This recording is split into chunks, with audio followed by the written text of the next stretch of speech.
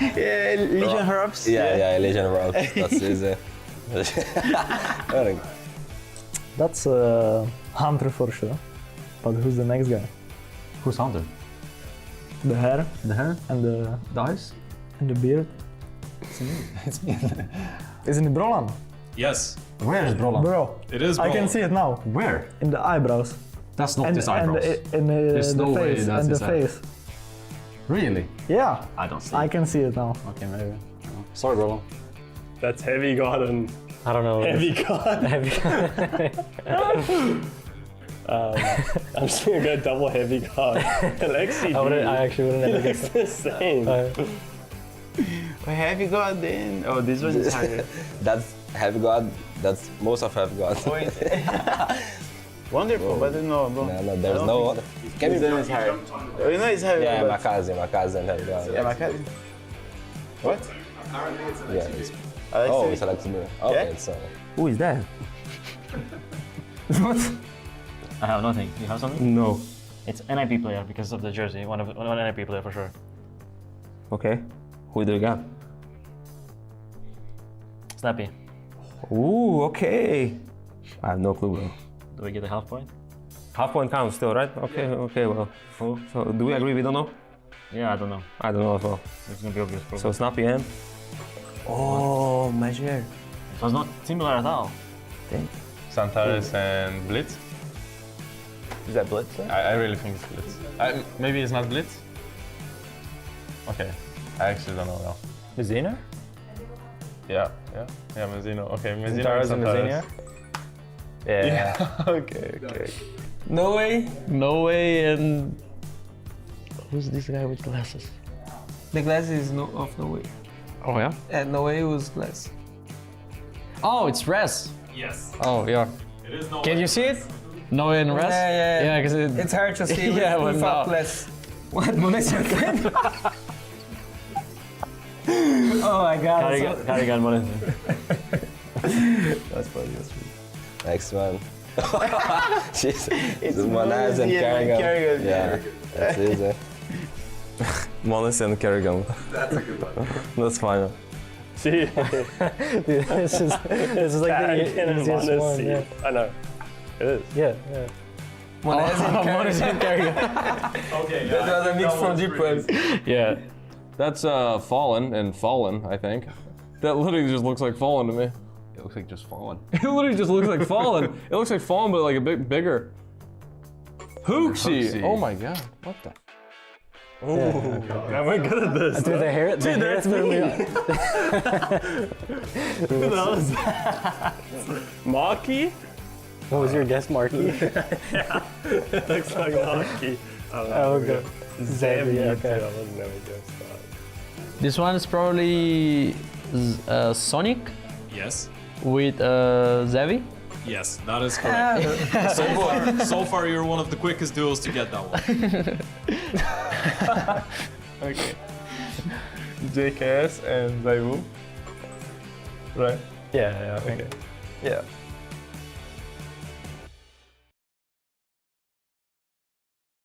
Hello everyone, I'm here to do the picture of the tablet. Alright, first we are going to pick the 3-0 team, right? First, Legacy. Last time we met them and we lost to them, their play style is just too aggressive. Very hard to adapt to it. Paravision, you have to be very patient against them because they play really slow, like gym style. And for 0-3, I'm so sorry. The house is so hard for them to advance to the next stage and we are quite familiar with them, so NRG. For team will be advanced to the next stage. Yeah, why not? Invasion, let's go. FaZe, of course. Gamer Legion. They have very deep strategy pool. Fnatic. Right now their roster seems solid. FlyQuest. Fluxo. Okay. That's my final pick.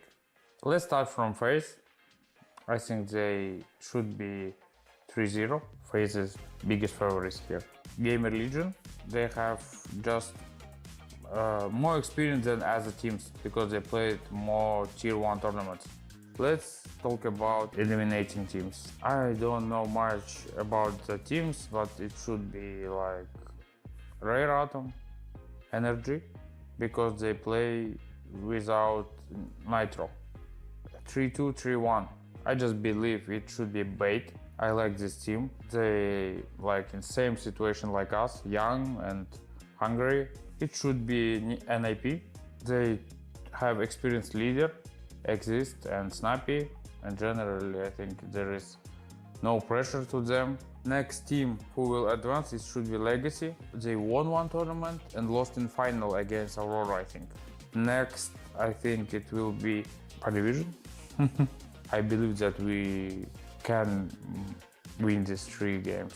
Fnatic, because they're in same position like us and they qualified from Philadelphia, they should be like no pressure on Fnatic.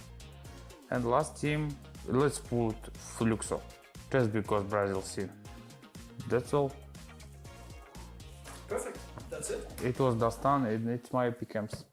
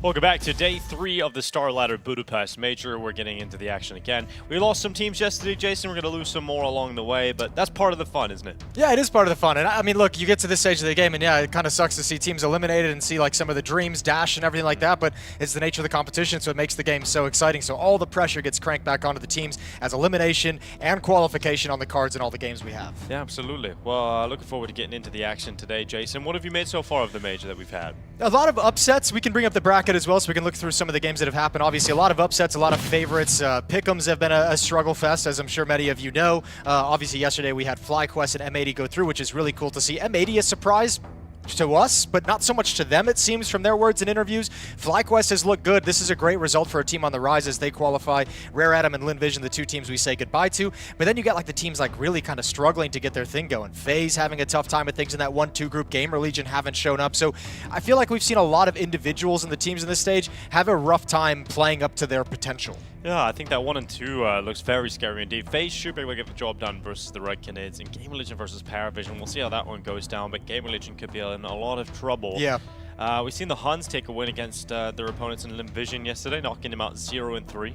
The Hunt's still alive. Yeah, Hunt's still alive, and I mean, watching that game, Linvision, deserved to get eliminated. They played some pretty awful Counter-Strike, and this is not the event you want to show up to and play that kind of CS. So we said goodbye to them as one of the first teams eliminated. Good on the Huns. That's a regional rivalry that they were able to step through. The other team that got eliminated, Rare Atom as well. Kind of the conversation we had about them was sort of, it kind of is a bummer to see them go out this way because we didn't really even get to see a whole lot of positives to discuss as something they can latch onto moving forward. They didn't get to show any of their best foot. Yeah, well, this is a feature of this major called the Cry Wall, where they're Sure. crying. They all sign it.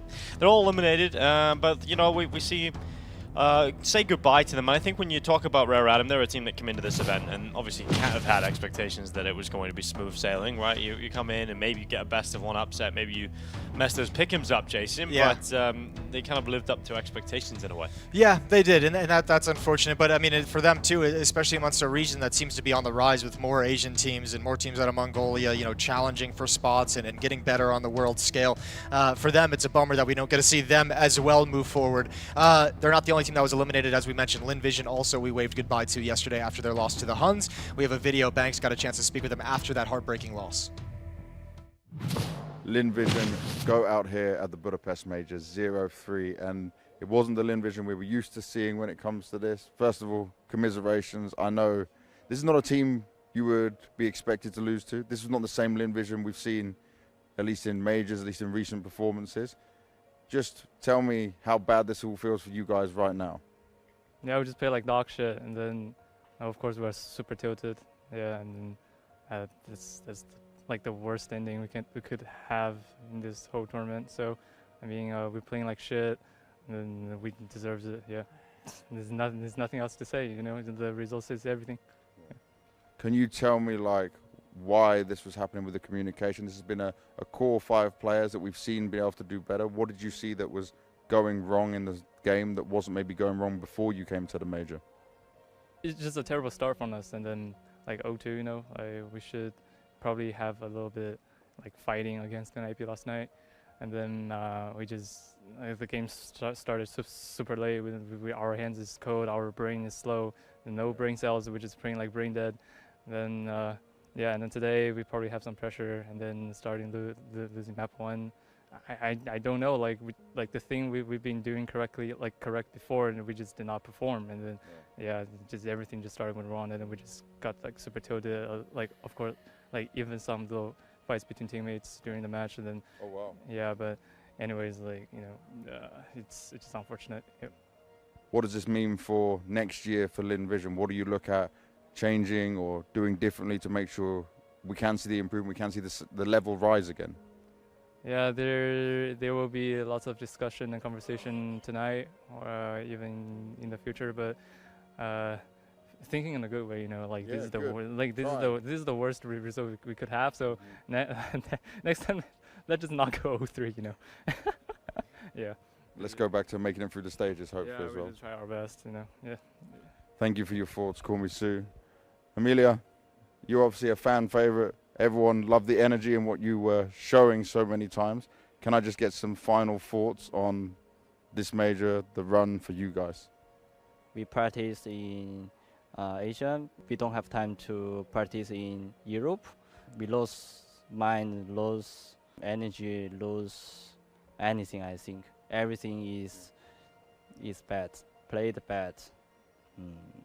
I played shit. Yes. It is a team game, though. And lastly, I want him, if he wants to speak to all the fans back in China and say any closing words there, obviously in Mandarin.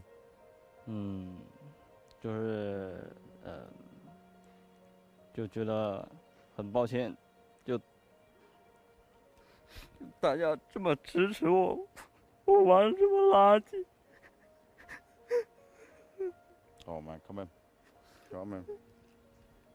This is the pain of the major. This is the pain of losses of it. So if you can take the team name for me from the top there.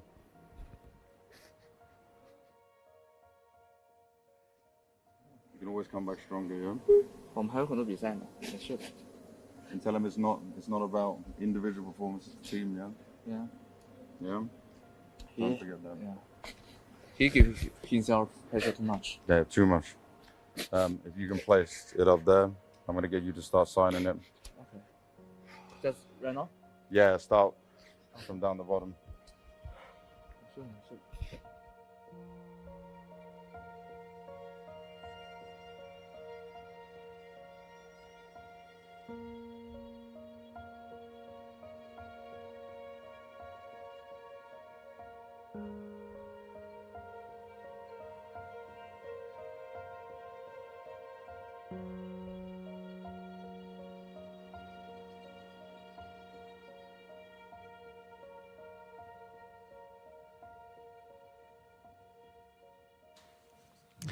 Yeah, obviously emotions raw there for LinVision going out. Very disappointing way to get eliminated from the competition, Jason, 0-3. After so much success in Austin, really capturing the hearts of the world and then seeing what they can do, to finishing dead last, it's not going to be a good feeling. I mean, we heard it from Call Me Sue, right, as he stepped into the interview. It's just like the way we played like shit, we deserve to get eliminated. So they're kind of on the same page of what we saw from the outside.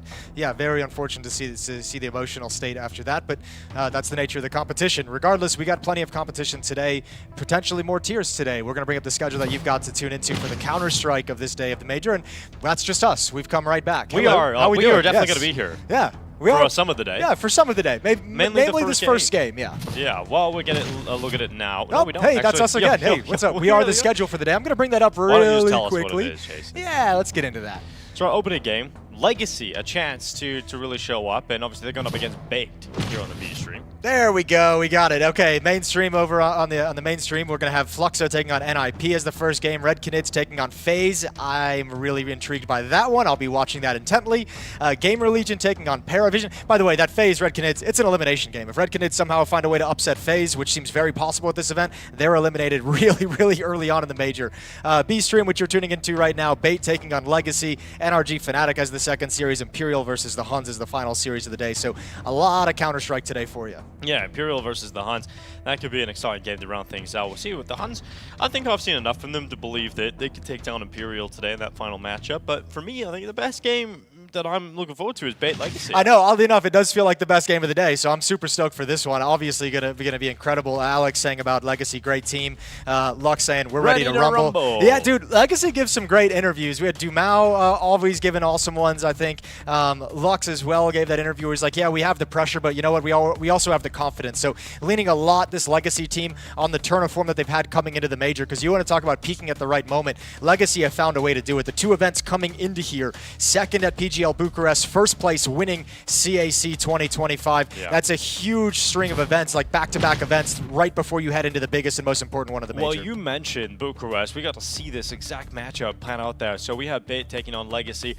We casted, I believe, Jason. I remember this, and I enjoyed it quite a bit. I think this is one of the games that really sold us on Alex as the new in-game leader of this squad. Yeah, it did. It was. I mean, that was kind of cool seeing him there, and it's funny. He's so kind of casual and actually. What the hell, Dumao had a little bit of a bloody nose. That's a bloody nose, kind of a tissue. Yeah. All right. He's bleeding for this game. Yeah, ready to get going. Needs a humidifier in the hotel room. The Brazilians feeling the cold here in Budapest. They got the hats on. That's the coats, awesome. He has no shame about it too. That's why I love Dumao. You see that? He like doesn't care in the world. He's Dude, like, yeah, I got a big tissue. Walks across the stage in his bare feet to pick up a trophy. What a legend. Shame is no longer something he can feel. Absolute legend. Yeah, but sticking with Bait, I think it is kind of a cool angle to them with Alex 666 taking over at ISGL, just because he has been like not really kind of bigging it up and not making it all that kind of important either. He's basically been saying like, I was the only one who could do it. They came to me and were like, you know, you are the one who are the most calm in the chaotic situations. We need that voice to be loud and to kind of be the leadership voice. And he's like, yeah, I'll do it. And it seems to be going well, okay, at the very least. I think the biggest problem with Bait is like they're passing the eye test, right? I see improvement in the eye test, but it's not converting to results at events. They're still not placing strong at events. They're still not getting better at their placements at events, even though it looks like inside the server they're improving. Yeah, I think the problem is they're just a little bit too inconsistent. You know, at that event in Bucharest, we were talking about how this game got us so much excitement. Beating Legacy is a huge result, and the way that they won was really impressive. I think they had some great calling, some great rounds to look at. The problem was they went into their next game and they were like, where's the Bait that we just watched in the last series? Right, and when we were so excited, I remember at that Bucharest when we saw them winning maps on Ancient, they come here against the Huns and they had a really tough time taking them out on Ancient as well. So you're getting some inconsistency in the map pool and in the individuals. Regardless, we have an interview with Bait heading into this. Head Trick, what's he got? I'm joined by Hedrick. Hedrick, did you rest well? Yeah, it was long sleep. Okay, good. And did you guys prepare today or yesterday for this matchup? Today. Today. Yeah. Did you have to wake up early? No. We had some time to prepare. Do you actually prefer early or late matches? I feel that it doesn't matter, you just need to be ready mentally. But maybe evening matches you have more time to get ready, I would say. Okay, and now you have you're 2-1, so you have played only best of 1 so far. Which one do you feel like was the hardest for you guys? I think each one it was all matches 13-11, so I wouldn't say it was any easy matches, but maybe hardest one was yesterday because we had to come back on T-set on Inferno against great Inferno team, so yesterday. Yeah. I mean, I remember like you came back after I think losing some 5v3 or something or 2, and then you had a great comeback. Now, do you feel like there's less pressures on your shoulder being 2-1 right now? I don't know. I'm trying not to think about it. We are heading great team, so it's definitely not will be easy. Okay. What can we expect? You think you're gonna dominate them, or it's gonna be a close match? I mean, twice we played them, twice it was very close matches, like third map decider, 13-11, so I hope it will be easy one. All right. I wish you best of luck, Hedrick. Thank you so much. Thank you. Well, certainly not going to be dominating them, you would imagine, with Legacy, the way they're playing. It's going to be a really tough game for them to get through to try and qualify into the next stage today over Legacy. The fact that they've shown they can beat them in the past is fantastic, but for me, Legacy have just been so strong that I've got to side with them today. Yeah, it is just like the weird thing where you do look at it and you're like, but Legacy has actually lost to this team twice, across the year at Pejo Bucharest, at ESO Pro League Season 22 in Stage 1. But they do look like the better team, so kind of having a tough time taking on this squad. I think, we heard from after that match, we kind of, there was an interview from the Legacy players. They're like, yeah, Bate's kind of having a same sort of revitalization that we had, because after the revelation of the Austin Major for this Legacy team, they went on a string of events coming into the second half of the year where they were flat again, where they didn't reach those levels, and it was going on for quite some time. 13-16 at Blast London, 12th to 14th at Fisher 2, not even getting deep and not even getting into the playoffs, and then right before this major hitting that peak. So it's been a cool rise for Legacy, but they see a lot of parallels between themselves and Bate, where both teams kind of struggled and have been on an uptick and getting better and improving. Now, we have a chance to listen in with Legacy ahead of this game. We've got Dumal down on the sidelines to give his thoughts. Dumal, how locked in are you today? Oh, we are good. We are ready. Yeah? You're ready? Okay. Just guide us through your day today. What did you do with him? Do you have any match preparation in the morning, or did you do that yesterday? No, we did individually yesterday, and today we came with our ideas and plans. So we put everybody in the same page in the maps. Yeah. We will see something new today? Yeah, there is always something new. You can do it. We can be creative in the middle of the game and have some ideas. We have something. Everybody, I think, has some plan Bs in mind, like individually, some plays or stuff. If the game is hard, we can bring up, but we'll stick to the plan and what we have. And then CS is magic most of the time, so we will focus on that and do our game. Yeah. Okay, I hope we will see some magic later. You're going to face against Bate, the first European team actually in their major journey so far, because I've just looked up, you have not played against a single European team. Does it change anything for you?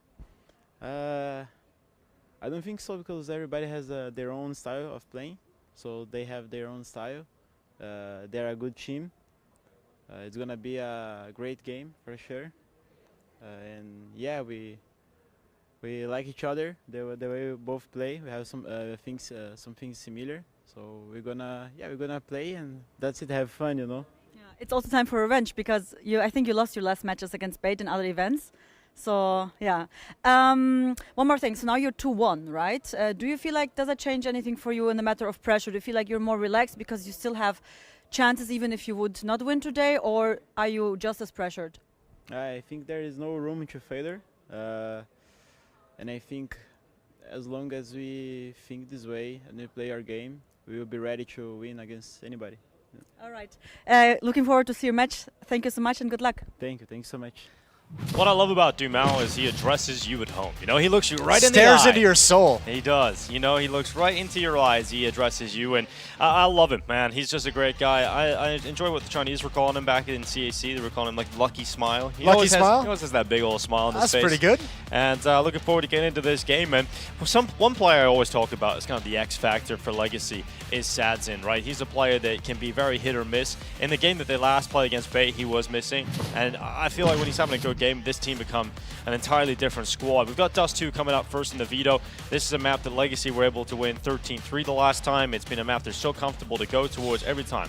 A little bit of a change-up in the veto, though, with Legacy banning Train Out. That's been a map that's featured in the last 2 series. Both of them wins for Bait. In fact, a 13-2 victory back at ESL and a 13-11 back at PGL Masters Bucharest. So a swap-up where Bait actually has to turn to Mirage after the fact. So Legacy, after losing 2 series, trying to make some changes in the map veto process to give themselves a new look, and they've accomplished that at the very least. So we'll see if that actually trends to make this series a little bit different and turns it in their favor at the end of the day. Yeah, looking forward to seeing how Mirage goes down. Something different, something exciting as we come into the Major to round out 2025 between Legacy and Bait. Both teams talking about how they can get familiar with each other. There's no margin for error, Jason, whatsoever. Yeah, not at all. Regardless, we're about to get this game underway, so get ready. Here we go.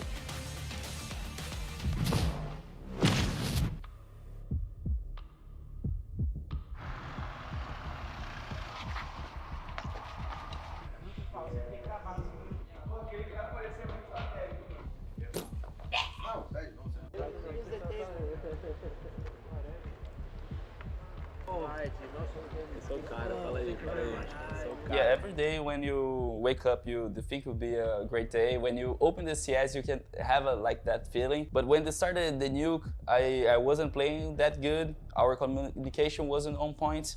But I think when we got the pistol in the T side, the things like clicked, you know. So it was that round.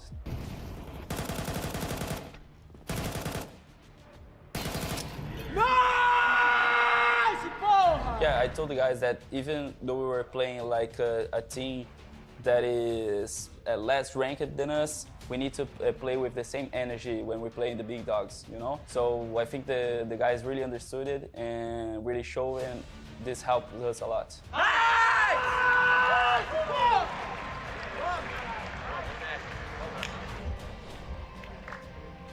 If everyone knows what they need to do and do it with confidence, everything will work out. Lose 2 pistols in best of 1, it's very hard to play because you start like 0-4 and opponent has like 4 rounds of advantage, and it's very hard to play if you do not win force, and even if you force and you lose 2 forces, it's like 0-6, so it's like 2x advantage. Also economy, because if you do not manage your economy in best of 1, it's very hard to play. For example, like in best of 3, you lose 1 map and you can reset on the next one, and like you still have at least 1 chance. But in best of 1, it's like only 1 chance and you have to insta play good.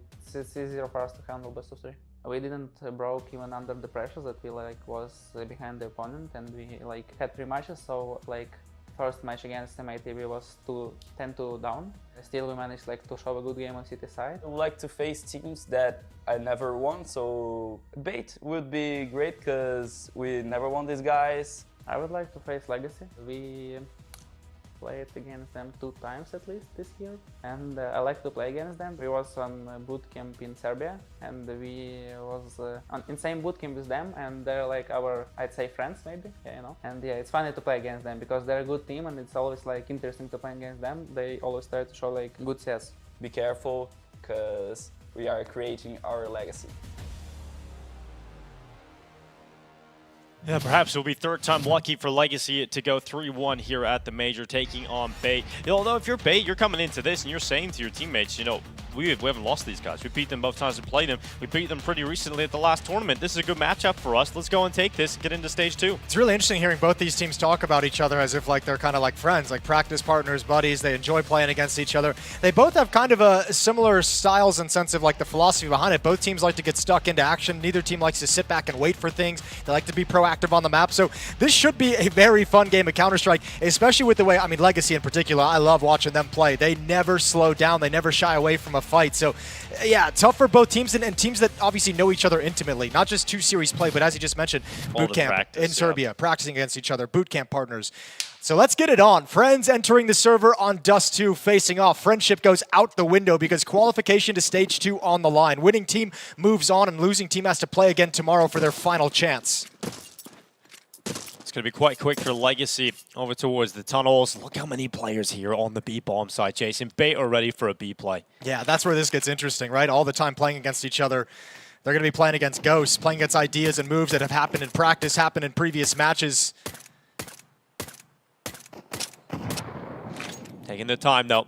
Here come Legacy. Side of that smoke. It's lurked on out, and Kenzisor elevated in his position, flashes up. Hetrick going to capitalize on the chance. His first kill's locked in. He's got a second, no problem on the Joe Berettas until finally removed by Lato. But that third player now detected, an Essential removed from the back platform. So Legacy, it doesn't matter there's 3 players defending against them. They cut right through them, and it's not going to be a 1v3 clutch here for Alex. They are so good at trading in those chaotic situations around the smoke as well. Players being a distraction, he's got to just take a massive risk.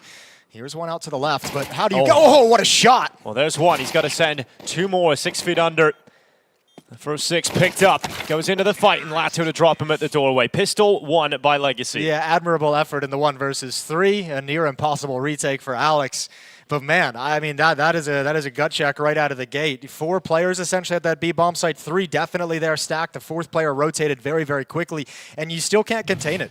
Essentially, you know, you lose 4 players and only get 2 kills from it as they're coming out of a narrow choke point. Not how you want this to go down at all, and just mismanaged entirely from Bait.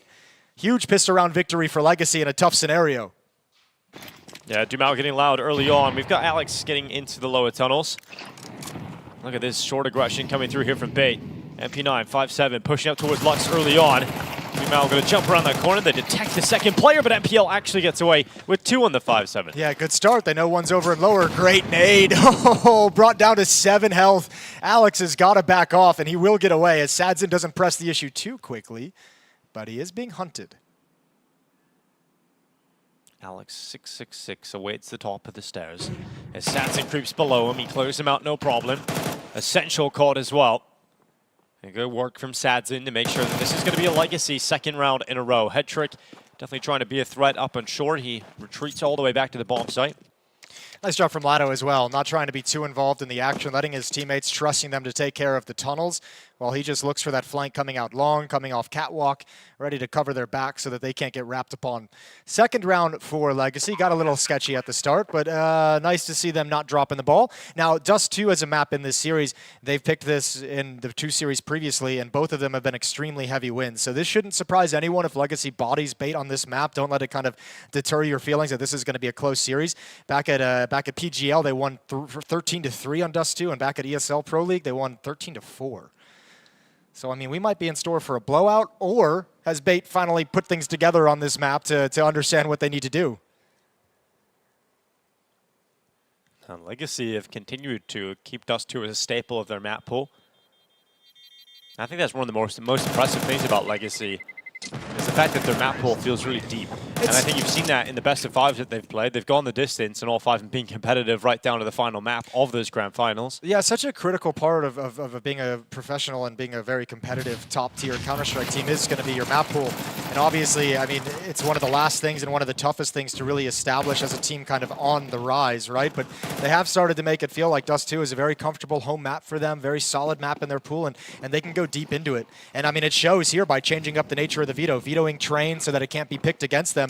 They're willing to take those risks. This is a good peek out here from Nissim. Alex Yeah, but 666 caught. I don't know if it was the flashbang, but I mean, you could see it's like one player swung. Now you're just swinging one by one. Like, that's not how this is supposed to go. You're supposed to all be swinging this together, but instead it's just very, very easy, one by one, and only a single player to find. Oh, conveyor belt of death as Kenzisor finally getting one back here for the CT side. Attempts to combine the nade damage with the deagle shot, couldn't get another. So 4 plays stay up for Legacy, starting to build that money nicely on the first half, and we've now got Bait getting into a purchase. If you're Bait, though, you really want to come out and start being competitive out the gate, because you felt the sting of getting dominated on Dust 2 from Legacy. Yeah, you have. Well, yeah, it's interesting, right? Like I think there's like a mentality kind of that you have to come into this with if you're Bait, which is one, supremely confident that you've practiced and you've looked at enough and you've lost enough to be able to counter them. Good shot from Hetrick. Long challenge goes the way of Bait. The other side is if you start getting buried in a hole, like, you know, on some level, you have the kind of mentality of like, yep, this is kind of what usually happens. So like, don't take this one too harshly. We know we've lost this map, and we've lost this map in the last 2 series, and we've still been able to come back and win them. So no real pressure.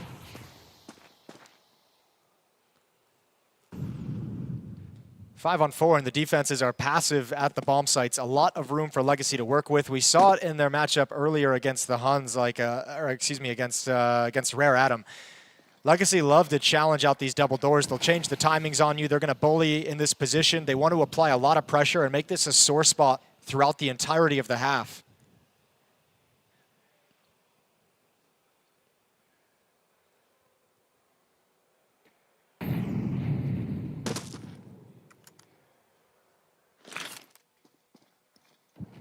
Smoke for that. CT cross. Got Nissim and Lux making their way out. Going to be creeping up towards the top of the beat ramp. We've got Kenzizor waiting at the window here. 35 seconds. DL starting to send shots through that CT smoke. But Essential will make first contact. Flash is so effective, doesn't matter. Protected by the car. It's Essential with a great double. And to put Sads in an impossible situation. It's going to be the first round here for Bait, and they win it with all 5 up. Yeah, very clean victory, which is a bummer if you're Legacy. It's great if you're Bait. Money gets to be established. For Legacy, you don't get to punish any of this, don't get to force any rebuys, so they get a lot of cash behind them as well. Very nice hold, and also, I mean, it shows you too. You could see, I mean, Bait never really truly got nervous during that play. Smoke up in CT spawn. They don't panic. They don't over-rotate. They don't try and get too frisky with it. Sadson finds nothing with the op boosted over the top. A great spam from NPL when the second smoke comes in to help those B defenders. Showing a lot of poise in the situation. This is how it started. Head Trick finding the quicker shot on Dumao, and NPL just the blind spam to help Essential. Buy him a little bit of time for that flashbang to clear, and Legacy gets stopped cold.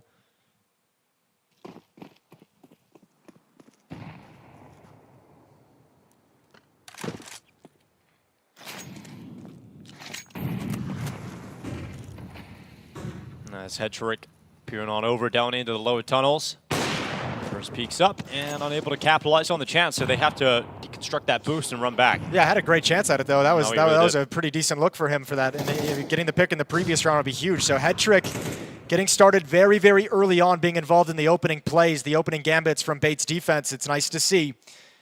Sadson, you mentioned him as a player that when he has a good game can really pop off and make Legacy a completely different dangerous level of dangerous. We'll see if he's going to be able to match Head Trick's motivation.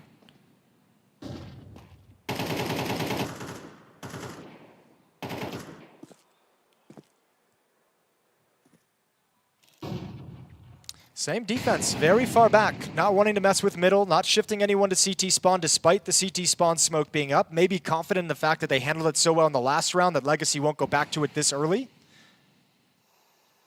And for the moment, they've got the right call because they've stalled Legacy out completely. Catwalk control, no presence elsewhere, no pressure being applied to the B bomb site.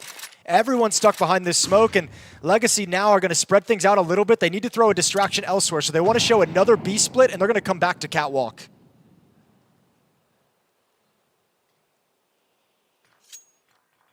"20 seconds. Luck's about to come through, but Kenzizor, he could spoil this all. Letting it go by, but he's caught by the flash. They haven't detected him. Finally unleashes the bullets. It's going to be a double for Kenzizor, cutting them down and slowing that bomb away. With no time left, they can't recover this, and Kenzizor still getting his frag anyway. Legacy getting stalled out, and it does not look like today is going to be a one-sided streak because we end up seeing Bait actually get some of these gun rounds going early. Yeah, really nice and really clean. And I mean, this one is just like the tactical victory, right? The timing on that smoke is just brutal. Great play from Kenzizor to get behind it and just have an easy spray down. Legacy might be a little frustrated with how these rounds have played out because they might be expecting fights a little bit earlier, someone challenging for space, but because of the nature of how passive this defense has been in, they're getting a lot of real estate early, but without finding any kills, without really having any information and challenging anything, they're not forcing any movement. So they're just attacking right into the Bait setups.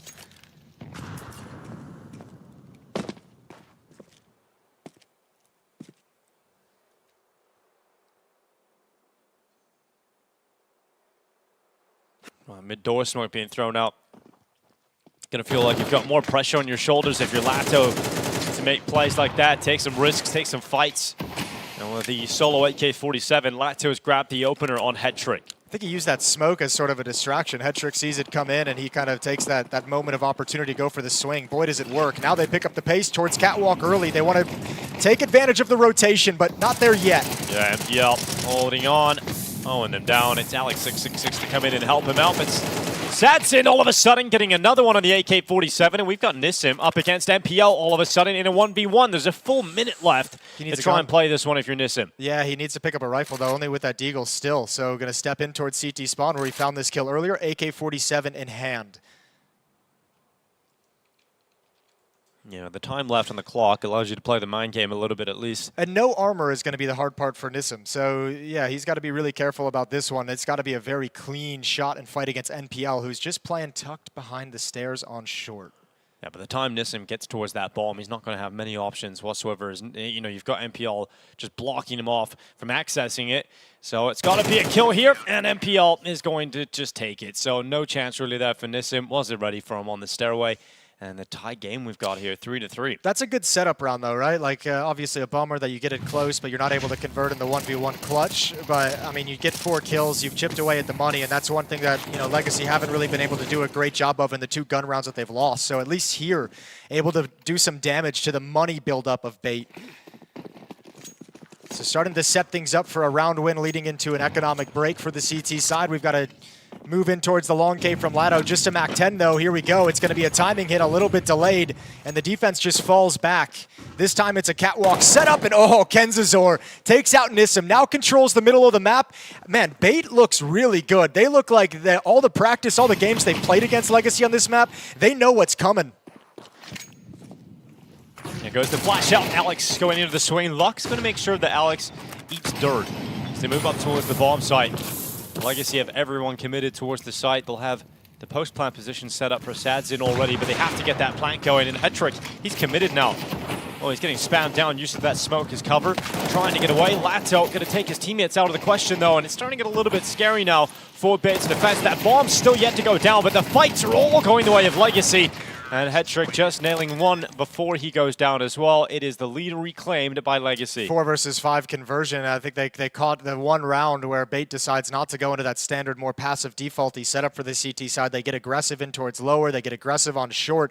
And with all the free real estate at long, Legacy takes complete advantage with their pacing. Good job playing anti-flash, all 3 players along the wall, and using these smokes to line up some easy fights. Great spray down from Lux for a double kill. Legacy back to the winning ways, and now that economic setup in the previous round of getting 4 kills comes into effect. Not completely broken, but missing some of the bells and whistles. As Bait try and scrape together a bye. Legacy still in this fight. Good to see. Madden, the coach of Bait, getting involved. Well, Legacy's coach just kind of chilling at the moment. Chucky. Yeah, Chucky. Everything's going well. That is a great name. Murderous little doll. Yeah, that's what he is. Yeah.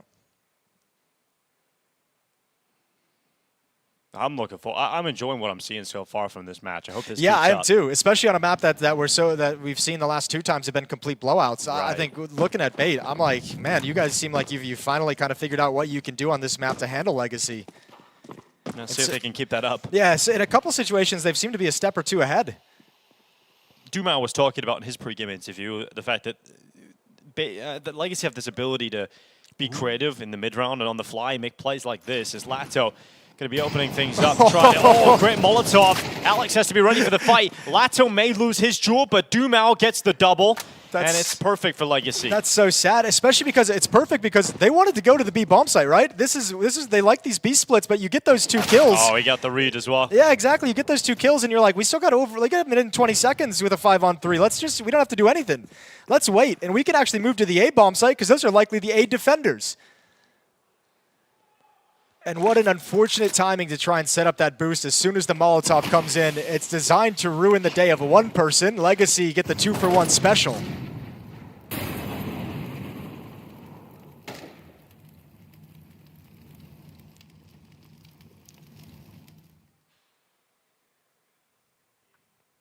And that hurts for so many reasons. Now the money really is painful. And you know, how aggressive does Legacy want to be? How cutthroat? Do you want to go for a hunt already? Like, your money's not great. You don't really want to lose more than maybe one rifle in this. But the value of taking out these last two would be insane. Especially if you believe there to be an AWP on the map. With Bait so entrenched at the B bomb site already in the plant, there doesn't seem to be any kind of motivation for that quite yet from Legacy. They'll be content with the 2-round lead.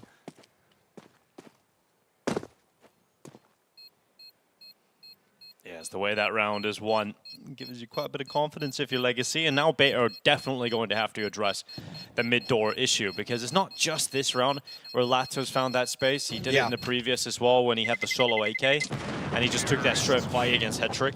I mean, I think, you know, a boost like that in that kind of a situation is a reaction to how many times Legacy have thrown those mid to B smokes, even if it's just kind of a bait, pardon that. But, you know, that's kind of like them saying, of all the times they played them on Dust 2, whether in officials or in practice, you know, you have to know Legacy enjoys bullying that mid. So they're trying to set up a counter to it or someone to be in position to be able to handle it in that eventuality.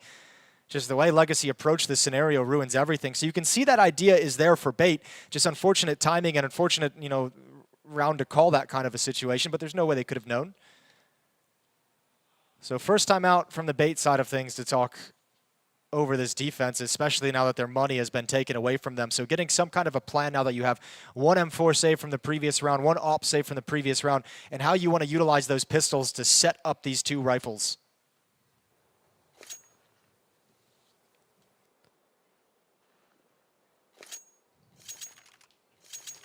I mean, we posed the question, will Bait be able to keep up that competitive nature of the game? And like you see, could rip it away from them. It's a great start here. Again, Sadzin, a little bit of a different boost, just slightly off to the side, but Alex giving it a go on the AWP. Only manages one before being traded out by Nissim, who is staying committed to this lower fight. He sees the second player, you know, grab that chance for a double kill. So ends up being MPL and Essential left alone. This round really goes nowhere for Bait. We've got a 6-3 lead all of a sudden for Legacy. Yeah, it's a bummer, but I like that Bait at least had an idea, right? They had a plan of something to do. It wasn't just like kind of set up in a default and let these kind of guns see what happens. And unfortunately goes the other direction. Good little boost from Sadzin.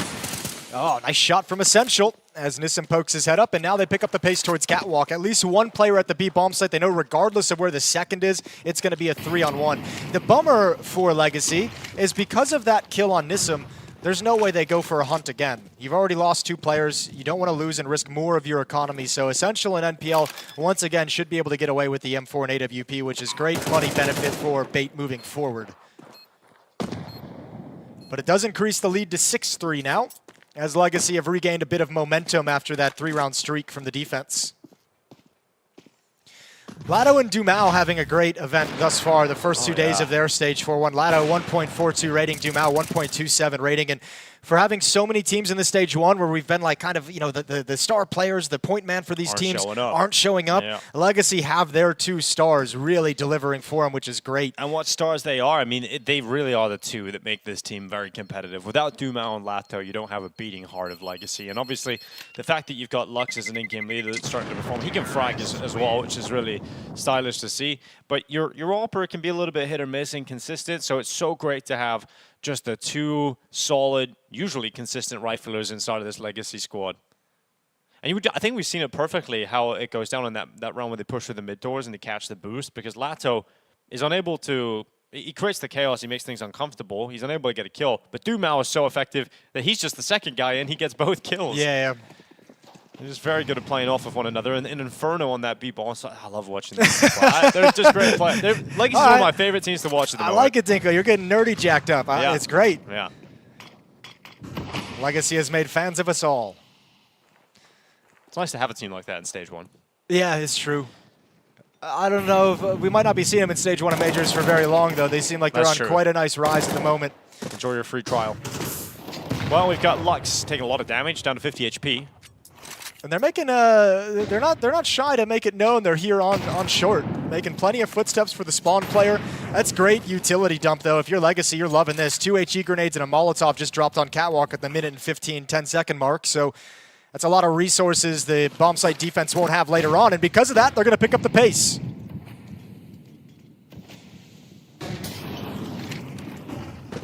58 seconds. Doom out. Down in towards the elevator. Good position to maintain at the moment. Lato starting to encroach upon the defense, but Dumal going down. Lux to follow, but look at that. Lato and Nissim still fighting on. Still keeping Legacy within a chance of this, but Bait, one player up with 40 seconds left.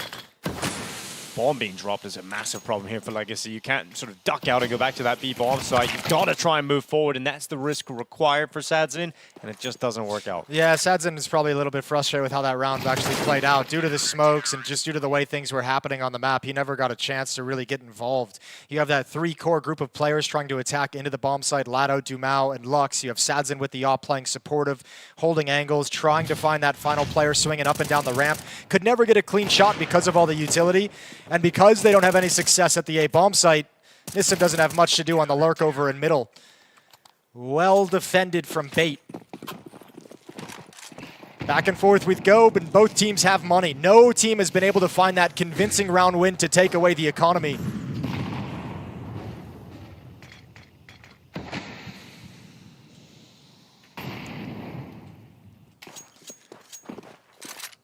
And it's Legacy this time to change up the idea. A lot of these last 4 or 5 rounds have been towards short, have been get catwalk and Xbox control, throw some utility, try and get out and challenge into the A bomb site. They started this with a couple rounds that were mid to B splits.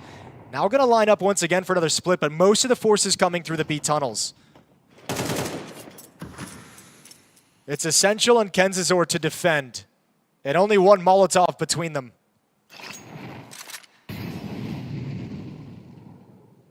Essential waiting at the back of the platform.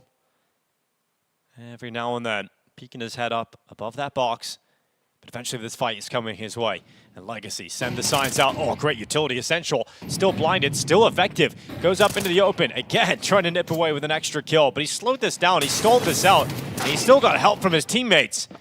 That push towards top middle has worked out very well from Alex666 on that flank. But we got Kenzazor and Carr obliterated by Nissim. And that B bomb site is wide open. Yeah, Sadzin drops the bomb. He's got to be cautious about the flank. Alex had just poked his head up the stairs, but he actually falls all the way back. So shows the flank, makes a noise, wants Sadzin to be very cognizant of the fact, and wants his attention to be peeled away to a ghost that's no longer coming on the flank. All 3 Bait players coming through window and double doors.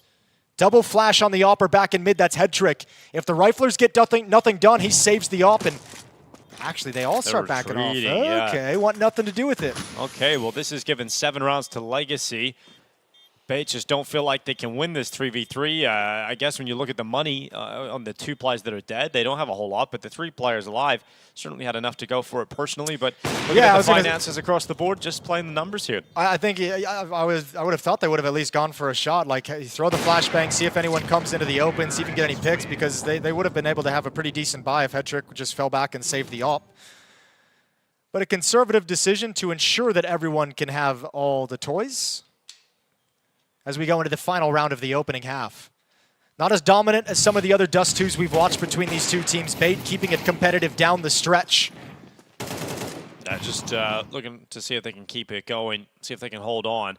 A couple of frustrations starting to come through here, but let's see how the last round of this first half goes. Can Legacy exit this with an 8-4 lead?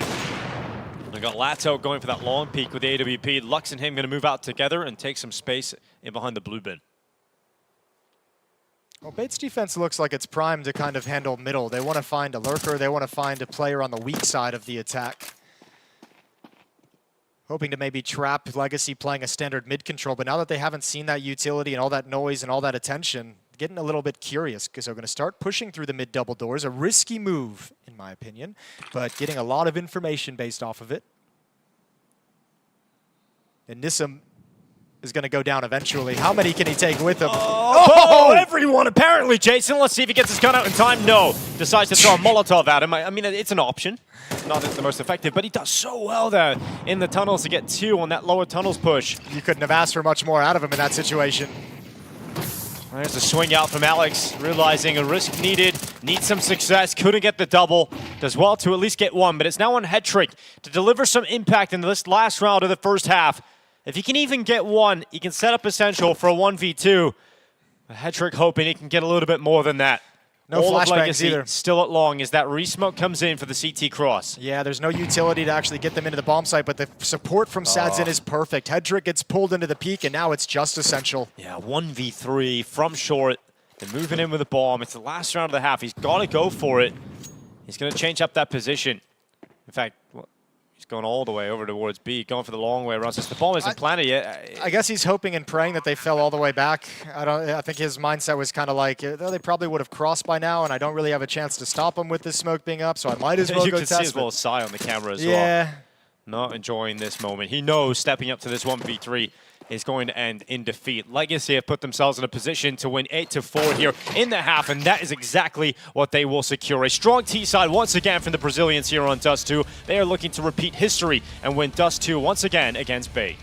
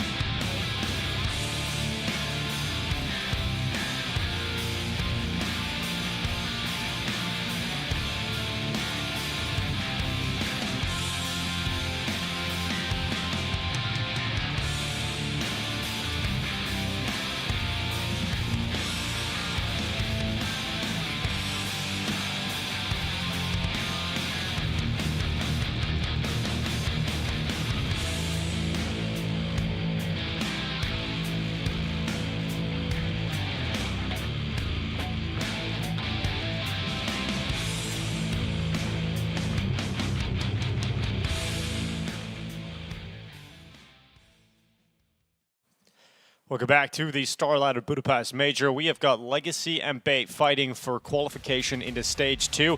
A 2-1 game, and right now it is Legacy leading the way on Dust 2. I don't think that's surprising, Jason. We've seen Dust 2 go down before. Legacy have dominated it in the past. Bait showed some fight, though, in that first half. I was going to say, what is surprising is maybe the sense that Bait came in and it seemed in a lot of scenarios to be 1 or 2 steps ahead, at least in the early going. Legacy felt like maybe the playbook is so deep that they can they got around that very, very easily at the end of the day. But I liked what I saw to Bait in the first half, and I'm at least going to give them the fighter's chance here in this second to show us off a few more things that maybe they can exploit from all the experience playing against Legacy. Double door smoke and the catwalk molly to make sure nobody can swing wide, so scaling with the utility now up towards short. 1 player lurking tunnels, 1 player lurking long, and 3-man attack coming up catwalk as we speak. Oh, the flash play. Alex is going to be blinded and pinned in the corner. There's no way you can get away from that. Great work from Dumao. Here comes the reaction from Bait, trying to accelerate things up through short. Oh, I thought they were going to stop and turn back, but they are indeed coming all the way. Yeah, staying committed to this. You've got Lux and Dumao out long. They've lost their teammate in the bomb site. They're trying to hold on, allow this rotation to come through. Dumao with another. He's still standing, but that bomb plant has come in. Bait will have a force buy, at least in the next round.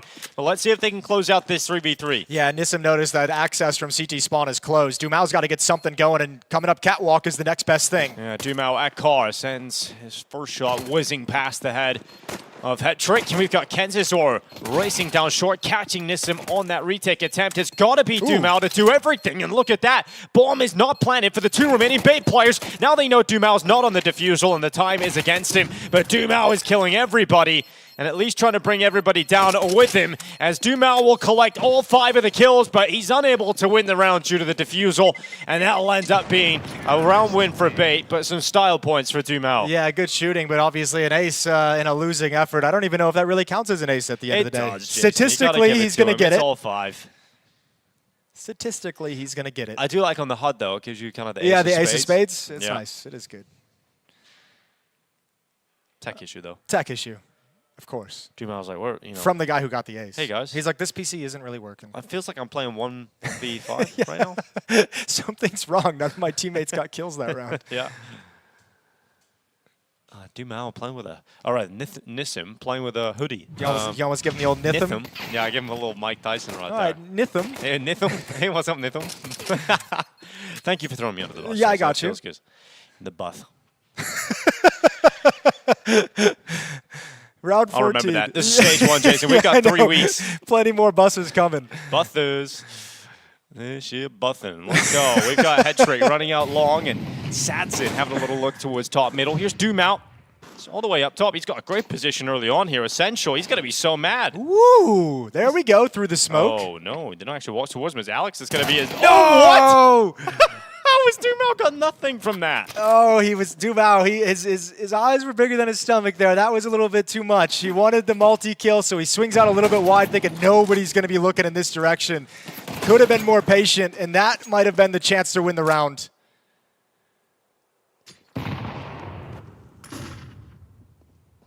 Senthiel, dead. Locked out first, and we got bait. Having to play the 4v4, but they've got the better weapons here. Should be no problem. Alex, 666. Yeah.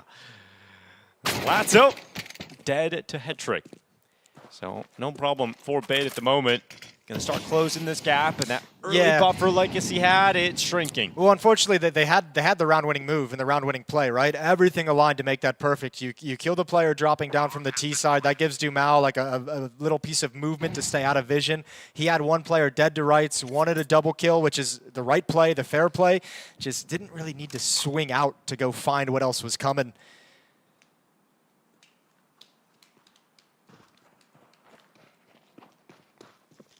So yeah, lead is cut into 2. Bait getting started in the second half with the pistol. Very nice for them.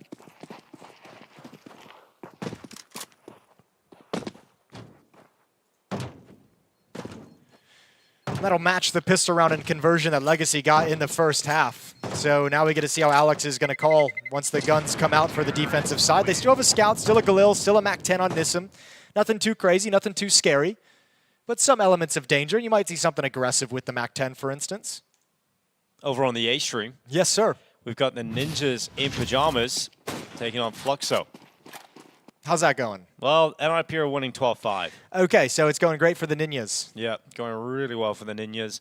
Not so good. This is a qualification. That's a qualification game as well. Oh yeah. So Fluxo's on the verge. They're that 2-0 that might go 2-3. It does feel like that. NIP came into this. I heard people saying they were one of the worst teams at stage 1 of the major, and they're on the verge of qualifying, 1 map away from it. Yeah, NIP do get a little bit of hate, Jason. The game we saw from NIP, Snappy was fragging out. He had 130 ADR over a map and top fragging. First 1v3 in over a year. over a year. Okay, so NIP's picking things up. You gotta love that. They're back, peaking at the right time. Who's playing well in that game? I want to find out. Snappy is the joint oldest player at the event.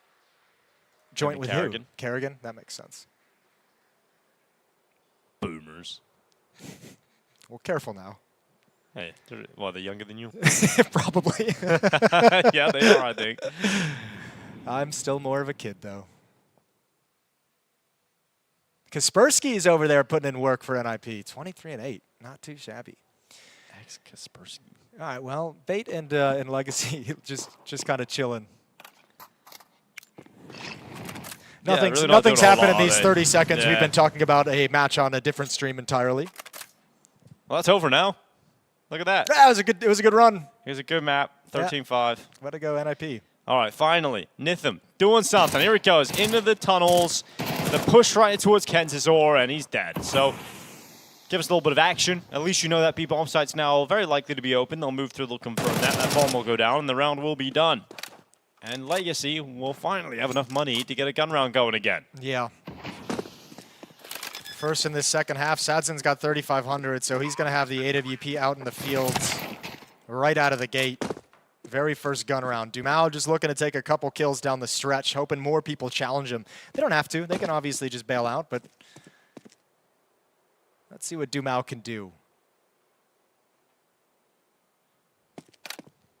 He can reload. That's nice. It's got that capability, I suppose. It's been a very chill round, hasn't it?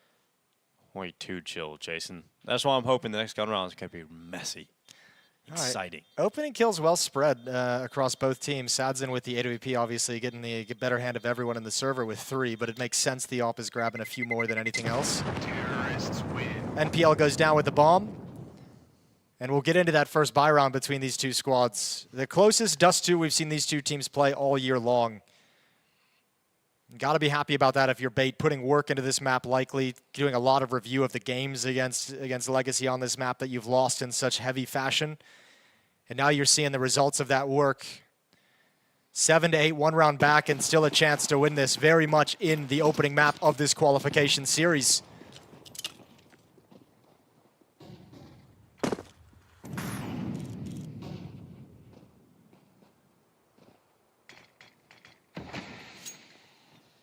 Sadzin going to be smoked out. Not going to have that vision up in towards top middle. They'll move their way down. Kenzizor going to be at the Xbox. Begins his climb.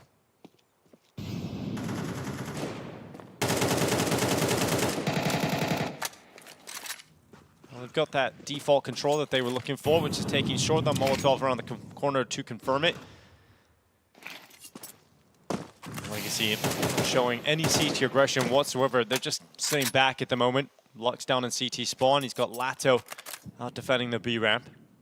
And a minute left on the clock. Yeah, and that smoke on short will fade around the 50-second mark, and Sadzin's got another one. So I would imagine he's got the timing in his head of when he needs to be back at railing to replenish that smoke, or at least get eyes on it with the AWP. Another flash to activate Dumao in towards the long cave. Information being gathered. Legacy do not like sitting back on their heels. There you go. Alex making his way through the doors. Lato and Lux. Well, the first couple, it's a strong hold from Legacy so far, and it doesn't look like Bait are going to unravel them because that flank comes in from Dumao. That is the bomb down the middle. And no matter what success Kenzizor has here, it is not going to result in a round victory for Bait. Legacy will extend the lead up to 9-7. And just like in the first half, the first gun round is very clean for the defensive side. All 5 players survive, so you've all of a sudden got put in a tough place where the CT side has a buy built up behind them already. Dumao is going to swing for the fight. He will go down, so flawless victory not obtained, but Lux will not fall, brought low, but gets the kill at the end, and Legacy keep nursing this 2-round lead.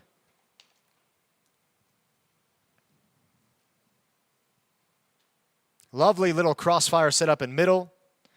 One player tucked into the cubby to grab the first coming out, a player at the corner to swing on contact and grab an easy 2 opening kills and put a stop to that attack before it even begins. I think more than any other game that we've casted of Bait, I've seen the coach way more involved in these conversations during the timeout.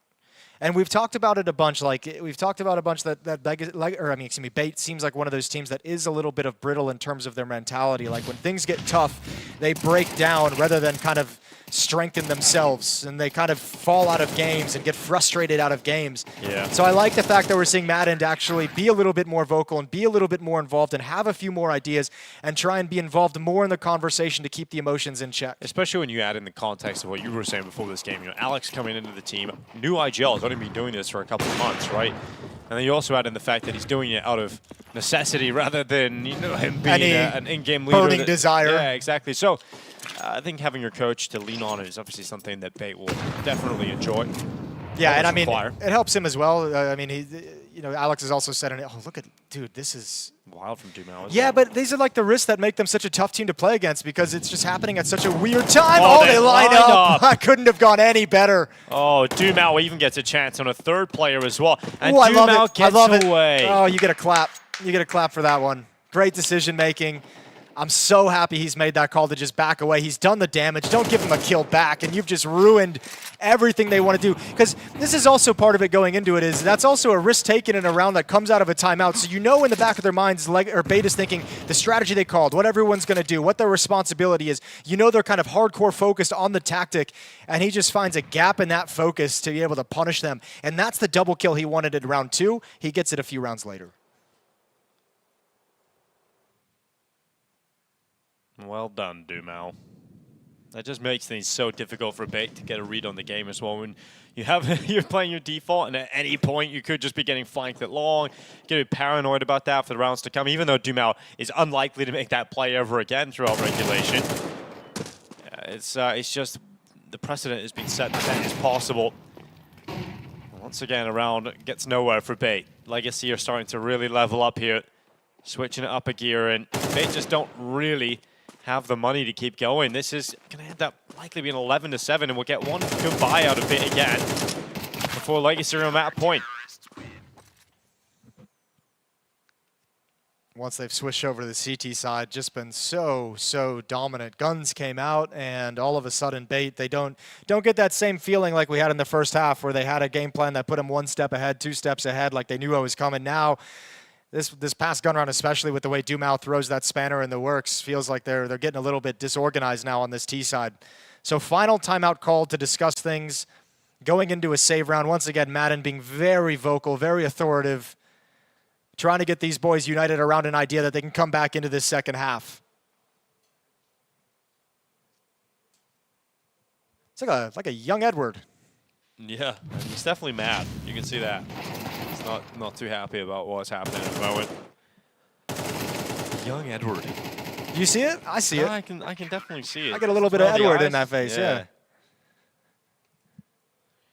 Well, you know, pretty good to see a new Edward. We just bring Tuscan back, Jason.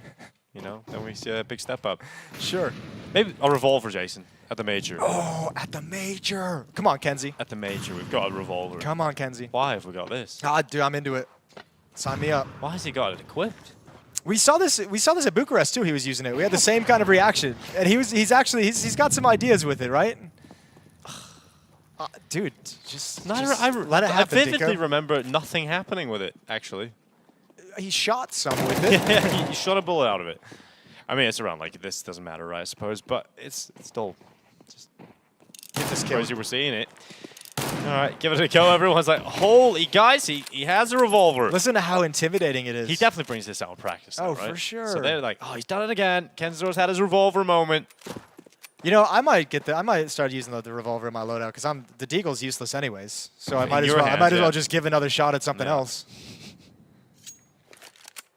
At least it sounds cool. It does sound really cool. You're walking around, bang. I wanted to get this kill. I think we all do. The revolver. Oh, so close. Well, that provided us with something to talk about in a round like this, and that's all you can really ask for. So thank you, Kenzor, as we get into 11-7. This is really it for Bait. They've got to start showing us something special. Otherwise, this map is going to go the way of Legacy. Yeah, I feel like this next round, probably from Alex and from Bait, and maybe even called by Madden in that timeout before the save, might be something a bit more aggressive. Especially if you're getting punished in a couple rounds and you've seen Dumao, he's been really motivated. We've seen 4 pushes in towards Cave. 2 of them have turned into flanks down around middle, and there's only been, what, like 6 or 7 rounds in the second half. So he's been quite active over at long.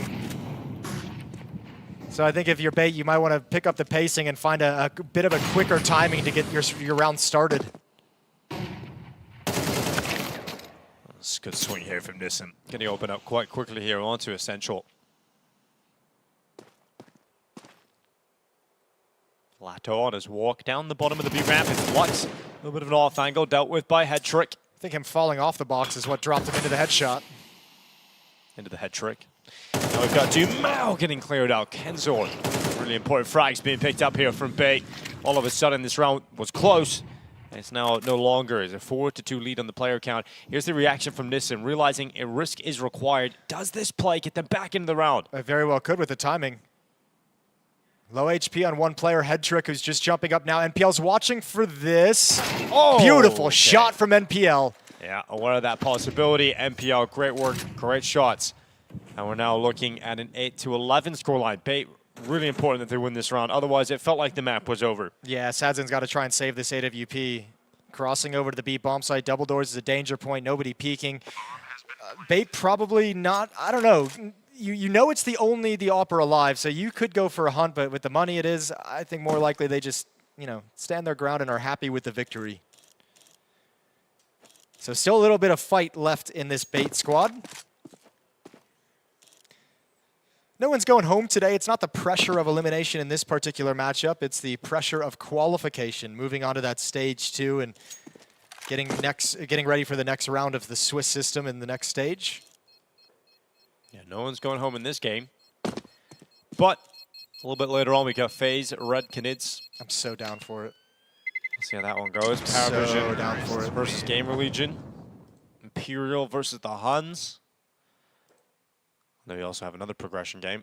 NRG Fnatic. Yeah, not the progression game you would have thought of coming into this, but here we are. Maybe Fnatic.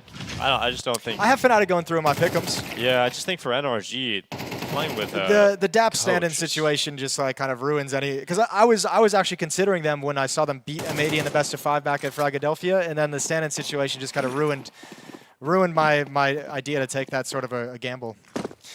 Oh well, still playing pretty decent, at least on day one. We'll see if that can convert into the best of 3s. Dumao missing the entire mag, not managing to get away. Kenzazor lands a random stray bullet onto his dome through the smoke.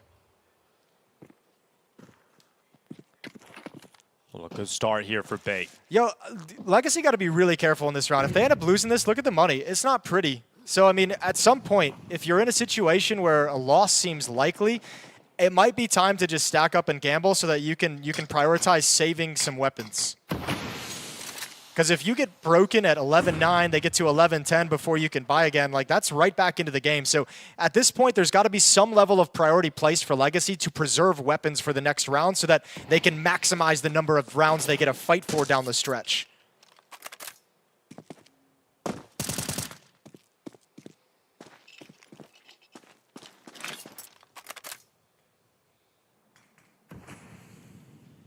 Well, Bait maintaining the advantage. About to round the corner here at short as the smoke fades away. And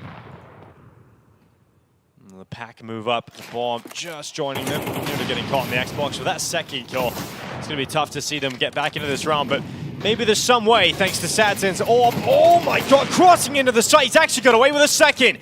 The sniper is silencing them.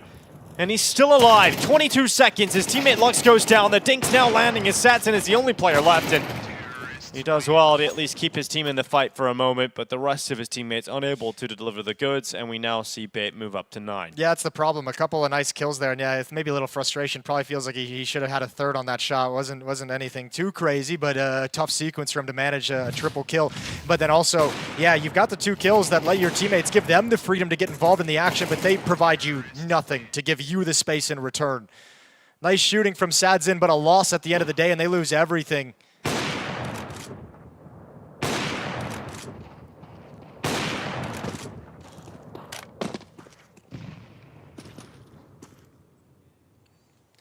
Hero M4 picked up by the Alper. He had plenty of money.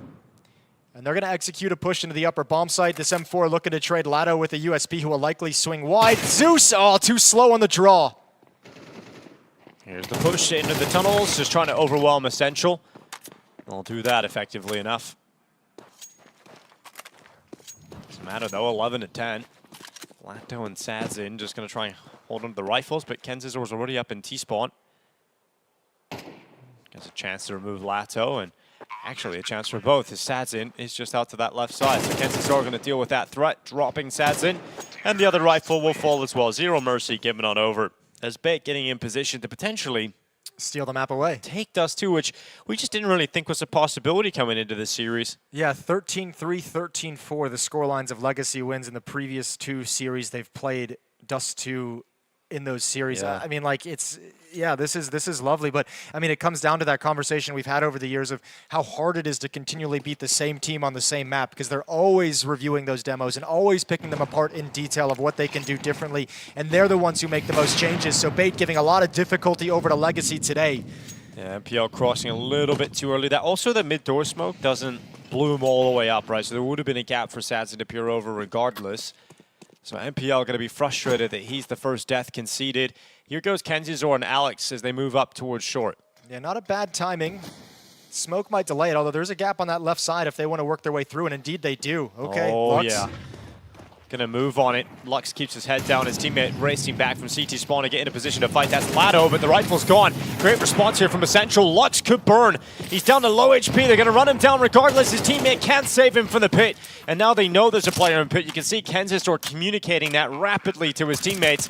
But Dumal's got to feel useless all the way back here. He can't get involved. He can't change the outcome of this. And it's going to be a tied scoreline, 11-11. You need to save and back off. Oh, it's not going to happen. That's the AWP taken away. Oh, Bait all of a sudden, yeah, gotten really ruthless with it. Going aggressive peek onto the AWP. Now Nissim falls. Oh, baby. Bait have done it right at the tail end. Break the economy, close the scoreline, and now you tie it up at 11-11. This goal feels so good as well from Madden, the coach, calling a timeout. And after that, they went on a streak of round wins. 4 rounds in a row. He's had to burn all 3 timeouts, so he doesn't get to be involved anymore unless Legacy call a timeout, which they do here because dire situation. It's a tough decision for Legacy. They're going to have to go down into a half-buy. And you know what's exciting about the rest of this series? We have Mirage up next, right? And that's a map we haven't seen yet. That's the new map in the series. So we have no idea what to expect there. And a real chance here. If Bait take Dust 2 winning the series 2-0, moving to stage 2 over Legacy. And again, you can see Madden actually making the most of the opponent's timeout. You can see still very, very vocal anytime he gets a chance to speak. I mean, you know, it might be one of those things with the new IGL of Alex switching into it, this being his first major he's been the leader of the team at. Like, there is a certain element of maybe the coach feeling like he's not being authoritative enough or talking enough during these timeouts. Maybe hasn't adjusted to him being the one who has to be the guy who always has to have an idea, taking some of that burden away from Alex so that he can help him out and give him a reprieve to focus on the game. The MPL charge out the long corner. We've got Doom out on the flip side of the smoke. And look at the dink. Oh, MPL once again, the first victim of the round. Back to back, he's gone down first. You got to imagine they pick up the pace towards the B bomb site, though. That's got to be the play from there. Nissim, good shot. You need to stall them out. Nice play, good utility. Yeah, will they respect that? Looks like they will. They're going to let Alex make the next play. Whoa! Okay, Sadson needed that. Nails the headshot on Alex with a scout of all weapons, and they walk into the Nissim lineup. Oh my God. Oh, that is a round that just rips the heart out of the chest of Bait. That should have been theirs all day long, but some great shots coming in from Legacy. No time to be frustrated, though. You have plenty of money if you're Bait. You get right back into the buy. Now you have to force overtime. You had everything set up to steal this win away, and you drop the ball against a half buy, against Pistols. A little bit of a dink gave Dumal the indication of what was coming. Nice shot from Kenzie, but Nissim does all the hard work. That is insane. Sadson gave him a little bit of a stutter step, had Alex on a string, and takes his face off for it. Well, last round of regulation.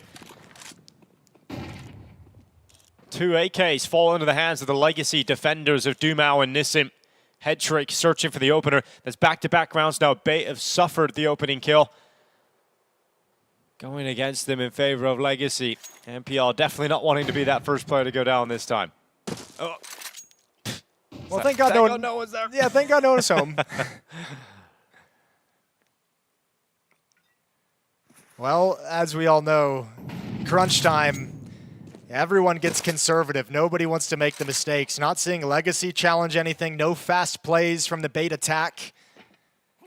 Nobody peeking mid or playing behind double doors. Everyone is far back, waiting for the slow round, holding on to utility, and getting prepared for what's coming. Good frag from Dumal. Really important that MPL is able to trade it out. Spamming down the car. Lux had just moved into the position. He's burning. He can't stand there any longer. Has to put himself slightly in the open, but there's a slight gap to the side of that smoke, the lower side of it. Oh, another molly. And Lux just not in the position to fight. His teammate's gone down, and MPL has been waiting round after round to finally get to play, and as soon as he does, he gets a 3K, and they will force overtime. Oh, you gotta love that round if you're Bait. That worked out so well. Dumal can only go 1 for 1 in an exposed position. Lux could never get set up at the car. The double Molotov, a beautiful idea. Lux even knows what's coming. Aiming at the edge of the smoke, but 2 players coming through at the same time ruins his day. Lovely tenacity and determination from Bait to come back into this, especially the hiccup of losing a low buy at 11-11. A perfect recovery. 5 of the last 6 to force overtime.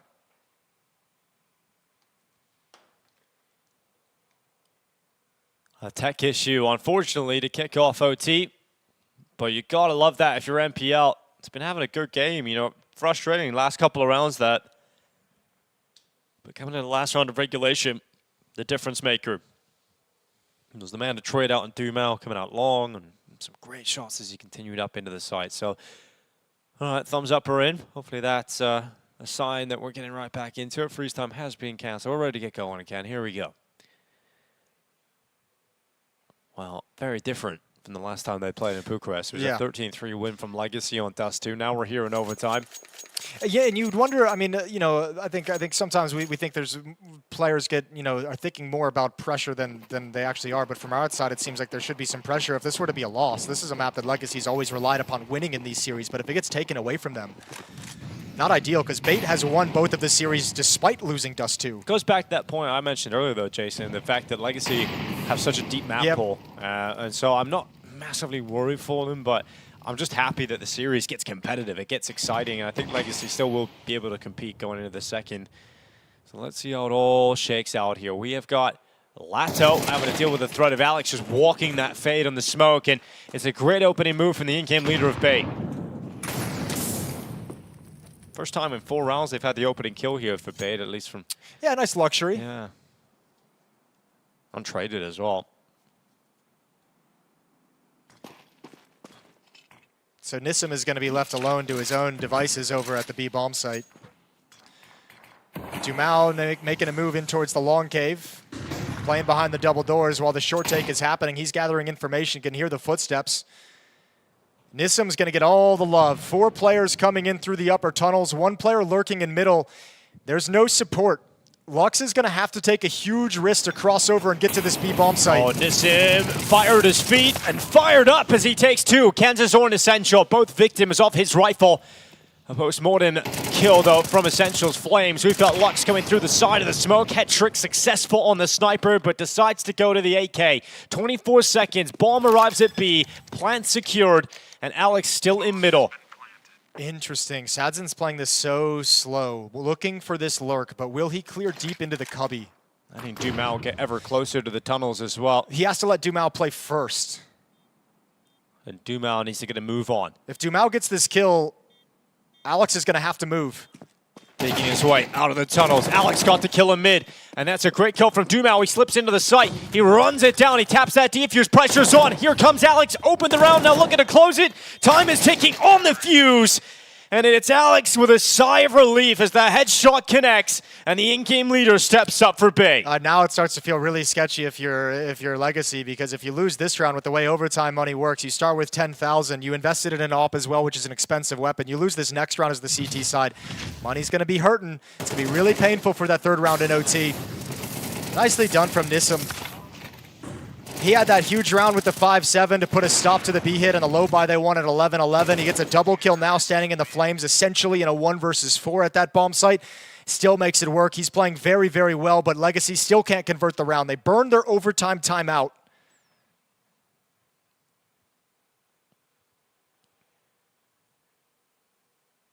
(13-12) in the favor of Bait.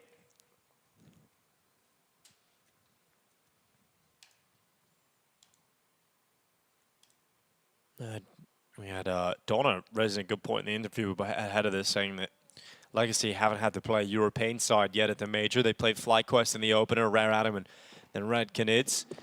Bait their first European opposition. Yeah, I mean, it is a very good point with different styles, in different regions. However, these 2 teams themselves, as we heard in those interviews, were just like, yeah, we practice against each other at boot camps as well. So these teams will know each other intimately.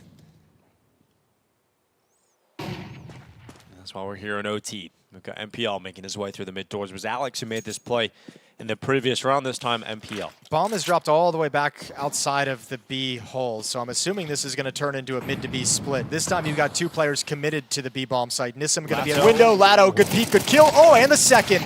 Nice shots in return from Kenzazor, and that opens the B bomb site. Yeah, that's huge for Kenzazor. Great work. He's still alive, still kicking, and still causing problems because Legacy can't barrel through those smokes. They're letting Dumao make his move again. He's going into the lower tunnels. He flanked in the last round. He's doing it again. He's a bit quicker this time, though.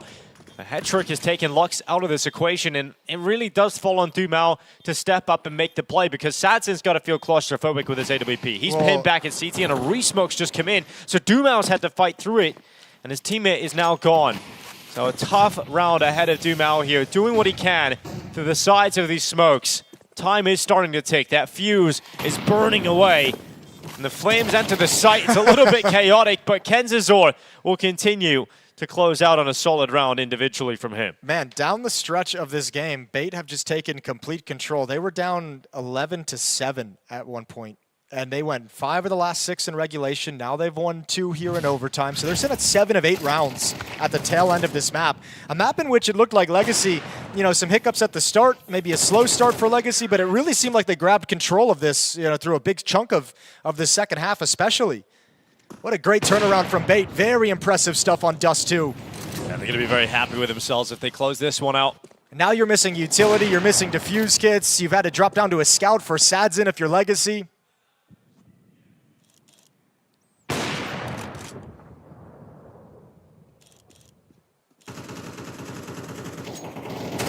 Trick trying to deal with that threat towards top middle. We've got Essential blasting out Dumao, and Alex, great shot on the site defender.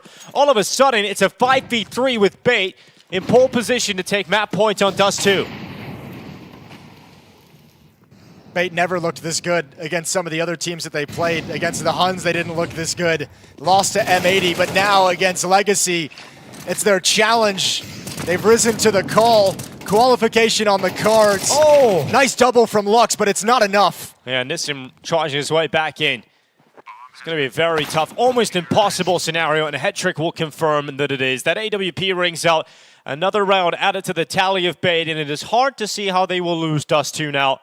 Smiles on their faces. It looked like Legacy had done enough in regulation. It felt like we were getting ready to talk about a Legacy win on the opening map. Let's remind everybody, played twice this year at Legacy, have failed to win a series against Bait. Dust 2, though, has been all reliable. Kenzazor's got 21 kills, NPL 20. Like this is just a phenomenal turn of events with the way they've kind of turned this game into their favor. 3 chances now to close it out. Legacy had 1 in regulation. Switching over to the CT side, let's see what Bait have to do. Double setup in middle. They know a lot of the pressure from Legacy have started with basic mid control, basic Xbox control, and then trying to bully the mid double doors to get a foothold. If they can deny that here, they take away a lot of options from Legacy.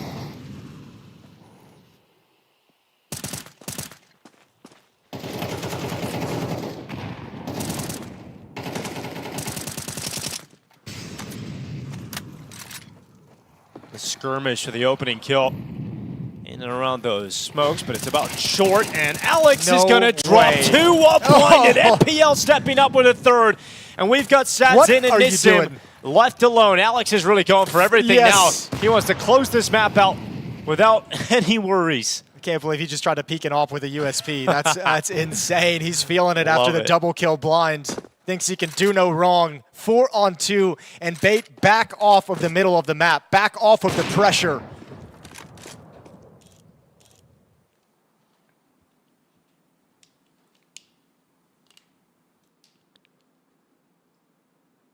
They put it all on Legacy to figure it out. Sadzin and Nissim. 30 seconds on the clock. Not looking likely that they're even going to find a foothold back into this 2v4. And they'll start to realize that now with such limited time. They've got to make their decision to go faster up through short. They got 2 smokes left. You can do that wall of smokes if you want, or you could just try and go contact and hope you can get past Alex, but he is not missing. He has been the death sentence to Legacy as Dust 2 is about to close. It is Bait to take the opening map of this series. They are now 1 map win away from qualifying into Stage 2 of the Major here in Budapest. And it's looking good for the young Ukrainian side. Yeah, that's what a crazy, crazy turn of events. I never expected it with how that was going. I mean, what, 8 of the last 9 rounds played go in the favor of Bait? That just completely reversed out of that last time out from Madden.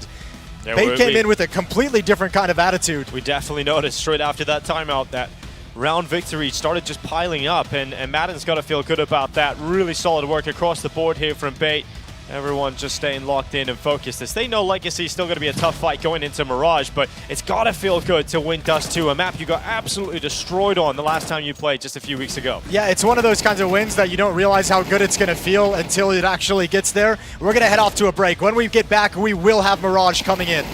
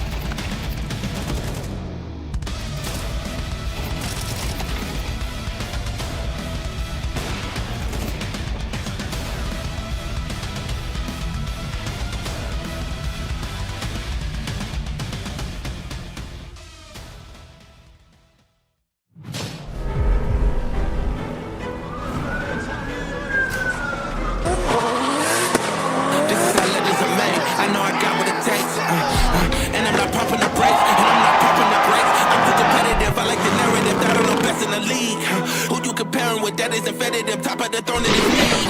How you moving so on the speed? I just been bringing the heat. I just been bringing the fire.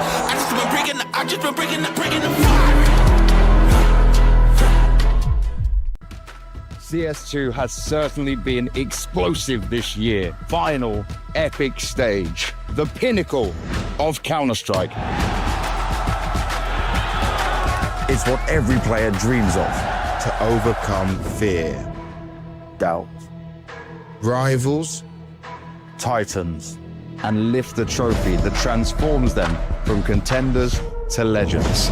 Victory is one thing, but to do it in an arena full of real fans, now that's what truly forges legends. Buy your ticket now.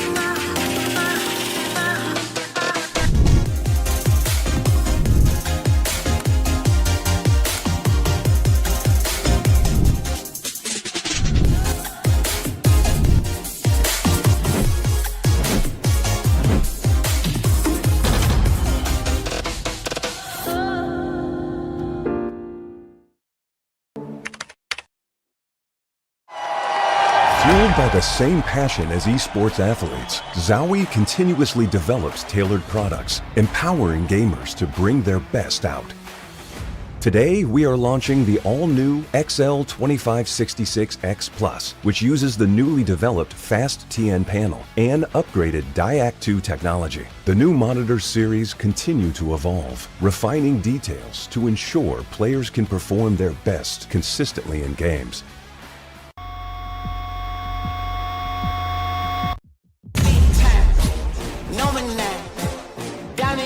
I got a lot of shine.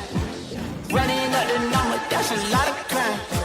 Try to take it from me, must be out your mind.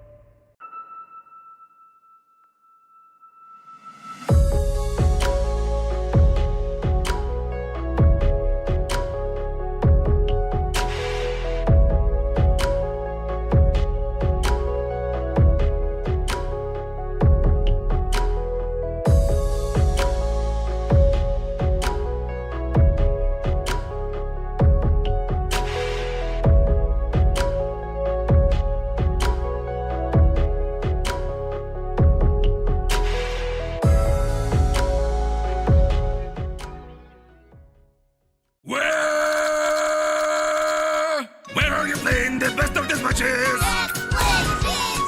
Where in retake will you pull out the clutch? Where you'll be testing your deadliest thing? Where are we perfectly training all day? Ready? X-Play, X-Play, X-Play, X-Play, X-Play, X-Play, X-Play, GG!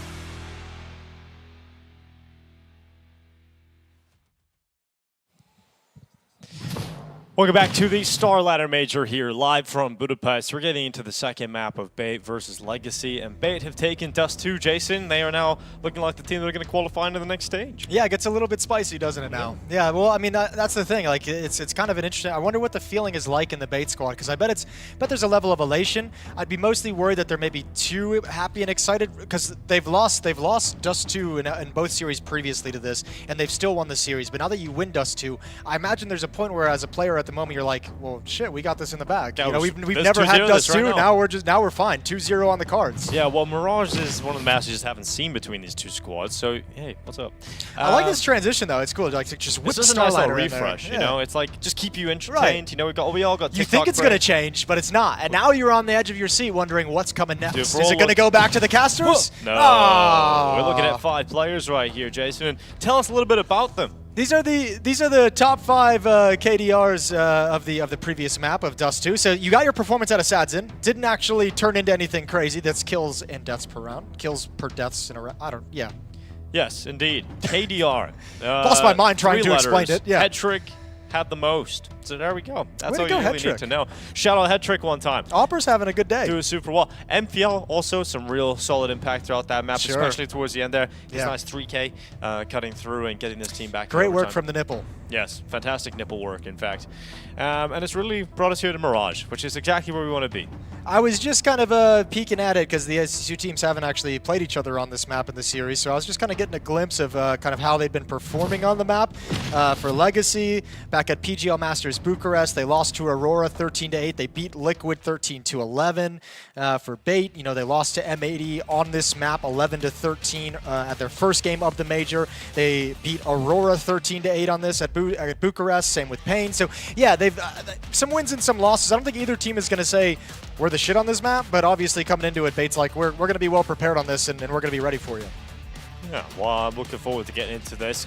A real chance for Bait to 2-0 Legacy today and move into stage 2 of the major. I think a lot of people have both of these teams progressing. Many people in their pickings would have had Legacy going 3-0.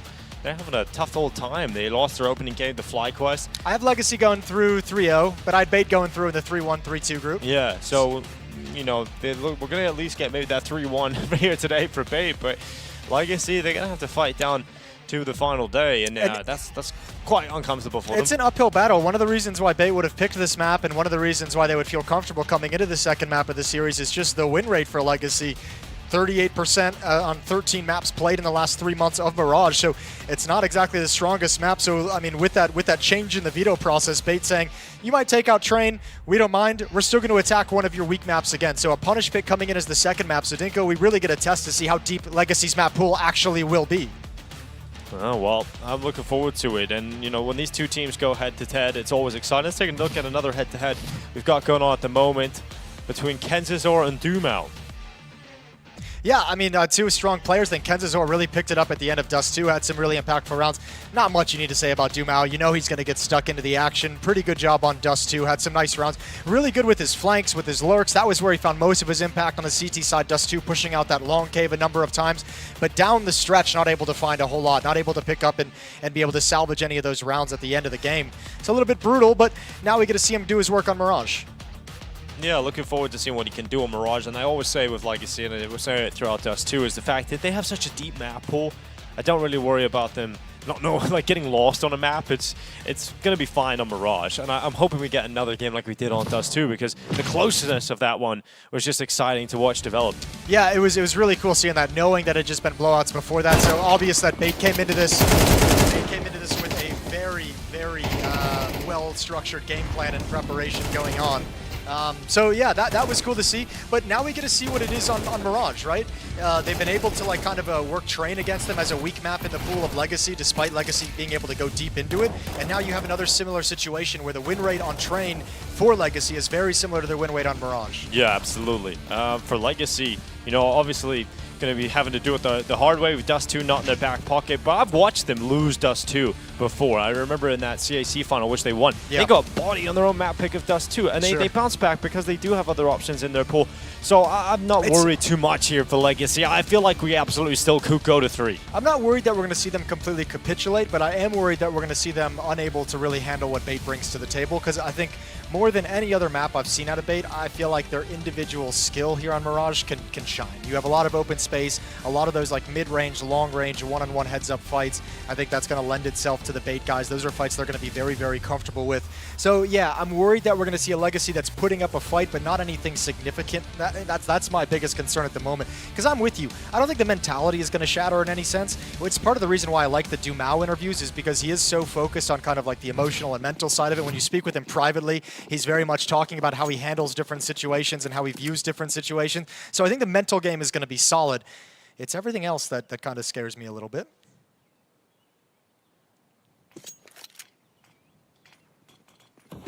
Executed towards the A bomb site has arrived. Utility put in place. It's going to be Hetrick coming out on top of the first engagement against Lato. Sadzin, a lot of targets, and none of them being connected onto as Hetrick and Alex continue to move forward. That's 3 kills quickly for Bait into the pistol. Yeah, and no real concern about what's coming next. Smokes are still up. The wall is just about to fade. The bomb's already planted.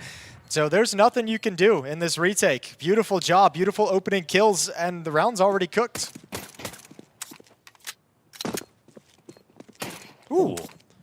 Nice shot from There you Dumao. go. Style points, baby. Style points. Yeah, you'll at least get something out of this pistol. Get your stats, baby. Yeah, give us something to get excited about. One more. Yeah, Well, you want get the that. You headshot. want that. You want that. Chase it Go down. on, Dumao. Yeah. Mm-hmm. At least something. Now you got a free P250. Oh, okay, yeah. yeah. What was this earlier in the round? Lovely. You know? Well, piss around goes the way of Bait. So at least those extra kills might actually, give you a little bit of a better buy going into this. Maybe upgrade pistol here and there. Yeah, it depends on what they want to do. Do they want to save in this second round? Do you want to go for that third round buy and have stronger weapons? Do you want to try and force out with these extra kills? Are you happy to just upgrade to that P250 and save some cash? Because remember, Dumao's still going to have armor. He's already got an armor and P250s. You could save up some money for a little bit later. You might even be able to squeak an op out early if you... Okay, they've gone for the investment. Kid on Nissim with the FAMAS. Scout on Sadzin. 5-7s otherwise on Lux, Lato, and Dumao. Excuse me, Lux has a P250.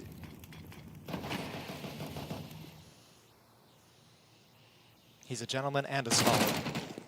Mm-hmm. We'll see if it pays off. That little P250. Little P250 that could. These rounds can be pretty scary, and Bait know that. So they're taking the time, respecting it, trying to figure out what they're up against. Grenade's going to land towards Kensizor. Pretty good. Didn't communicate anything. I wonder if Kenzie heard a sound cue over in ladder room. Dumao looked like he was going to climb up the ladders and kind of messed up the movement and started, communicating. So I'm curious if he feels like he made a sound cue that is going to ruin his position. Legacy moving in to set up a collapse on middle, a little bit of a trap. FAMAS holding Alex in from any kind of a peek. 5-7 running up along the wall. Good kill from Alex. He ended Dust 2 on a tear. Gonna go down in a 1-for-1, but Nissim can get nothing done with the FAMAS. However, Lux, 2 more kills, and all of a sudden this is getting a little weird. Hetrick trapped in a 1v1 watching the flank. Sadzin doing what he can with his scalp. All of his teammates have gone down, so it does put him in a position where he must feel like it's impossible now. That was the bomb that Lux was dueling Yeah. against. I can't believe Hetrick committed to chasing down that kill on the flank with the bomb on his back. That might have been the round over if he fell there, and he's at 9 HP. Very, very close. But Bait's going to squeak away with the victory. Sadzin will go down with the scout. 2-0, and then we have a legacy save. Oh, knife. Yeah, we like that. Some style points. Kensizor, some extra money too. And they're still going to celebrate Legacy. They get a couple of kills. There was a window of opportunity to win that round, but unable to take it or get through it. And Bait will go ahead and get a 2-0 start here on Mirage. Exactly what they've been hoping for. And obviously, winning out against the Force Buy should give them no problem in this third round as well. Whip. Love that. Thank you for the cash. And an upgrade too, just... Yeah, salvages the AK-47. A lovely little turnaround. Quick slash. And we're going to see a 3-0 lead here for Bait. Continuing success into Mirage from Dust 2. Yeah, you've got the information. You've cleared out B tunnels. You know nobody's home, but that just puts the A guys on notice of saying, hey, they're coming to you. No one's even here early on.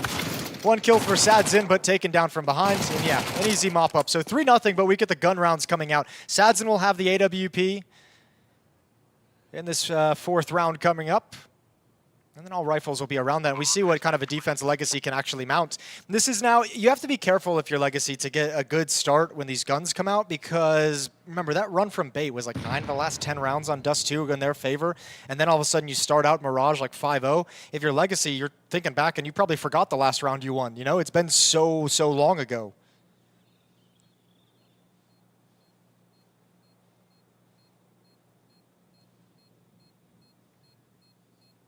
I'm hoping that the Sadzin AWP can start chiming in, because he's got that extra money left over in comparison to the rest of his teammates. Get that AWP out straight away into this buy round. Although if you're Bait, you're loving how much money you've got already on this T side. Yeah, you really are. You're feeling good. That knife kill helps out, and obviously, you know, three round wins in a row, relatively clean as well. Yeah. Things are looking great for the start to Mirage for Bait. So if they build this up into some kind of snowball effect, Legacy's going to be hard-pressed to stop it. First gun round, very, very important. AWP in the hands of Sadzin. You got full utility. What you're missing is defuse kits across the CT side and head armor.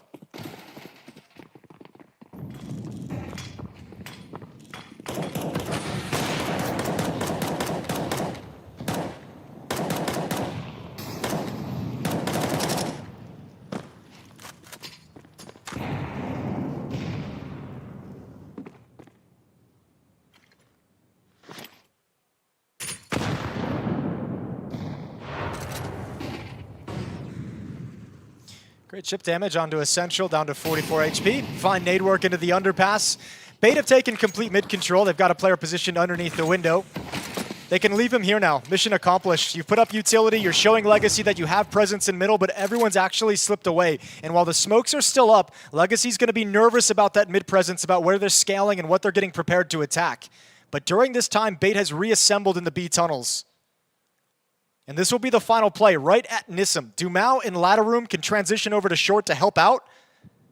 But Nissim's got to provide something, and he's got no utility left.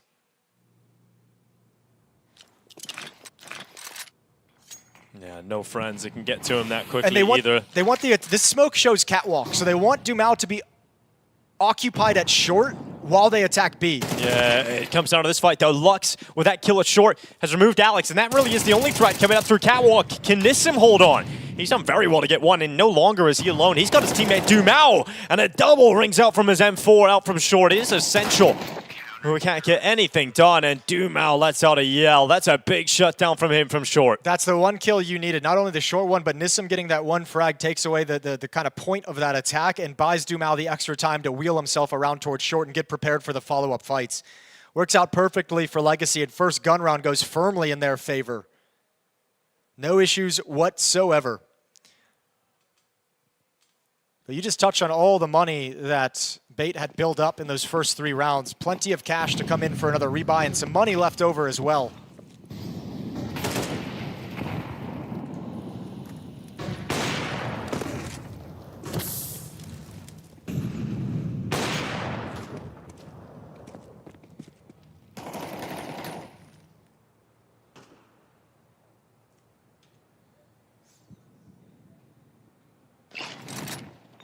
Very passive default spread, but with 2 players coming underpass, Alex is going to support them with some utility towards Khan to activate them up.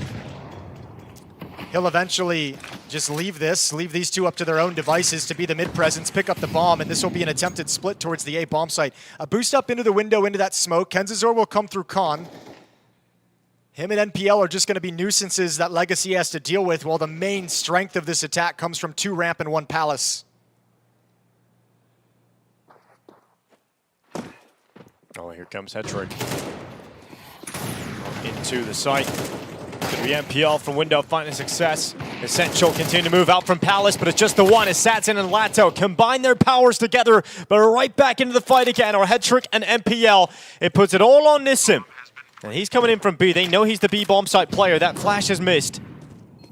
And he's coming up through connector. It's going to be almost impossible to get his way forward. That grenade lands towards him. He's slowed down, he's held at stairs, he's worried about jungle. For good reason, MPL currently is there. He'll sever off Hedrick's support for the time being, but then Hedrick just peeks out from default, drops him off the top of the stairway, and it will be another round going the way of Bates T side. Damn, that's just so good. So many points of attack with that boost up in window, one coming con. You could see Lux gets caught like trying to, he defends against the con player, but turns to address NPL who kills his teammate, and you get shot from Palace. Just had so many different, four different points of attack for Bait in this round, and they trade so effectively coming up into the A bomb site. Legacy on the verge of being broken, which would be an absolute catastrophe. A must-win round for this defensive side. Lux and Doom jump out the window to be aggressive with support of Sadzin in the window. Yeah, there's mid-aggression. Let's see if Alex is able to handle it. They stop. They hold back for the time being. They're wanting to put more utility on Alex, and just as he was about to peek the corner, he gets flashed. Okay, well, Sadzin picks one off, walking up the A ramp. That's a good kill from Lux, an open space fight. You still have NPL to worry about in the underpass. Yeah, where the bomb is as well right now. You've got to go back and get that if you're Bait. It's looking unlikely they're going to find too much success here as Lato adds another to the Legacy defensive hole, but NPL loving the fact he gets a lineup to find a round victory. Really needed that third, and Lato makes sure that it's a 3K from him instead. Okay, holding on in the all-important round. Opening kills going the way. Sadzin with a nice pick. That's Bait, trying to get a little bit tricky, do something unexpected. They kind of got, I think, the round they wanted, the defense they wanted, right? A lot of resources, 3 players in middle for Legacy, while they were doing like kind of a dry contact play up A ramp. Just Sadzin shuts it down. Not entirely contact, but a good shot from Sadzin. That NPL double almost brings things back in favor, but unable to build too much after it.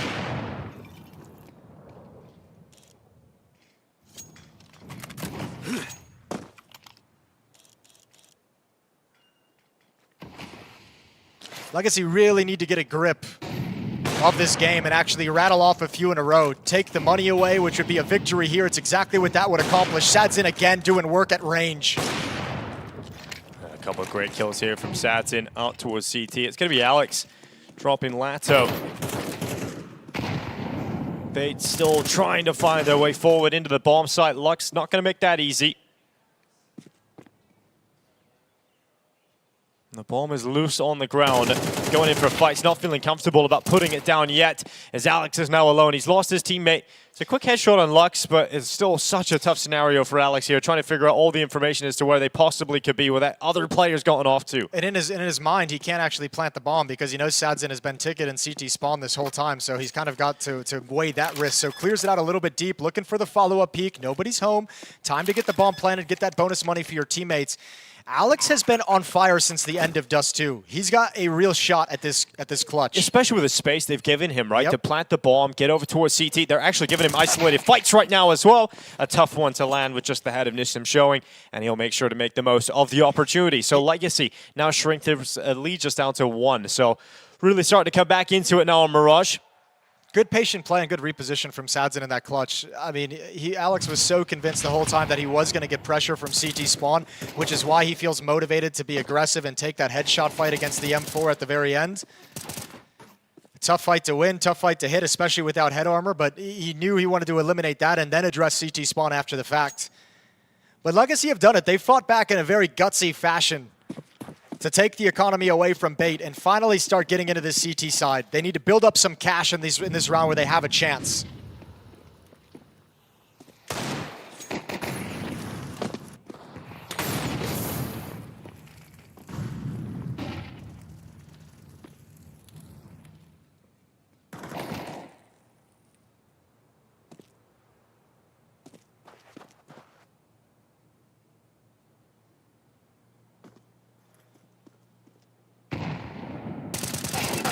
Oh dear. Yeah, that's a good shot from Hedrick. That's Lux removed. The P250's come out on top.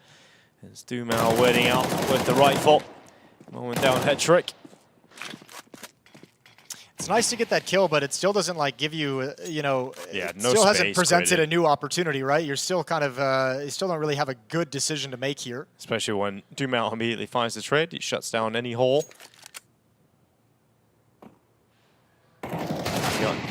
Nice shot from Alex. Shot of the smoke. Nissim's gone. Let's see if Dumal can get another. Oh, that kill makes a difference, though. That really makes a difference. Dumal's down with 40 seconds on the clock. Still time for Bait to make this happen. Too aggressive from Nissim, I think. You didn't need to get that aggressive around that smoke. Oh, and it doesn't get broken open. That might have been a good look, but they're almost coming right at this. Oh my God. Oh my God, he's got a He's won chance. it. Oh, the barrel. Oh, they line up. He just can't get the second, but that kill surely has done this. The bomb is planted. Sadson already damaged. Is a long way off even getting back to the correct bomb site. So he's decided, I don't even want to throw my op into a risky spot. So I'm going to pick that up, gonna get away, and that is a wild round to lose if you're Legacy. Yeah, I mean, this is the round that Legacy won, you know, right at the end of Dust 2 to ensure that they would have overtime. Now Bait's done it right back to you just when you're about to get comfortable on the CT side and be pleased with a stretch of round wins, get some extra money behind you, completely turns on its head. And it's that small mistake. I think Nissim tucked back in the corner would have been just fine. Getting creeped up close, didn't have the view of the player coming through the smoke. Silly deaths to take, getting caught in a little bit of bloodthirst against the Pistols huddled under window, and boy, do Legacy get punished.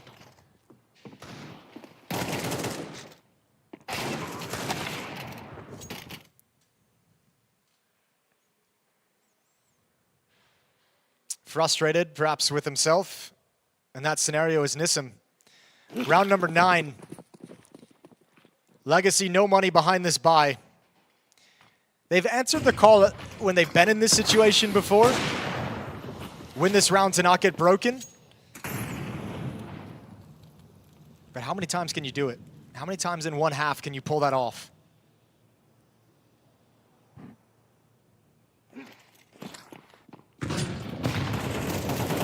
Trick and Alex. Oh, great openers hit from Bait. Devastating to the Legacy defense. It's gone. Completely destroyed within seconds of the round beginning, and Bait are just walking all over Legacy. I said coming into this map that I wasn't worried that Legacy would disappear entirely, but right now they're not here, Jason.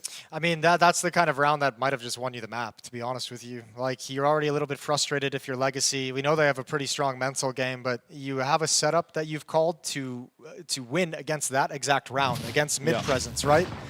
Now, you might have thought the mid-presence was going to be more passive, like still further back towards top mid, but 4 players getting 0 kills is a devastating turn of events.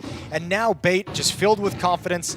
They know they've controlled the map. They know they can win in so many different places. They're not going to be shy about taking fights. And this is where Bait might just run you over. At the moment, it's all Kenzazor. 1 versus 5 gets 3 kills in Gladiator mode. Yeah, he's loving that.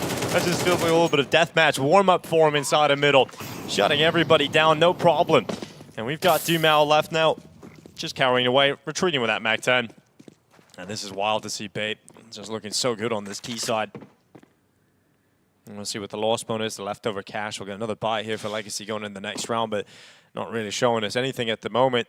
This is a lot of what, like, I know you just mentioned, like, we're not getting Legacy in the server. I think this is a lot of what I was mentioning, where, like, it's good seeing them still, they have ideas, right? They have setups, they have ideas of where they want to move in the mid-round, they have ideas of how they want to shift, but just not effective in any of these game plans. It's not a complete capitulation, but you can tell that they're just, like, kind of a step down and being able to fight back and actually putting a stop to what Bait want to do on the map.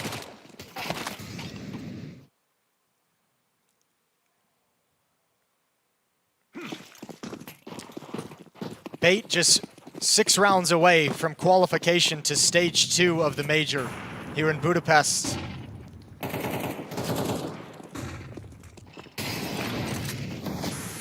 Essential. Moving to the end of the hallway, it's going to be Kenzazor coming out on top. Nissim to look up into the apartments, and Essential to fall. That's what I mean, though. Like, look at how unafraid they are to challenge anything, come through any smoke. And MPL, speaking of, coming through the B apartment smoke, and you know, having the gumption to go through a smoke might pay off for him here as well, because Nissim's really relying on that smoke to act as a blockade to prevent them from moving forward. It doesn't even matter, though, because Kenzazor inside of the connector has taken Nissim down, opened up that B bomb site, and with that kill, you can see how confident Bait are just to move forward and take all this space. The bomb will be planted, Legacy not coming in on the retake, but MPL's already got so much ground into the market. This position is so strong and results in another kill going the way of Bait. Yeah, this map has Bait written all over it. Legacy getting worked. Yeah, this series has Bait written all over it. It's going to be another one in 2025 in the official department going the way of Bait. This one's going to qualify them into the next stage of the Major. But this is the eternal frustration with Bait as well, is like, if you guys could just actually play this well against everyone you face rise up to against. the level of your opponent. Don't drop. It is one of the qualities of teams on the rise that you can get really frustrated with. It's really frustrating to be part of that when you're a player or a coach as well,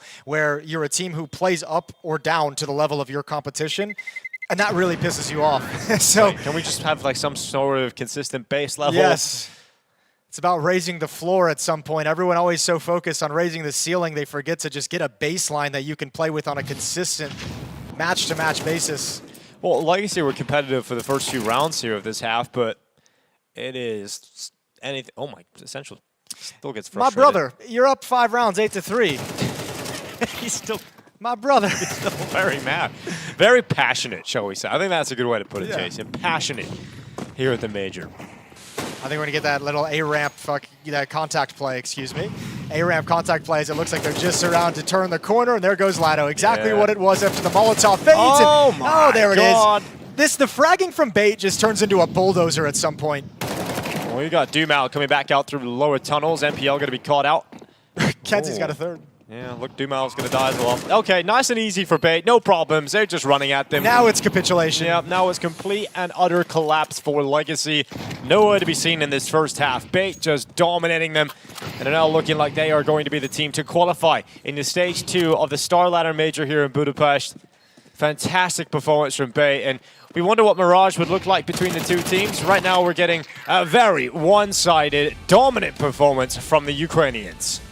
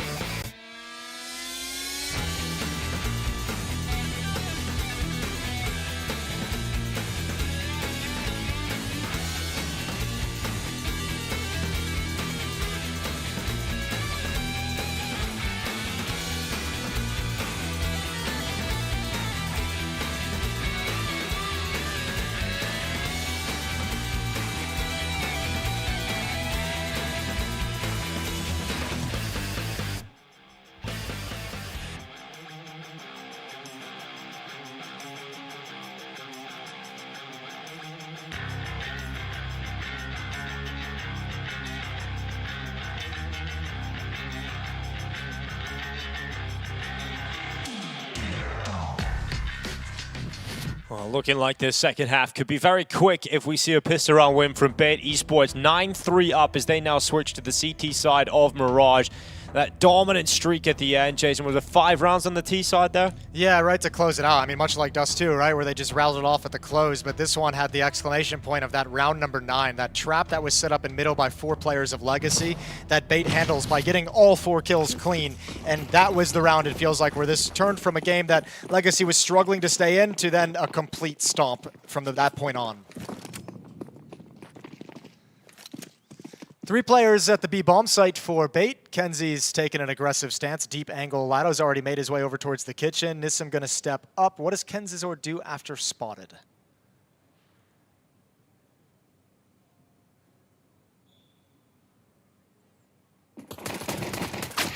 Kenzizor to go down.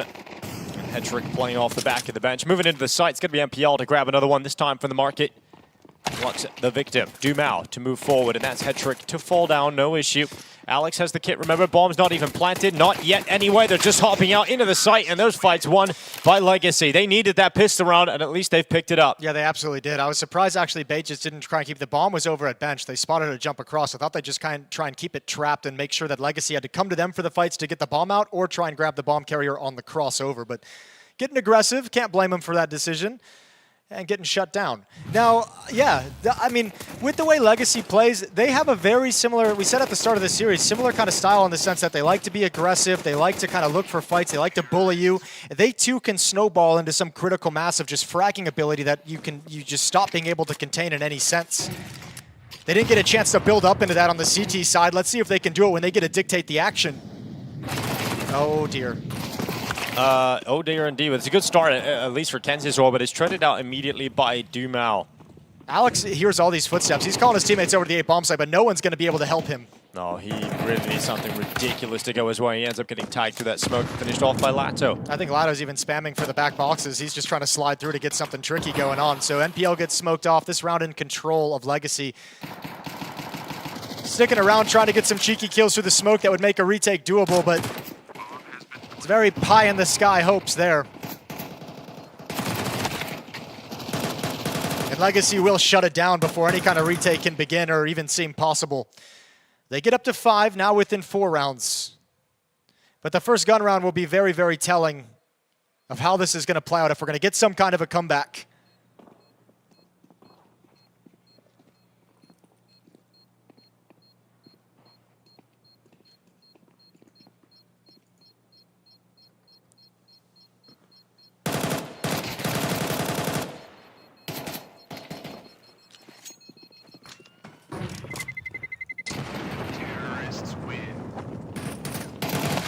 NIP ended up winning the series against Fluxo over on the A stream. Pretty consistent there as well. 2 13-5 map victories as well for NIP. They're going to be feeling very happy about the way they've been playing in Stage 1 of this competition. We'll see if that level of performance can keep up in Stage 2. I bet NIP's throwing a party out in Stockholm, though. You return to the Major, you get to the next stage as well. It's been a hard, long road for NIP. Hard, long run for Snappy after all the success he found in ENCE to find a team and a lineup that he could actually get back to the Major with. So incredibly happy for him.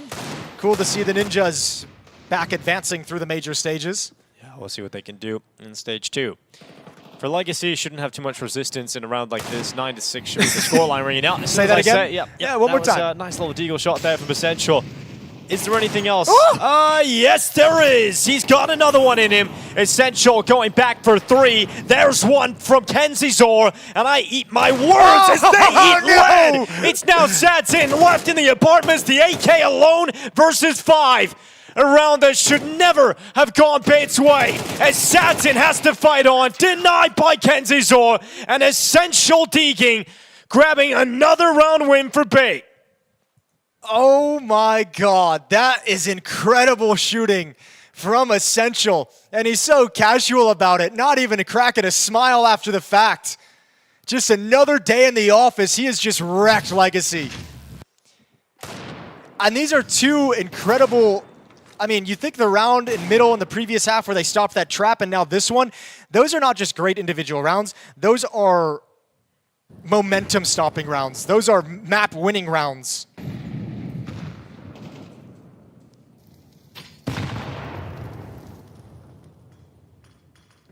Backbreaking here for Legacy. The response is heavy forces over towards B.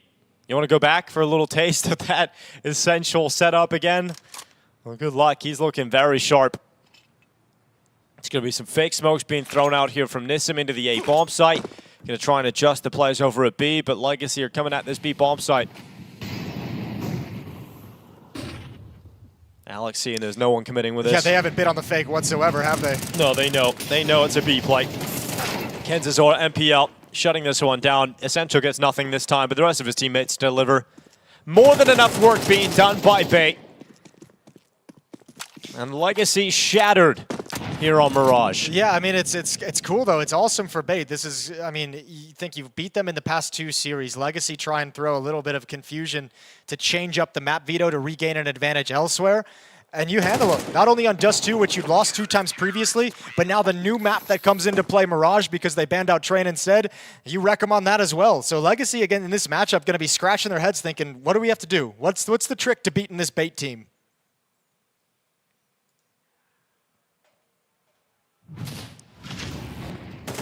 Haven't figured it out yet. That means Legacy are going to have to suffer going to the 2-2 record down to the final day to try and progress into Stage 2 of the Major.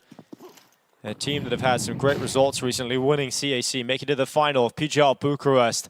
Coming into stage 1, the easiest stage in the major. Many predicted they might even go 3-0. But down to the final day it is for Legacy. Essential continuing to hold on to beat, going back out for more. No getting past them as Legacy just ripped apart. And series point picked up here for Bait. Yeah, without any kind of an issue. And I mean, they're going to have 7 chances to close out this series and qualify to the next stage. Hard to imagine Legacy turning things around so comprehensively. They go on that kind of a run to force overtime here on Mirage. Bait have just put themselves in such a good position. Head Trick looking for that final kill, that little jiggle of the deagle. But it'll be Essential instead who picks it up. Lux falls last. And now 12-5.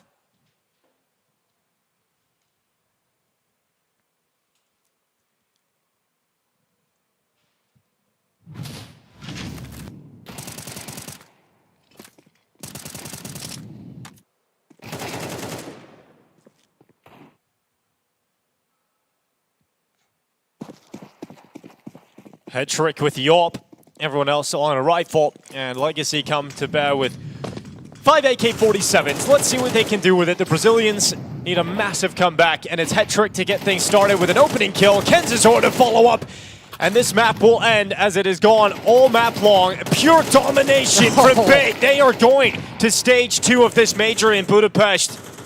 It's just Lato remaining. Legacy will have to play on the final day. And Lato doing what he can in a round like this. But Bait just need to take a deep breath, and NPL, the man to close it out. Bait will move forward. They progress to the next stage here in Budapest. And they do it over Legacy, a team that they just seem to have the number of. Yeah, they really do. That's a lovely performance. I love the way Dust 2 ended with the way that Bait turned things around. I love the way Mirage played all the way through with the confidence from that Dust 2 victory. They were not shy in any kind of a fight. They were ready to battle every single person that came onto their screen. That was a beautiful performance out of Bait. And at what point do we change our expectations of this team, right? Because I still don't feel like they're that high. But going into the next stage, I don't want to see a Bait that now you get the 3D Maxes, you get the Auroras, you get the Liquids coming in, some of the better teams in the world. I don't want to see them just kind of fall apart. I want to see this Bait consistently against those teams. Yeah, that's the problem with Bait, right? I think it was the Legacy game back in Bucharest that gave us a lot of hope, and we got excited about them, and then they would go on to take some losses to teams they should be beating. It's just the inconsistencies of Bait that always worry you. But, I mean, they have a good major here so far. They lose a map, and they get into a territory where they are now 3-1 going into the next stage.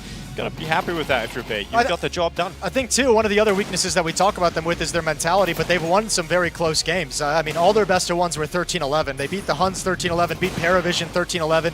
They had to come back, force overtime on Dust 2, win that in overtime as well. So you're starting to see this team get a little bit stronger mentally in these scenarios where they have to have that strength to stick around. Yeah, absolutely. Well, they're going to be feeling happy about themselves here for Bait. For Legacy, I think a little bit of disappointment. The 2 teams they've lost to have been 2 decent teams. You know, they lost to FlyQuest in a best of 1.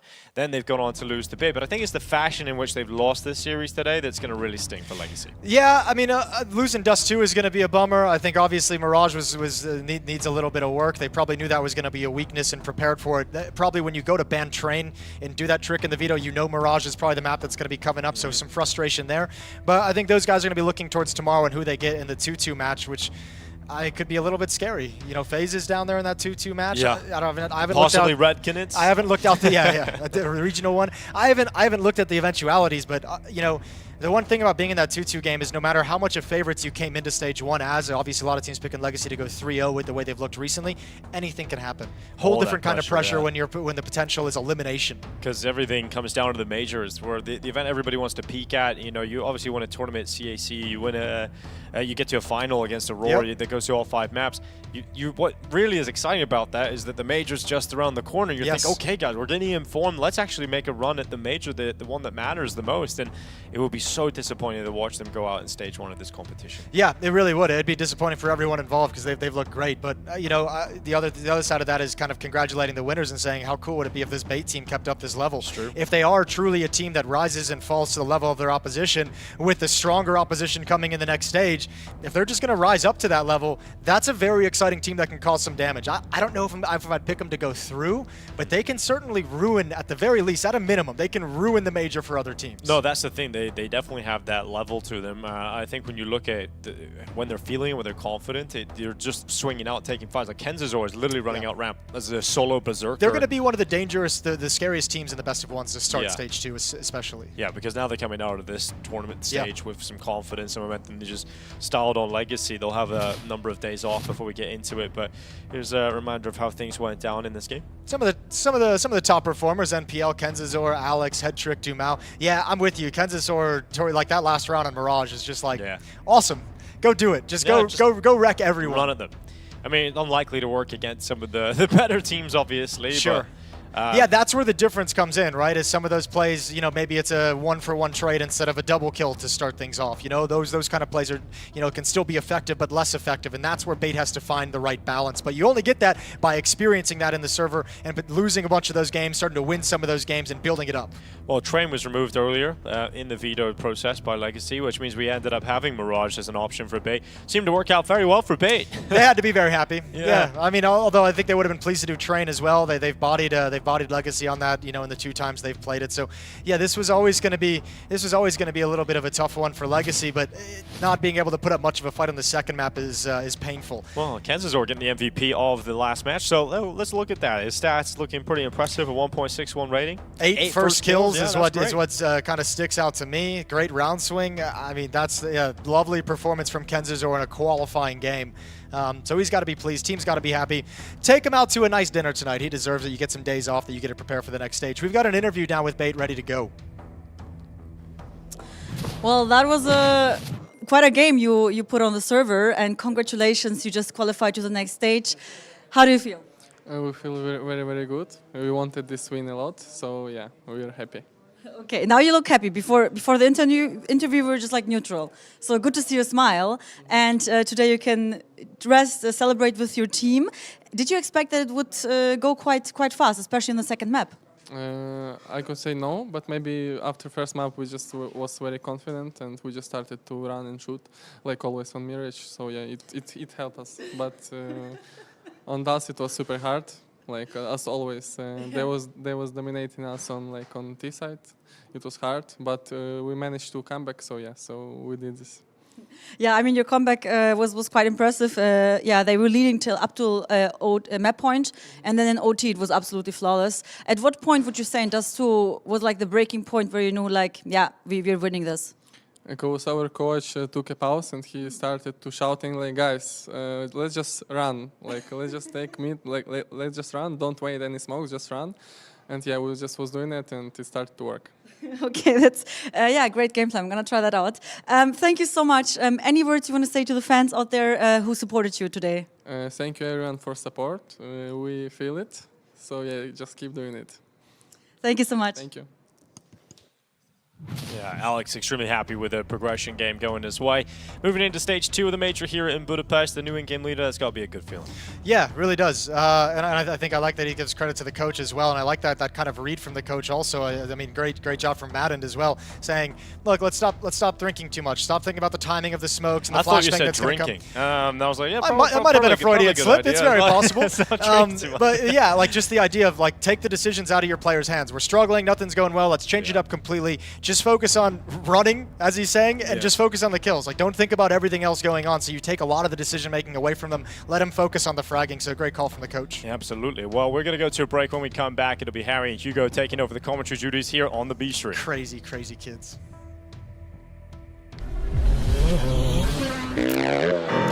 Please do not get in my way. You cannot drive in my lane. Tires is burning the pain. You don't have nothing to say. This is how legends are made. I know I got what it takes. And I'm not pumping the brakes. And I'm not pumping the brakes. I'm too competitive. I like the narrative. That I'm the best in the league. Who you comparing with? That is infinitive. Top of the throne, it is me. How you moving so when it's speed? I just been bringing the fire. CS2 has certainly been explosive this year. Final epic stage, the pinnacle of Counter-Strike. It's what every player dreams of, to overcome fear, doubt, rivals, titans, and lift the trophy that transforms them from contenders to legends. Victory is one thing. but to do it in an arena full of real fans, now that's what truly forges legends. Buy your ticket now.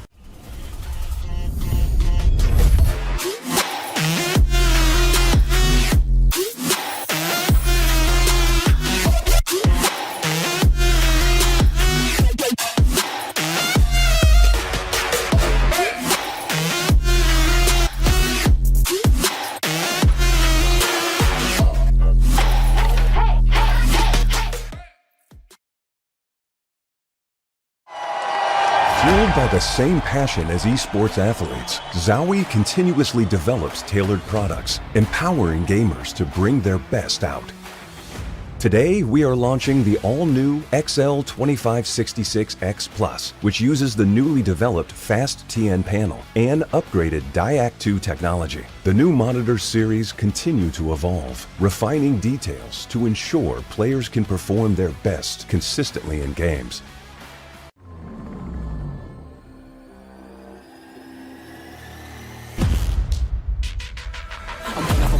I'm shooting my shot and I'm already grinning. You know that I'm one of them, one of you sending. You know you've been cutting, you know I'm ascending. I'm one of them winning. I'm one of them winning.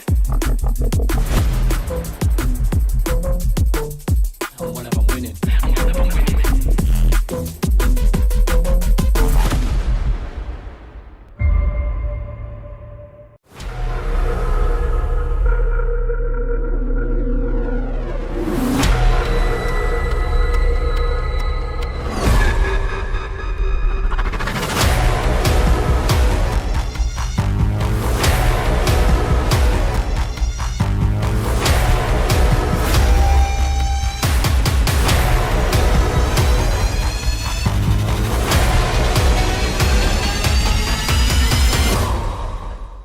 We often ask ourselves, bigger or smaller?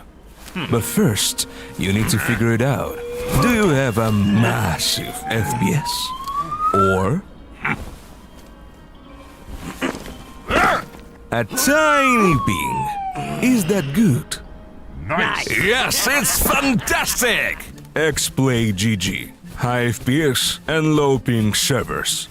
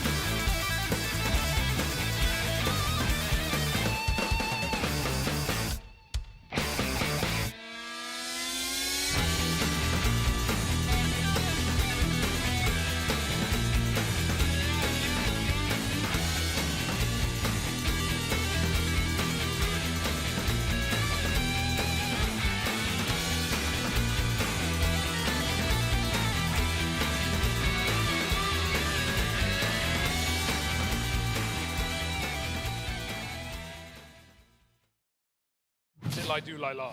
No, you. That was me? You always said la la. Okay, like.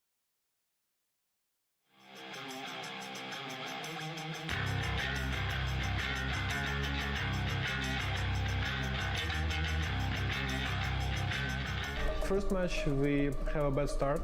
We lose Antico, and that was rough. We lose economy. They surprised us that they left train versus us, and I feel like looks they maybe help us because they beat us on train and they feel like they can also try it. I think the wins over NIP and FaZe may have added some expectations and goals to reach, when in reality we should still have the same mindset we had on day one. Like, any win is a win, a luxury at this point.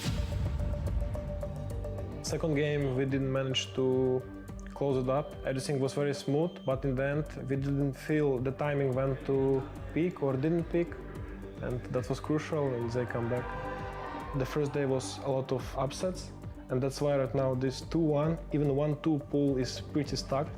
We're trying to buy as much time for Nitro to come back. So obviously, if we make stage 2, then there's a chance he is able to make it, and then we can actually get going. But obviously, every match, we're going to be disadvantaged versus pretty much any team we play here due to the lack of practice with me. So we just got to squeak out a BO3 win. It's not an easy task, but if we come in with the right mindset, we have a chance to win. I think it's not about best of one, to be honest. It's about the game, CS2. For me, I don't say random, but it's a lot of X factor what you cannot control. Even if you are better than some team, it's not meaning you will beat them. I haven't watched too much Fnatic, but I know they've been on an uptick. We cannot die as 5, they can just snowball. Especially for a big event like this, I've never just come to Europe the day before, so it's even a new thing for me. We're looking forward, we didn't show a lot of tricks in our sleeves, so we are fine. Especially for a big event like this, I've never just come to Europe the day before. For sure we play better under pressure, we have experienced players. CS2, very close game, many upsets, you just need to be focused from the start. Set the tone from the first round, it's very important. Doesn't matter who you face. It's not gonna be easy versus anyone. They beat us with me standing in, so good for them, but... Be ready guys, be ready.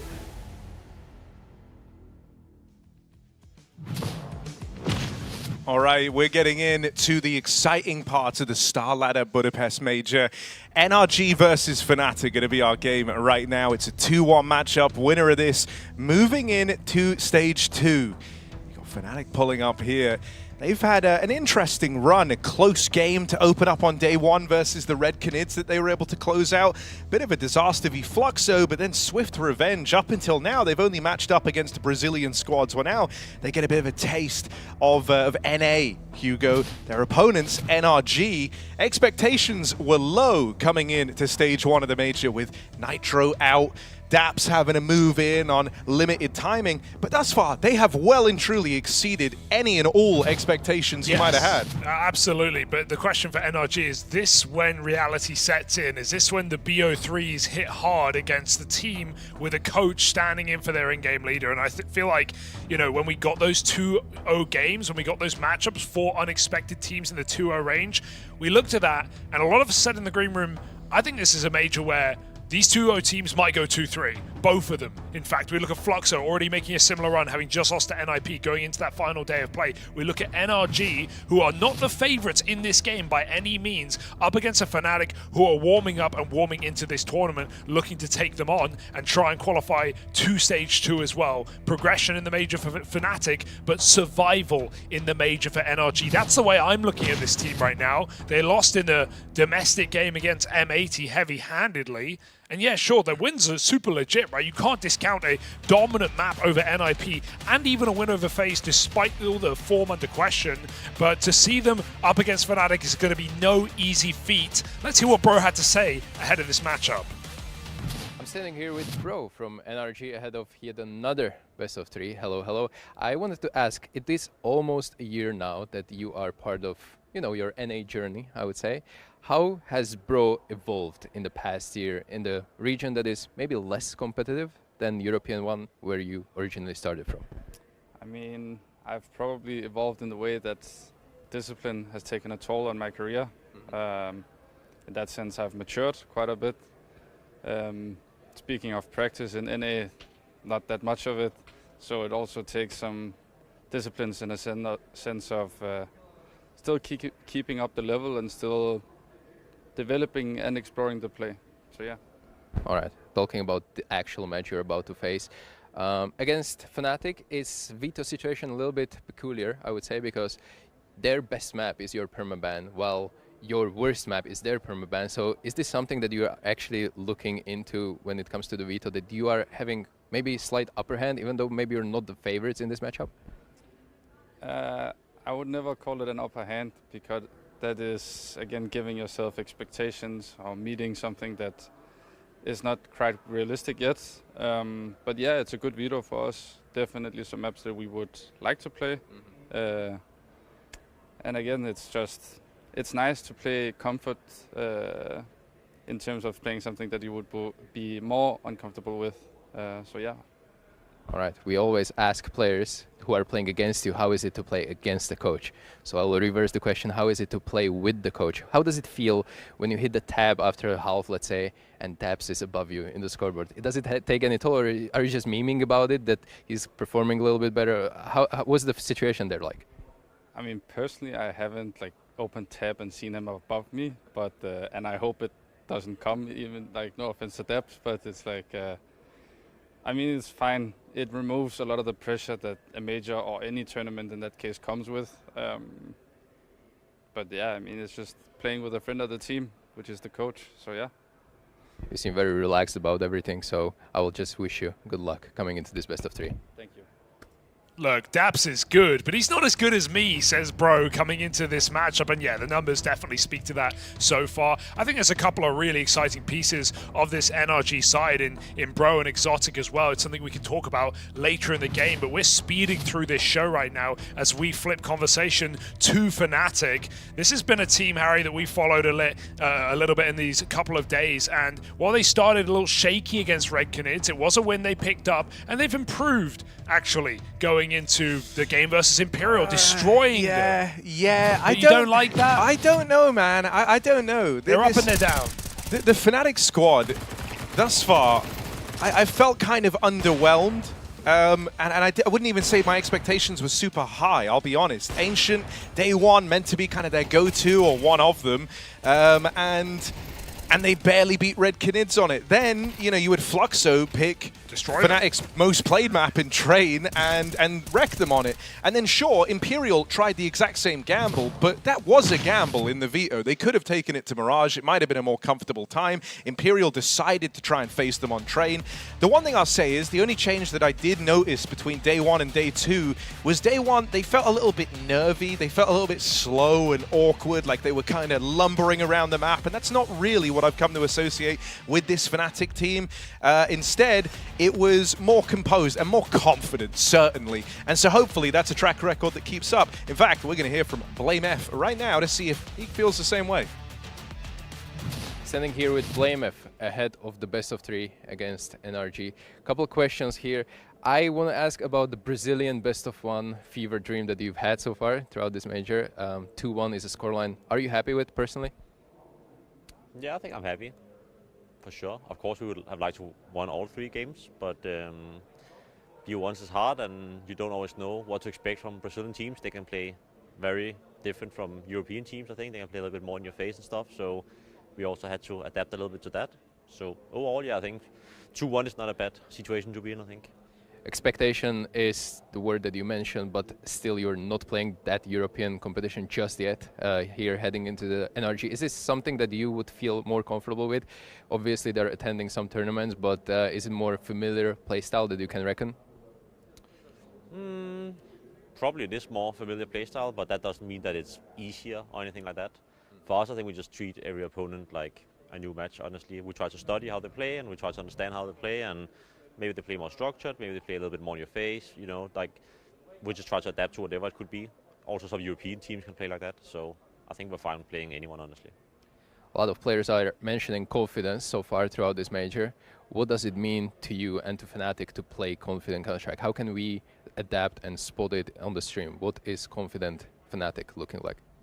Yeah, I just think it's like whatever you do on the server, you need to do it with conviction. Like if you do like some set execute, you do that. If you want to go contact drive somewhere, you need to do that like and fully believe in it. So yeah, just when you see us being on the same page, it's probably when we play confident Counter-Strike. If we are not on the same page, it's probably not as confident because maybe one guy's overconfident, trying to make up for maybe having a bad game, or maybe someone is like too underconfident, not doing anything in their spot and not pressuring them. So yeah, I think if you see us being on the same page, I think that's when you know we're confident. Have you seen these kind of roller coasters in confidence in your players so far? I think it's been pretty good this event. I think for sure the match we lost was a very bad throw by us because we were leading like 5-1 and we knew like exactly what they were going to do, and we still made a big mistake. Then like dry peak the saved orb, and they ended up winning that round, I think, and like breaking our economy. So I think for sure that the two other games we played way more confident and way more on the same page. But that one game we were not 100% locked in, I think. So we just have to make sure that was a one-off. NRG awaits. Good luck on the server. Thank you. BlameF wanting more from Fnatic coming into stage 1, and safe to say Fnatic heavy favourites in this head-to-head. I want to say some more, but first let's take a look at this veto, because it was brought up by Stiko in that previous interview with Bro about how NRG do have an innate favourite in the veto, given that their worst map is Fnatic's ban and their ban is Fnatic's best map. So let's see how this one's shaped up. Any surprises coming in to this veto? We've got Fnatic pick Mirage, NRG go for Inferno, Dust 2 Decider. It's a bit of a classic map pool here for the series.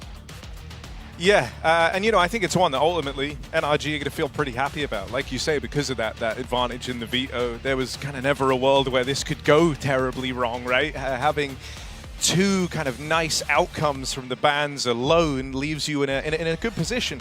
I'll say this for NRG, this is probably the best chance you're going to have of locking in a stage 2 appearance. For sure. You're up against a Fnatic that have been a little bit up and down.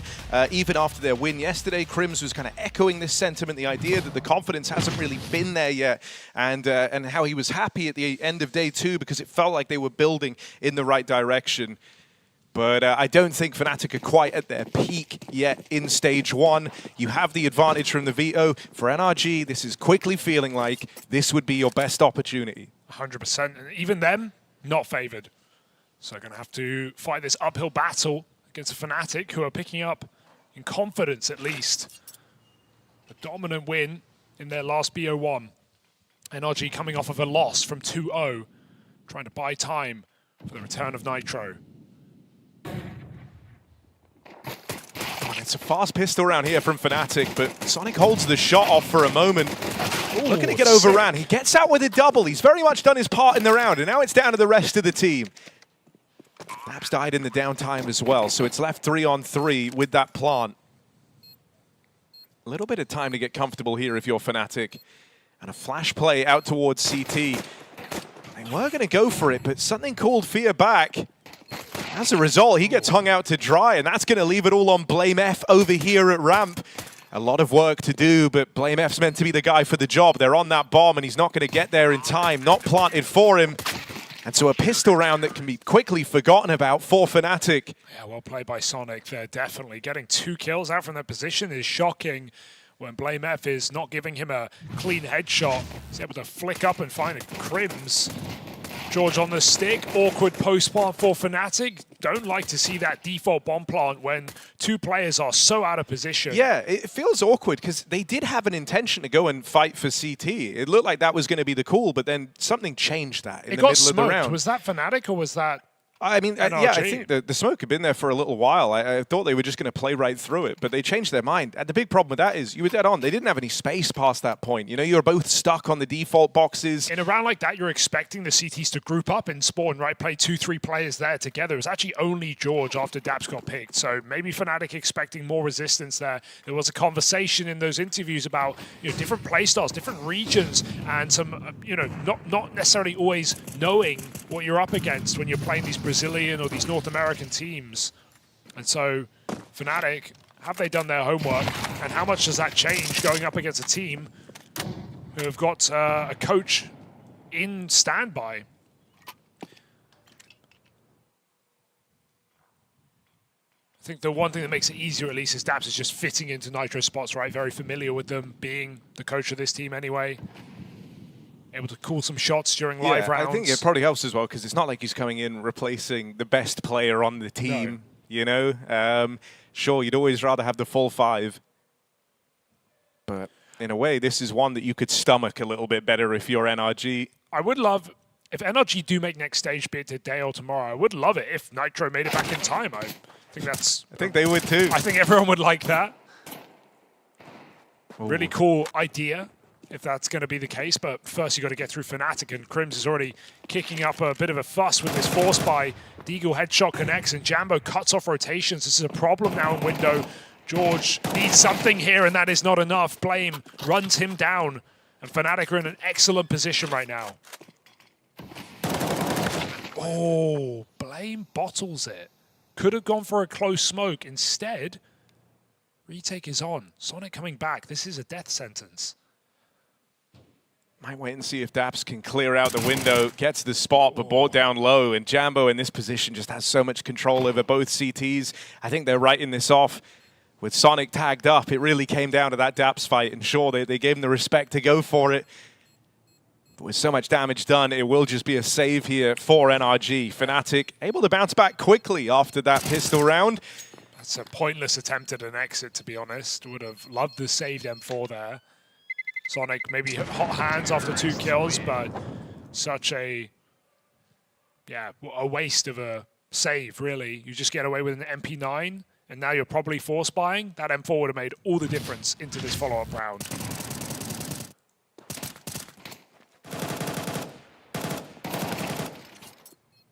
Blame probably a bit miffed at himself after that whiff in spawn, but it's not punished here. Fnatic force buy puts them back on the board.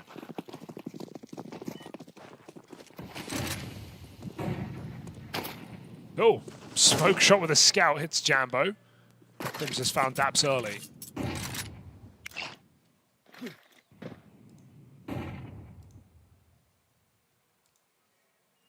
Fnatic, no resistance will come in middle in a round like this. And so able to push under easily.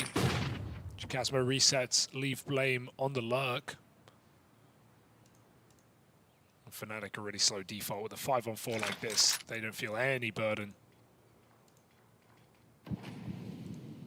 Splits on both sides available. George making moves down on A ramp. Sonic tries to find a fight in middle, but Fnatic are just contacting into B here. Rotates maybe coming in, but they're going to be too late.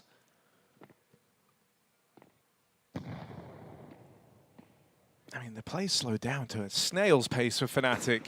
And so these rotates have been given a little bit of time to budge on over. If Bro could have found one, that might have been something getting going, but instead, xKacpersky running interference out through the apartments, gets away with his openings. And any danger of this round dodged by Fnatic thanks to those entries. Yeah, 3AK saved. Fnatic in good control right now. Money is nice, and NRG have to take one more eco. So this is Fnatic starting strong on this first map in the series. Should be no surprise.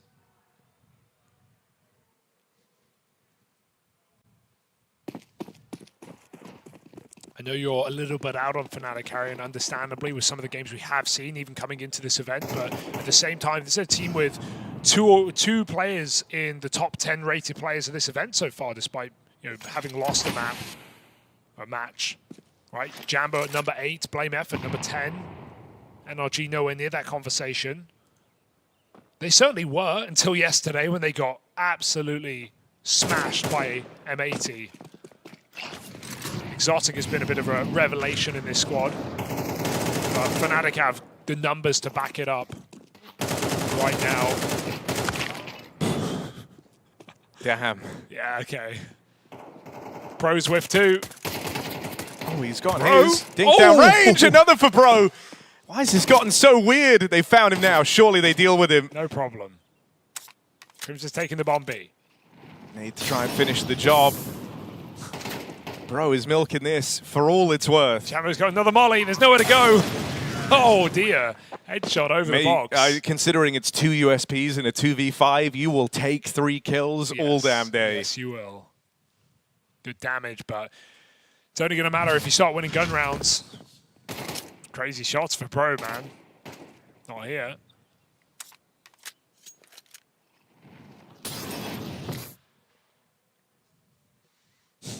Fear. All right, gun round now for NRG. Dabs getting the util. No orb yet for Exotic.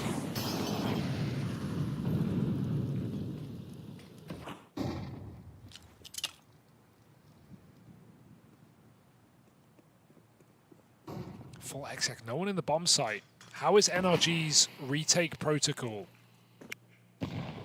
They are going to clear mid from lurks. That's at least big information here for NRG. But you can never be too sure about BlameF, whether he's very, very late or not. So Fnatic at the site, they cannot plant default in a round like this. Good break gets a 4v4. Oh, and even more damage done just to supplement this. NRG quick grouping out towards CT as well.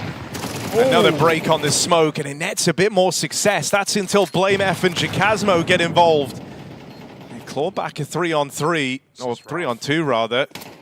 Exotic out here at the spawn. Gonna deal with BlameF out in Sandwich. They know the whereabouts of xKacpersky as well. They last spotted him out here at Firebox, so they should have a very good idea.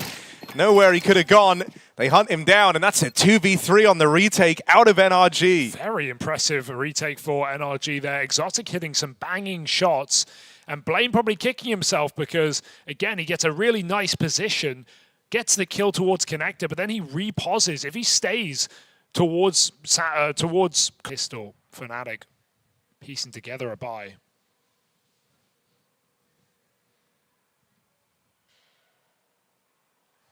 I think getting good mileage out of Jambo is super important. So nice to see the AWP prioritized. Someone who, you know, when he kind of caught your eyes back in the Passion Squad was just an absolutely wild AWPer. Some of the things he would attempt, in a way, it was what made his original joining with this Fnatic squad so exciting, right? It kind of brought back flavors of how famous AWPers in the Fnatic jersey used to approach things, in the likes of, you know, JW, but I don't think he's really embodied that at all since getting into this squad. Saw a bit of the flair the other day, you know, looking for up-close no-scopes, some wild moves, but I just remember some of the rounds we got from him. I think it was back in Shanghai, like just phenomenal stuff. The Armorless Deagle ace against Heroic on Ancient. He's had some It was one of the Jays who attempted the Ninja as well versus Team Spirit on Anubis. So, you know, like, didn't have a lot of respect for his opponents, I can tell you that much. And I hope that you get that type of flair back from him. Like I said, saw glimmers of it yesterday in the train game, but that's a game they were dominating. I want Jambo involved from the get-go here, because as you say, he's up towards, you know, he's in the top 10 conversation from stage 1. Yeah. Has looked good in the games that they've performed in. Oh, this is nice, but Dabs can't afford to go any further here. It's a very strong position already. Deep abs control, Fear re-smoking the window. Good info for Sonic at least. It's not heavy mid-play right now. Dabs is going to be hyper aware, but he is on his own. Rotates have come out. He needs a kill here at bare minimum. Jambo creeping in. AK taken down. Jambo needs his trade, but Dabs will force the swing wide. Nice double from Dabs. 3-on-2. Fear's up middle, but they hear him. So now I have an idea as to where both players are. Sonic moving over, might look to play early here. His teammate's still a ways away as he looks forward into the site. That miss spray could come back to haunt him. They deal with BlameF from afar. And Fear takes one to the dome. He's out of there. He's saving. Whew, Dabs double, man. Love to see it. Up in the apartments with an MP9. It's really awkward with the rifle clearing close and then the AWP spotted, and he knows he can just wide swing that. AWP doesn't want to be the initiator.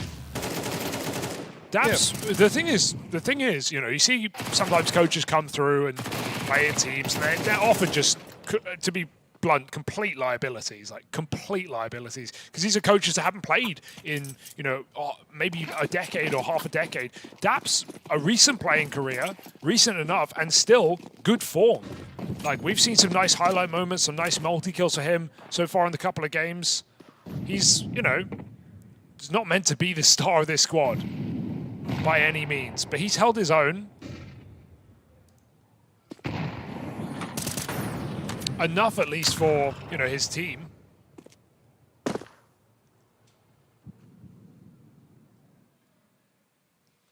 And, you know, having only just moved to coaching the last year or so, definitely helps having some recent CS2 Pro experience.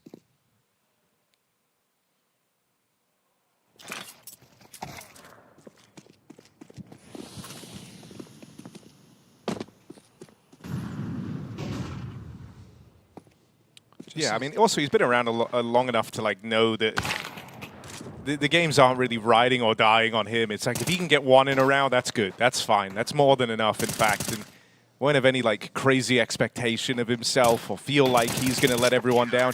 As the team have been echoing in these interviews, right? It's like, oh, if you beat us, yeah, you beat a team with a coach. Good job, you know? Like it does remove a certain degree of pressure for NRG, which can sometimes be a powerful tool in its own right. In fact, I'd go as far as to say that was like a real emphasis of that chat with Bro before this game, talking about how, yeah, we might have the edge in the veto, but again, that builds expectations, and that's not really what we're looking to do.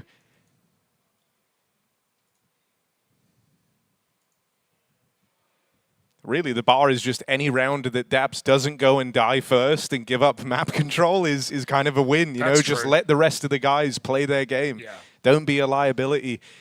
And yeah, it's not like he's a coach who was never playing in the first place. He knows what it's like in the server.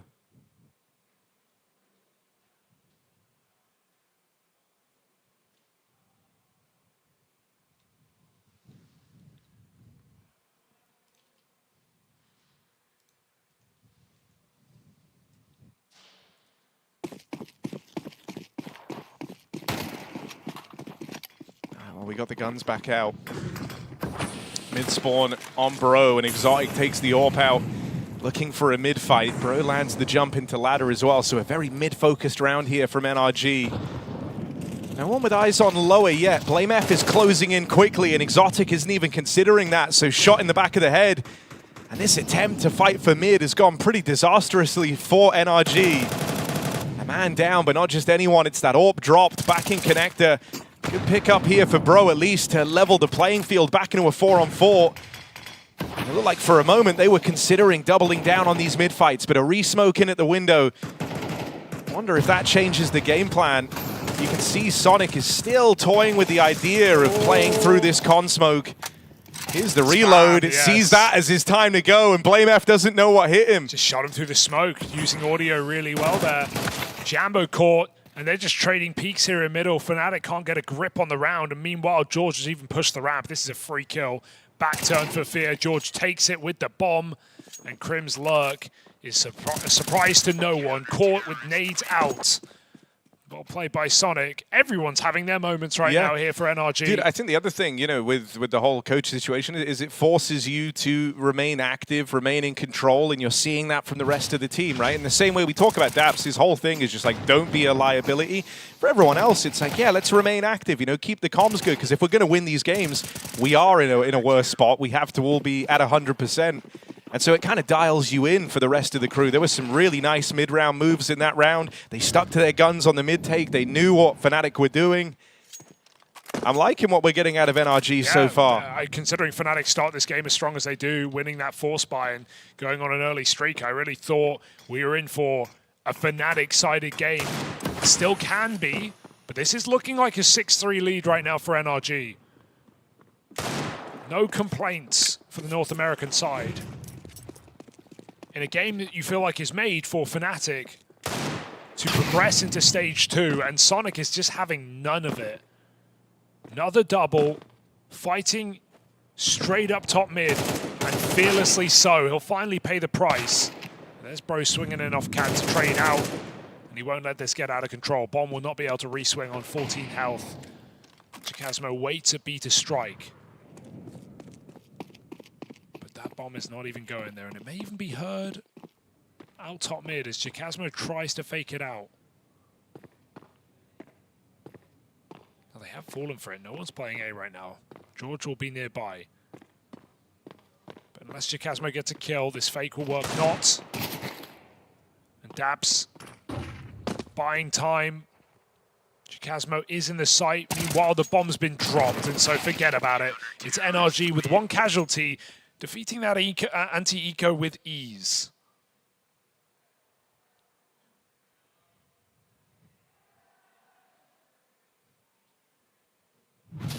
Something both BlameF and Crims have spoke about in their interviews now, this idea of being on the same page. And I think I can understand why those two have spoke about it so much. There are times where Fnatic don't look like they're on the same page. Thinking about some of these round endings where they get into, even that one that was early, oh hang on, it's a bit fast paced out here for BlameF. He's changed his mind. It's a tag for Exotic. What was your point though? Yeah, it's just like, I don't know, even thinking of some of these early rounds where they get into that like 3v2 post plant and like some of them are fighting, some of them are hiding, you know, it's like that's like a micro example of not everyone being on the same page. If you're triple swinging there in a 3v2, one of the guys you're up against is Daps on an SMG, like you probably just win the round there and then. I think at times it just feels a bit disjointed. And sometimes for Fnatic, they kind of struggle to react fast enough because it's clear they're having to organize in the middle of the round. You get these like weird, jarring slowdowns at like the mid-round point. Whenever they kind of run their set pieces, I think they look really good because everyone knows exactly what they're doing. But mid-rounds haven't really felt like their strong suit thus far. This is nice at least here. BlameF boosted up in the window. Here's Bro walking around. Bro even botched the movement, so there was a real good chance for BlameF to catch him, but he doesn't go early. Instead, waiting for this con walk. Chance for Exotic, but a little too keen. Misses that flick on down. That could have been the 5v4 for NRG. Strong positions, though, in this site. George out towards ramp. He's been spotted. Might make it easier to deal with him, but there's the double swing out from CT. It takes Jambo and Crims trying to wrestle it back. Daps on a big flank. Daps there to end the round. And they didn't know. They should have always suspected. Daps waiting as that third piece out towards A springs to life and runs away with it for NRG. Maybe it dawns on you when you see so many players on A, right? The stack is in. Daps all the way from B apps, flanking around the map, and he just catches two players in the back. Beautiful closing round there for NRG. That round sets the tone for the half. You see how vocal BlameF's getting. This is now turned from a potential for Fnatic to a disaster. This is a 5-round T-side max, and even that is being optimistic. NRG, 7 CT rounds. And another disadvantage technically, although you wouldn't believe it if you looked at the minimap. And look at the frustration hitting Fnatic as they get flanked by the coach. AK yeah, I think that also just feels like salt in the wound. It's like not only did you throw away a good spot in the round, but of course it's Daps to do it to you, right? He's had the two of the most impactful double kills in this game. That B-Apps hold alone when his team were on A. Fast play, quickly out into the A site just on these pistols. A bit of a cobbled together by here. George is fighting on the pistol. That felt unnecessary. Oh God, Exotic dead as well. Good flash for Jambo to tee up Crims. Okay, Fnatic are on now. They're looking for 5, but that bomb gets denied. It's still plantable. If Crims goes quick, he can put it down. Oh! Back to back from Bro. You can't hide behind the walls. Nothing will save you here. Bro, like a laser. Spots the player ramp as well. That's BlameF on the rifle. Util in to try and make life hard for Blame. What's he even supposed to do here with xKacpersky dead? BlameF smoked off and the defuse being held. BlameF has no part to play in this round. NRG continue racking them up. And just to sound the alarm bells again, this is Fnatic's map pick of Mirage. It's going pretty horrendously right now. And they've had opportunities, numerous man advantages, sure, not always in the best positions, but from that alone, it just shows how many multi-kills we've been getting from NRG in this game. And again, that's what George, I think that's a big mistake. Like, he's re-swinging when his team aren't even nearby an A. It's not like he's trying to help anyone. He can fall back into Palace. He has a great position there to get the reload off. And still, Fnatic in a post spawn get destroyed. Great wallbangs for Bro. Bro is banging. And Fnatic left hanging on this T side. 3 rounds to speak of. Can they break this streak? This is 7 in a row for NRG. Sonic push Palace, and this is one hell of a passive round for Crims. But Sonic's not taking his eyes off it. But you get this far, you almost want to flank. Sonic thinks better of it. I really hope we see Crims come in here. I don't know if you clear this, though, would you? And he goes back to ramp. Any footsteps, any nade pulls, susceptible to being heard by Sonic. Fear in middle, trying to get Blame F up the connector again. Fnatic kicking up a fuss in middle as Sonic begins to flank. Oh no, Jacasmo, I got bad news. Dies with the util pulled, and that was really all the util to try and make this play happen. So now you're just freestyling it. Now it's a Cypher, and George, oh, will fall. Sonic as well. They've clawed their way back in.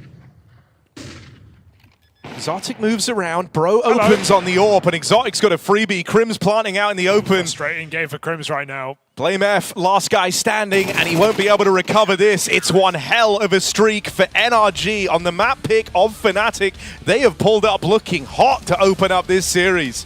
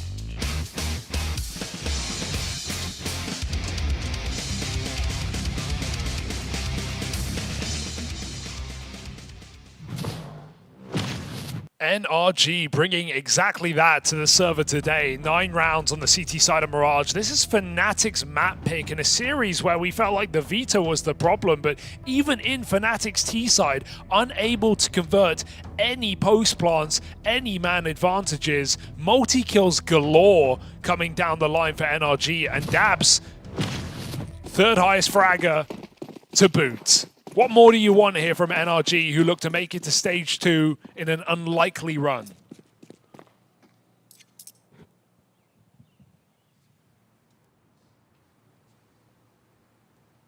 He's been practicing his util, making sure it's all up to snuff.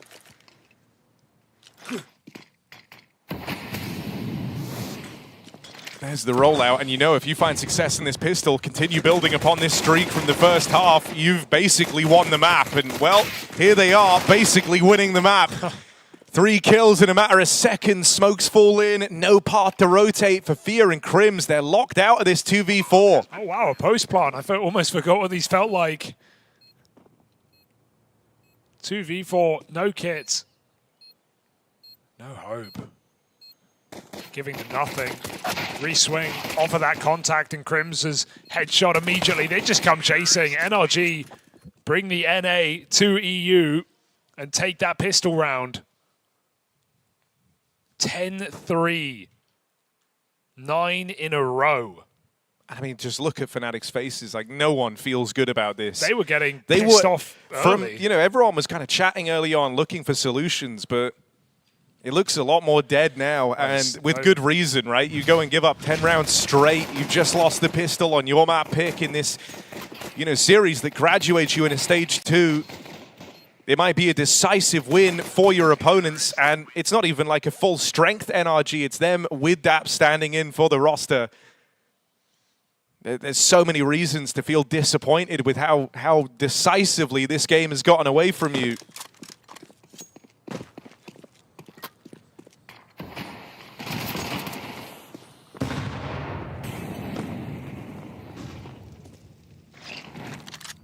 It's just about putting a lid on it now. Winning this dominantly would make all the difference going into your map pick. Not letting Fnatic feel like they can warm up in the game or get a foot in the door. Running up connector. George on ramp is overwhelmed. That's an AK gifted to Fnatic. Let's see if they can make use of that. Bomb coming in late, but will make it. Should make it, does make it. Jambo's USP smoke push denied. Bro hands that bomb over. He's on low health. Just looks to contain. Daps feet for lame F, and Daps going to close it out over at ramp. That's a huge safety net for NRG because they've lost ground everywhere else. But now they have the ramp post plant. They've got CT control from Sonic. There's no world back into this for Fnatic. Daps is 12-4 right now, folks. Double kill again. Sorry, triple kill for Daps. You know what? Maybe they don't need Nitro. But Nitro, have triplets. Yeah. Stay at home. Take your time.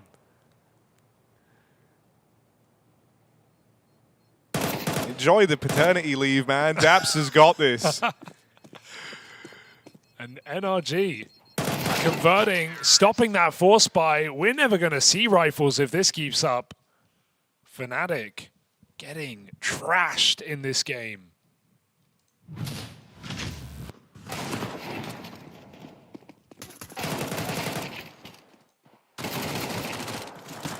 When Blame F's KD is negative, you know you're in trouble.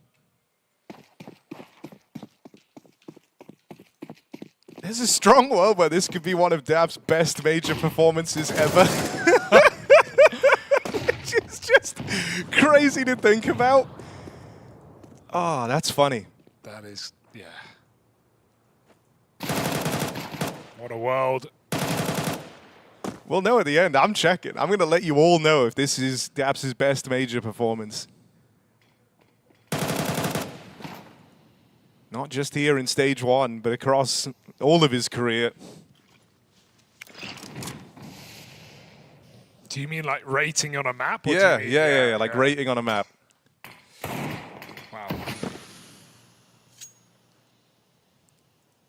He's got to beat a 1.21 from 2019. He's looking good, I think man. he's looking pretty. I think he's looking pretty good to do it. I'm going to be honest. I think he's looking great to do it.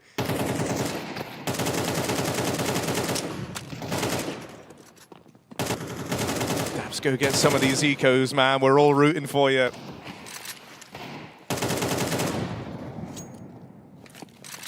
Come on, Damien. Into the Deagle. Chambo with the first. But there's the support. George late out through Palace. Picks up that trade. No worries here for NRG. Maybe some worries. Fear can't connect, and Bro's got the cover. Well, they took an eco at least. It's going to be a buy round. Something resembling that here for Fnatic, but we're talking 11 rounds in a row, Harry.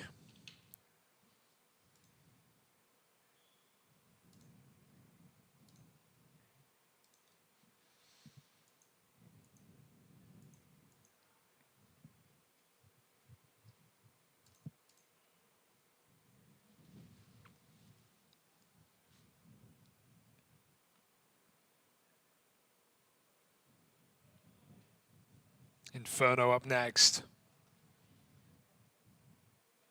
Been a strong map domestically for NRG. It's Fnatic's least played. Oh dear.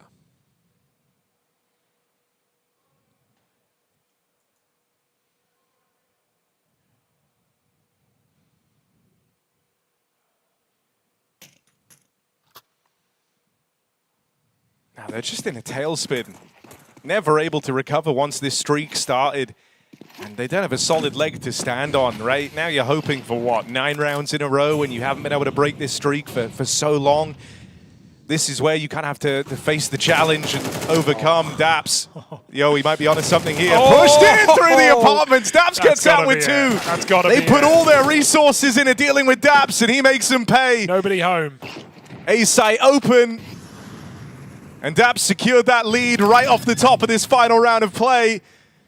NRG teed up for what will be a crazy dominant win on Fnatic's map pick. Sonic gets... Okay, that should have been a freebie. Nade will do it. There's the nade to make it happen. And victory almost assured if you can get past BlameF. Swing out from jungle. No one's home. Allowed to creep in close. There's the jiggle from George. Gets the spot off and the shot off. NRG run away with Fnatic's map pick. And it's not even close. My goodness, was that Dab's best map at a major That was ever? 12 rounds in a row to take victory. Fnatic Unbelievable. lost one around in round 4 of the game. They get absolutely annihilated on Mirage, and that's their map pick in this series. An absolute smashing, and NRG that we were ready to perhaps even choke in the BO3s and go 2-3. Well, they look to solidify stage 2 today. One more map, 2 chances to do it, and NRG will progress into that next stage of play. Just an unbelievable game across the board. Everyone pulling their weight, everyone having moments. Dabs absolutely feeling like the MVP by the end of that game, and Fnatic slumped back in their seats. We were seeing tilt from early in the game. It's got to get better.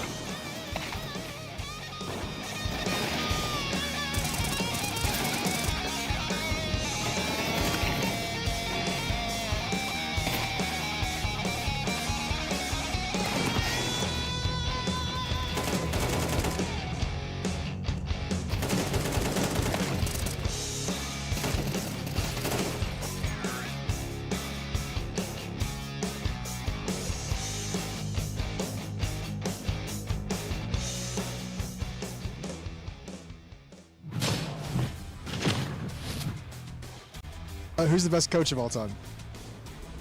Ooh. Sonic or Blade? I think Sonic, and I like Blade also. It has to be Sonic. Blade. I'll just say I'll go with Robban. I have played with him the most. We won with him a lot, so I think he's very underrated for sure. Coach, I would go with Blade. Who's the best coach of all time? Shit. I say Blade, I think. Yeah. I need to give it to Sonic. I think he did an excellent job with both Astralis and Vitality, so yeah. Maybe Sonic. I think I'll go with Blade. Yeah, I think I'll go with Blade. More than it. Sonic. Sonic or maybe Blade. Yeah, but I will put the Sonic. See, I had this question earlier. I said Ash, but now I want to say Blade because I completely forgot about him. Yeah. Sonic. Sonic. I want to say Blade. I think Blade. I think that he has had multiple winning rosters. It's good. Best coach of all time, I think Blade. I would have said Sonic, but I don't know. I think Sonic, he won 5 majors. Blade. Blade. Blade. Blade. Blade. I think Blade. Zeus. Sonic. Sonic. Sonic. I would say Sonic. Yeah. I'll say Sonic. I think for me it's Blade. I feel like he did it with the most different type of rosters and also rosters where you wouldn't think they would make it. Yeah. And they had really good systems and it feels like he has a lot of influence. Blade, yeah, Blade. Blade or Sonic? Yeah, Blade. Sonic. Blade? I think Blade deserves a spot. I'd probably say right now Sonic, but you know, time will tell. Yeah. Exist. I think it's Blade. Blade, maybe. Sonic. I would go for Blade. I mean, Ukrainian, also a very good coach. Blade? Sonic. Just Sonic, I mean. Blade. I would say Sonic and Blade. By statistic, maybe Sonic. Okay. Sonic, of course, and Blade too. Blade. Sonic? Let me just say Mara. Yep. Mara. Well, that one's kind of hard to say because you don't really know what coaches bring to a team. But I would have to say Blade. I don't. Sonic. I'll go by Zonic. I don't know like the impact in the, but he won. Yeah, he won 5 majors, so Zonic.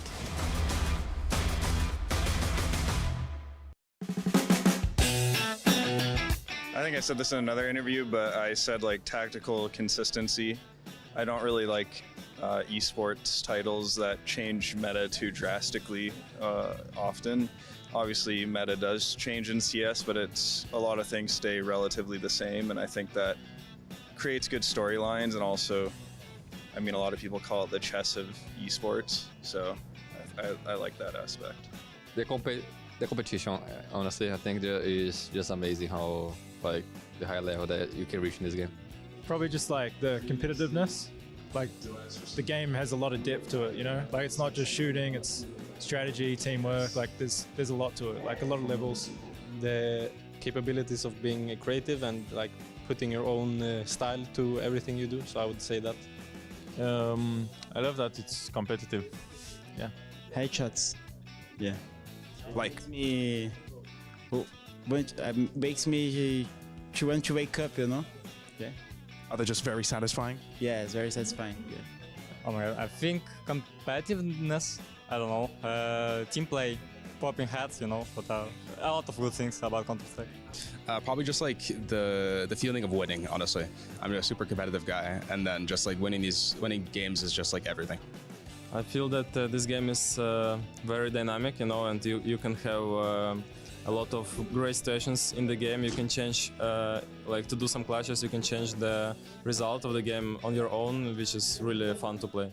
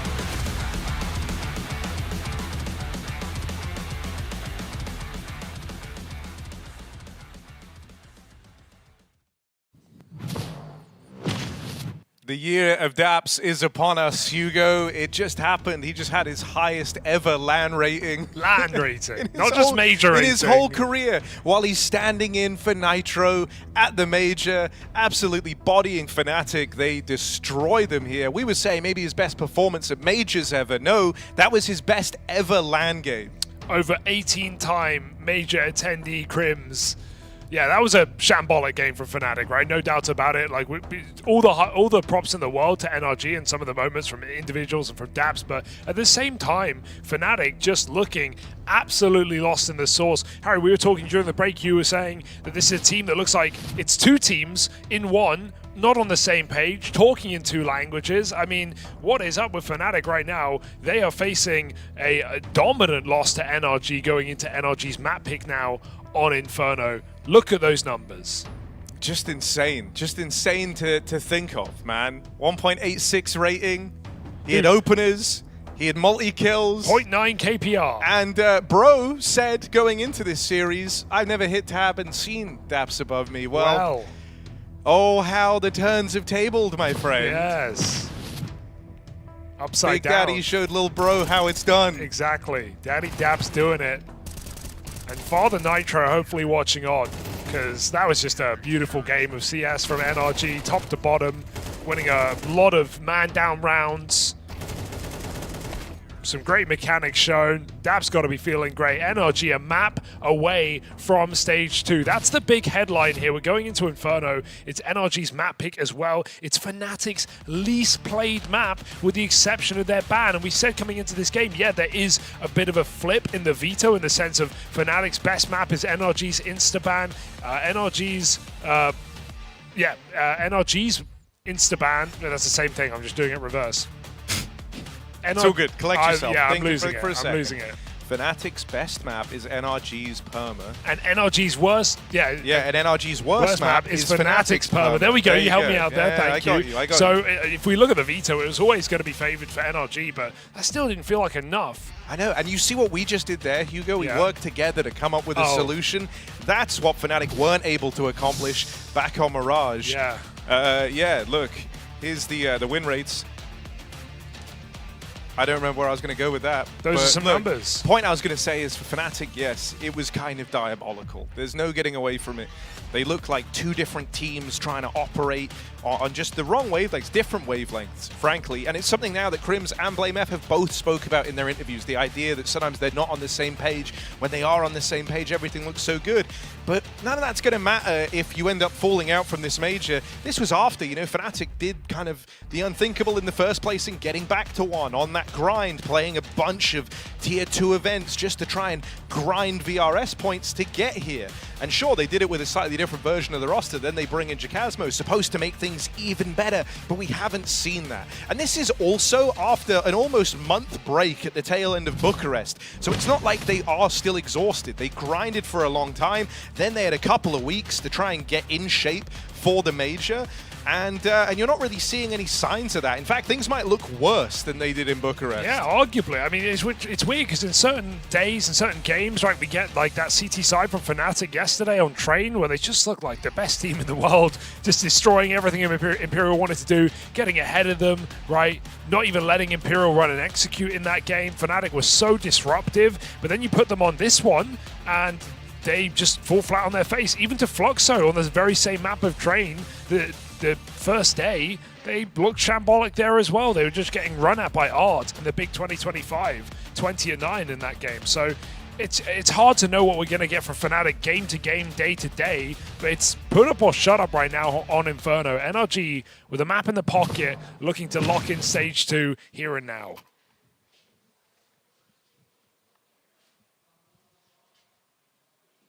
Yeah, here's the thing. Them winning this series was never crazy unthinkable. What with the edge in the veto, the fact that individually they'd look good, they started really strong in the tournament as well, but it would be the fashion they stand to do it in that would be kind of mind-blowing. 12 rounds in a row to close out Mirage. I just don't know how they did that.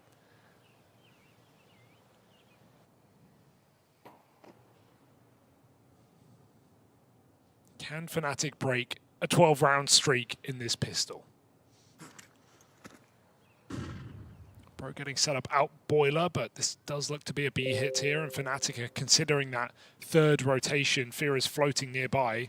He's got 2 flashes, so if this does go B, he can help out, but that dink might entice you. Daps lurking into this B bomb site, headshot by xKacpersky. Now you just got to go A through that moto smoke. Into this double setup. Control taken out on the long side, and a kill for Sonic. You wonder if that changes things here. It suddenly opened up a path to wrap around through CT. And they might look for this one at NB after all. 2 players here putting pressure on CT side. Well, that bomb tries to come up through Banana. I like that these CT players aren't jumping the gun. They hung around for an extra few seconds just to buy some more time for the Banana flank. Blame. Might not come to matter if Blame F continues ripping heads off. Good for the double. Sonic comes through with the trade, looks for his third in the round. He's got xKacpersky trapped in at the back of the site, but can't get his bearings, and that is the streak of NRG broken.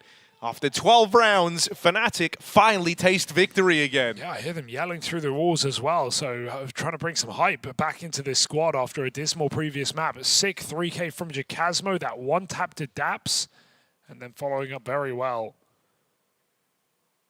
from the back of the site.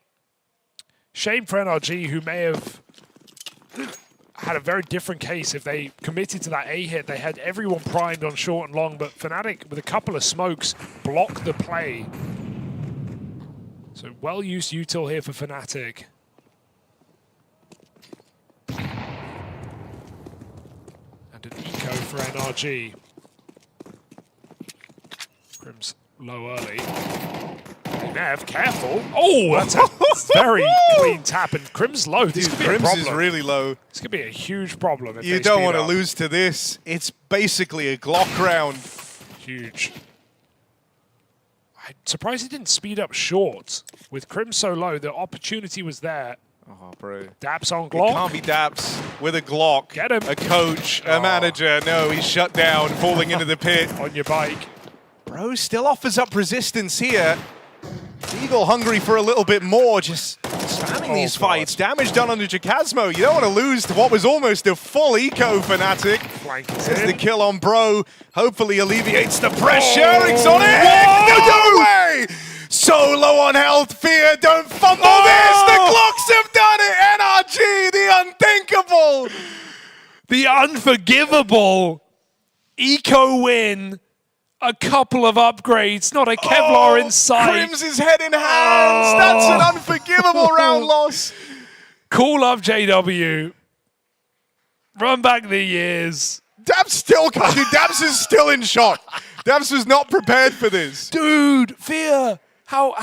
Oh. How did he not close that? Oh, this. He ran out of ammo, Harry. Oh, dude. He ran out. It's the Glock. Stick a fork in them. They're done. Oh. They're done. Yeah, in a power outlet, maybe. Fnatic gets zapped. What's this? What is that fight? Oh. I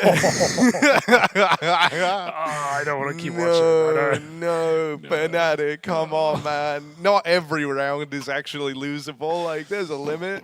Oh, you think? Oh, they're kind of fun to watch, though, in a sadistic way.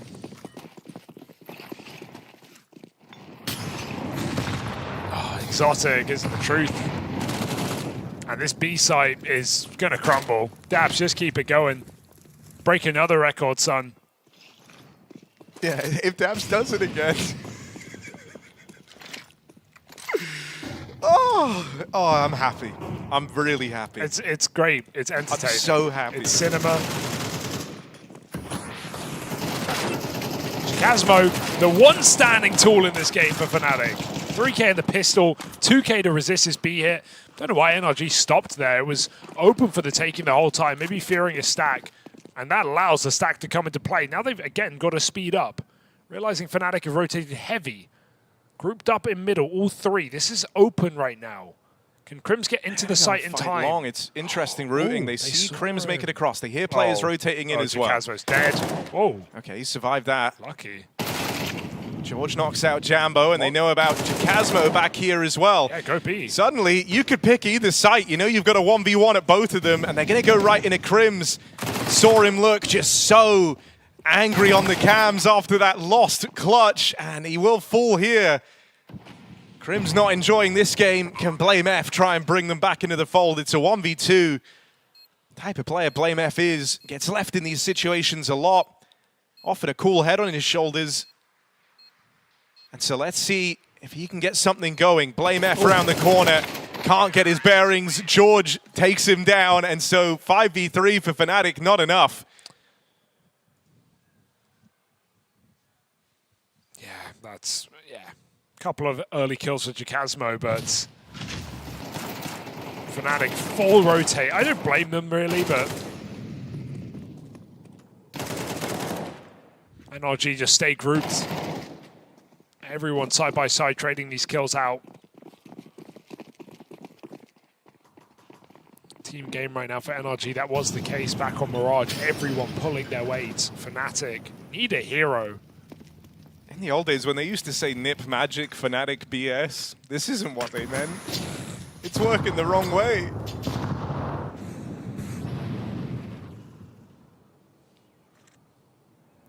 Fnatic might try and force this, but NRG are waiting. Oh, that's really awkward gun pull. But it's okay. Should be okay. xKacpersky another double, man. This guy, what's he doing? 3 double kills. A triple kill. Doing everything he can to make this game interesting for Fnatic, but that bomb is already leaving and Daps has already got the B site.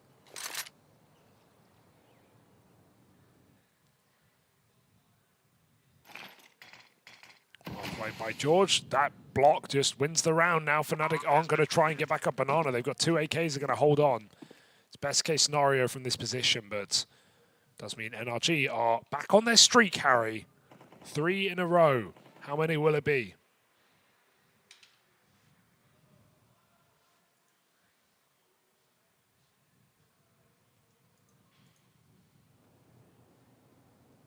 Dude, Daps is even hunting. Got to get that AK. He's coming for it. But he won't find it. That's what you think. Yeah. I know. Daps is capable of thinking at light speed. Okay. They're building AI infrastructure around him. But I don't think he found them. No. I saw him moving his wrist a lot like he was in a fight. He didn't. He was close.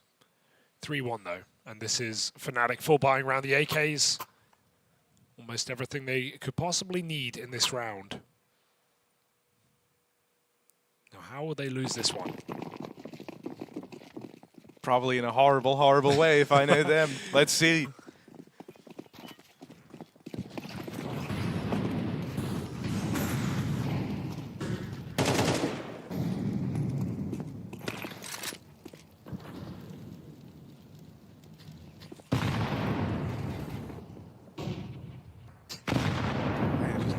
Dumping top mid util right now. I think that might prove to be pretty tantalizing if you're NRG. You got Bro up towards top Banana. They have a lot of map control right now. They're also out in mid. Fnatic are restricted to playing within the bomb site, so they're kind of flying blind in this round, stuck in a 2-3 setup. The onus is going to be on Fear, trying to piece together what the strat is from NRG. Not a bad way to start here for BlameF. Closing in on him. Okay. There's the trade for Jambo. Just got to go. It was a B play all along for NRG. These players flung out long, maybe to look to wrap CT again. And one man will make it through. It's Daps. Yeah, realization though. xKacpersky knows. Daps 1v1 here for the setup to this B side. They found Fear in the meantime. xKacpersky can put that number into the bomb. 3-on-2, Fnatic. Already some tagged up players, but they've got the kit. They've got the molly to burn out this back quad player. They'll just find him dry. And so xKacpersky left alone in this 1-on-3. CT player spots him, and now they know nowhere left to turn for xKacpersky. So there's Fnatic with the guns out, able to find some success, but this really is where they have to get the ball rolling.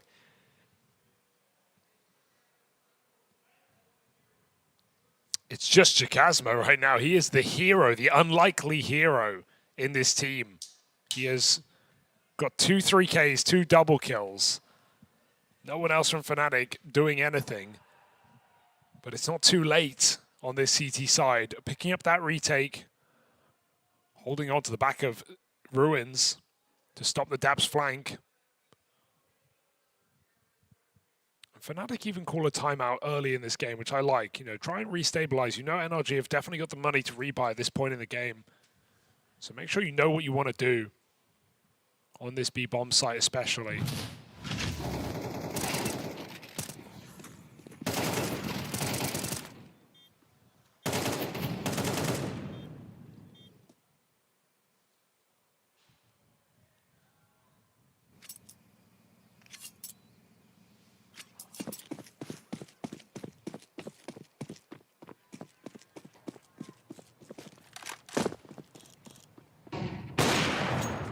Good info for NRG. Oh, they're coming for this mid control. Pop short. Crims is here. But oftentimes just ends up back down in the pit. So they're kind of aware that this short side often left empty with how Fnatic start their CT sides. Pushed Fnatic very passive early in the round. They were able to do this last round, but struggled to really capitalize on how much space they had. This time they are all in largely on this top mid control. Still have Bro floating around Banana just to try and catch any aggression which could come through. BlameF tucked in this corner, gets away with a freebie. Hit a really nice timing into that cubby there. They broke the smoke. They didn't even think he could be there in time. Jambo, one more. Grabs it. Easily done. This is where you want Jambo. In those shotgun AWP positions. 5-on-1, and it's a save for Bro. So a faster approach for NRG, but maybe they felt like they needed that kill to commit. The thing that makes it awkward is when they don't get it, Crims escapes in time, they all get stuck in middle. And Fnatic refuses to just let them have that space. Blame keeps pressure on, dumping utility on long. And NRG look a little bit lost there in mid, rather than just perhaps following up on the quick play up short and chasing Crims down. But plan fails. And Fnatic look to build in.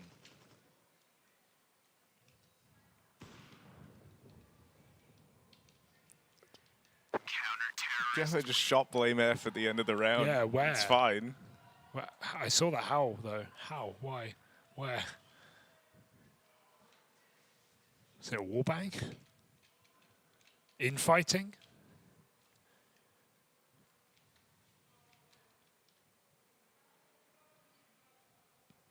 I doubt it. I don't think he'd pick a fight with BlameF willingly. It's going to go very wrong. Oh. All right, Jambo has the mid spawn again for this AWP, but didn't see anything on the scope down. Instead, it's a bit more pacey up towards Banana. NRG, they've tried a lot of this mid control, often end up getting it, but struggled to spill on over. So this time, a bit more pace out towards Banana. It's not worked out for them. And a decisive round falls in favor of Fnatic. This is nice, right? A chance to kind of build up the money here. You finally take control over the game. You're starting to situate yourself on this CT half. Won't be able to just, you know, lose around, get broken, start getting rolled over again. You have a bit of staying power in the map now. So this could go somewhere for Fnatic. Yeah, they look like they're waking up. A bare minimum, that's what Mirage was. You know, the wake-up call. Like, guys, we can't do that again. It was rough. It was rough for everyone. We didn't enjoy watching it. There's no way they enjoyed playing it. Can't lose a series like that, though.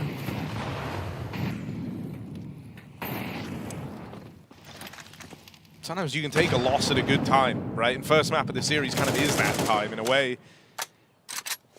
You wouldn't want that to be a map 3 performance because then there's no second chance. That's it. It's all over.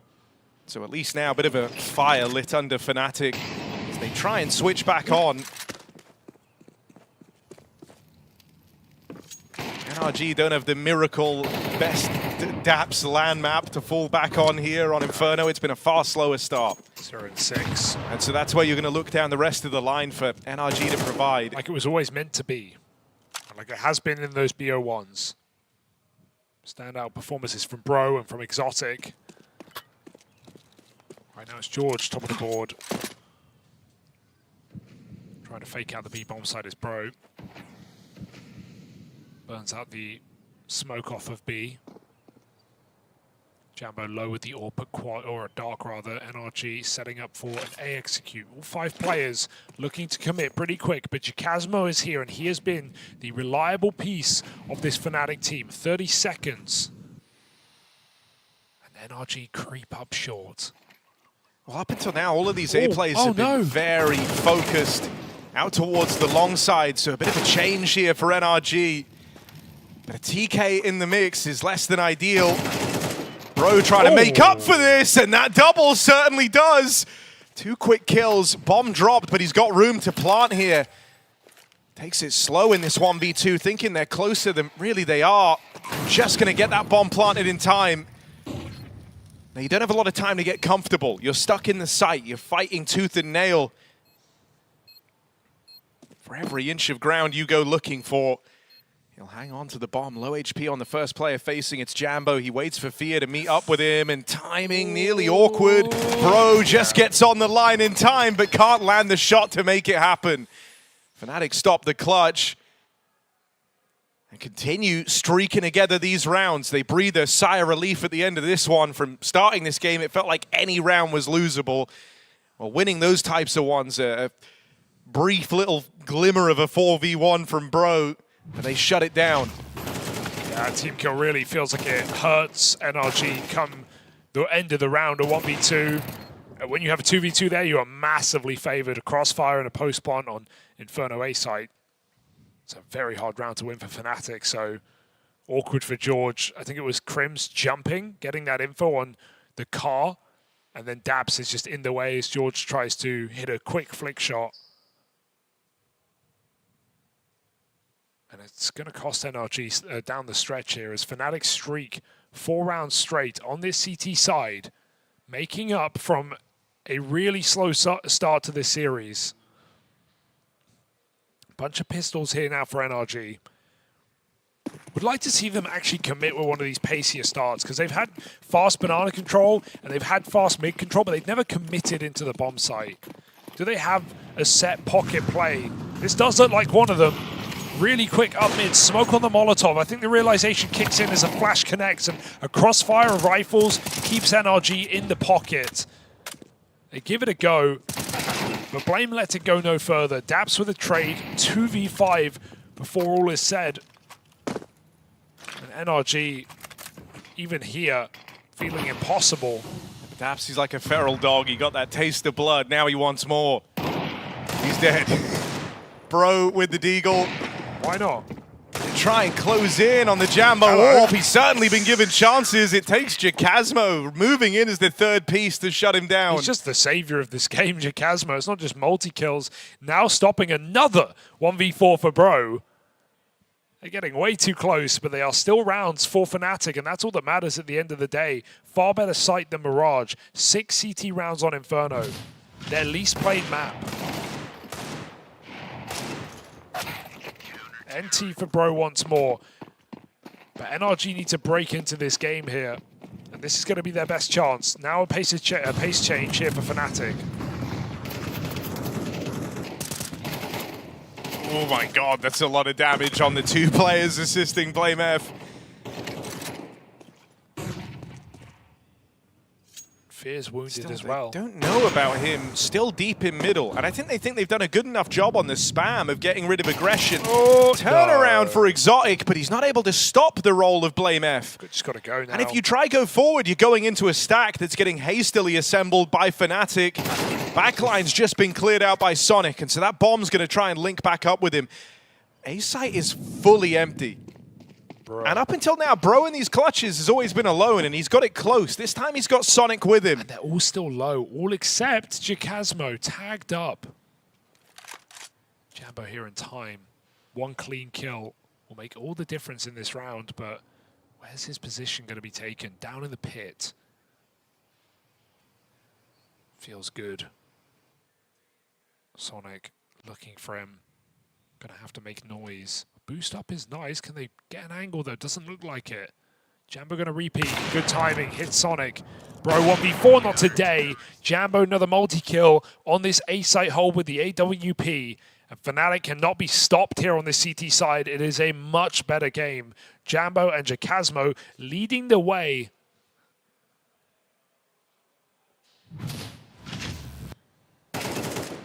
More just decisive moves being made from Fnatic, right? And it's like sometimes even when it's the wrong play, the fact that they all work together to do it, it still kind of works out. Like they're leaving the A site fully empty is a risk, right? And it's all hinging on BlameF as that kind of pivot point in mid.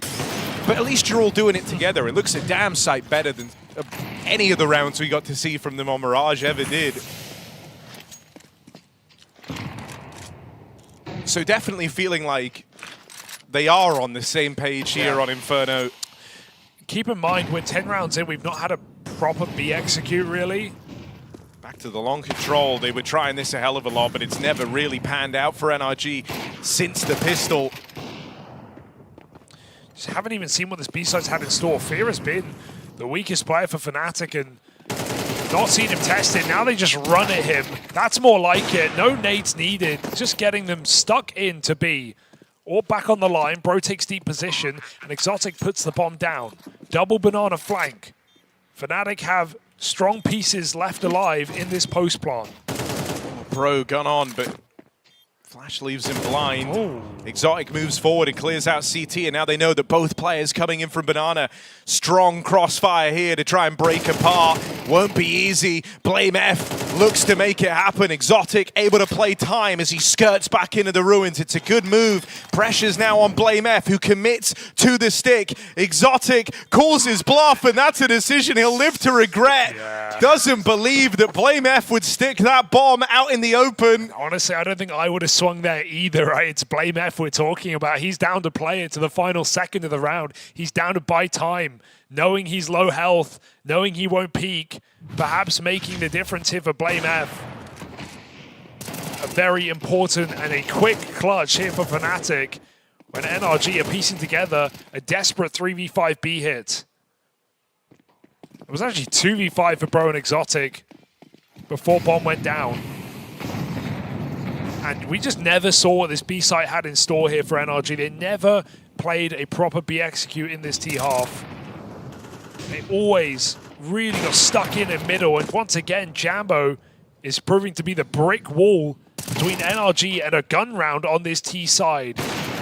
This shot now, can that be capitalized upon? It might just be. 3v3. Bomb pick back up. Oh, Bro takes that fight on a BlameF. Fear now out with a swing. It looks to make a difference. Ends up in a grave. And it's just xKacpersky, but this was the guy that got the whole game going for Fnatic. Left in this 1v2 clutch. Re-smoked on Moto. That's where he was rooting to, hoping he would find that gap, that window as the smokes fade. It's just been replenished, and so that's going to take all the pace out of the round. Bro.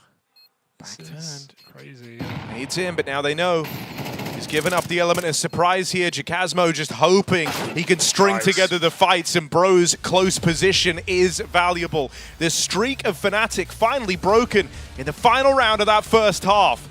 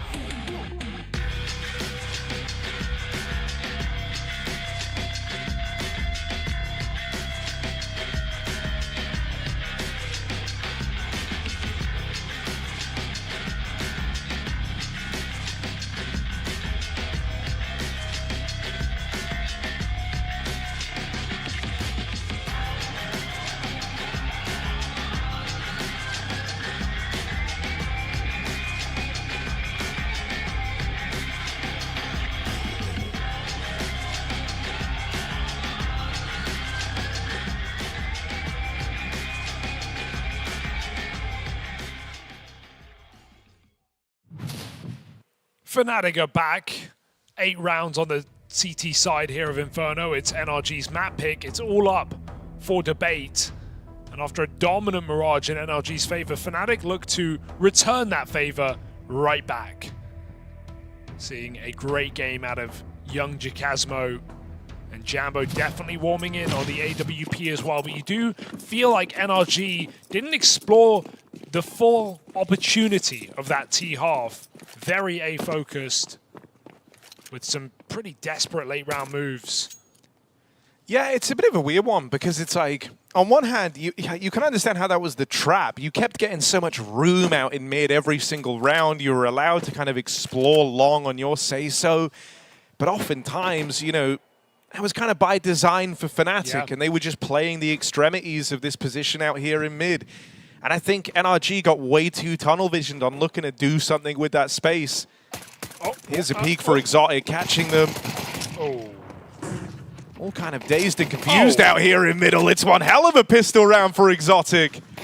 Can he round it out with the 4th? No, will get stopped shy of it, but still 1v5 clutch attempt for Jambo.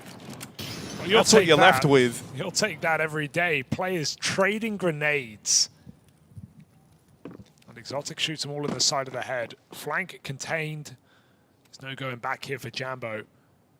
Gotta move forward in this 1v5. And an IGL's nightmare as Fear is trying to pick up bits of utility. Doesn't even get to throw them.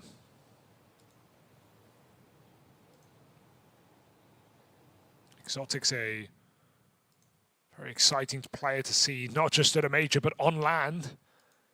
Player who disappeared for years after debuting back early 2016, 18 to 18, right? Played a bunch of online games, joined some teams, ran through some qualifiers, made it to a couple of lands, never showed up. Yeah.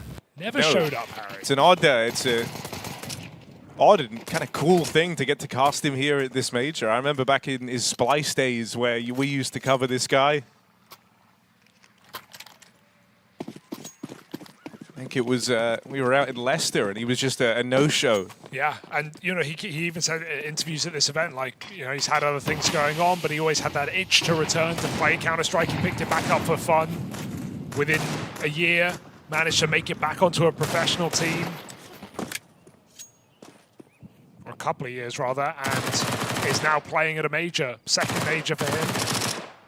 And it's cool, man. It would have just been one of these names that at most would have been a what if, but I think largely would have just been cast into irrelevancy. Sorry, major debut here, in fact, for xKacpersky. I think it would have just been one of those names where if you knew from back then, you would have said, yeah, you know, he was good, he had talent, but you never got to see it. What could have been. Yeah, but I mean, I think for the vast majority of people, you would have never even known the name. So nice to see him have the chance to put himself back out there. xKacpersky does have a big part to play in this round, as they've swarmed into the site just on these pistols. We've seen these get a little weird in this series already. Very weird, in fact. It's a clean round for NRG, winning it with 5 alive and getting that defuse at the end, so didn't miss much. Fnatic get swept aside in that eco and now get to full buy.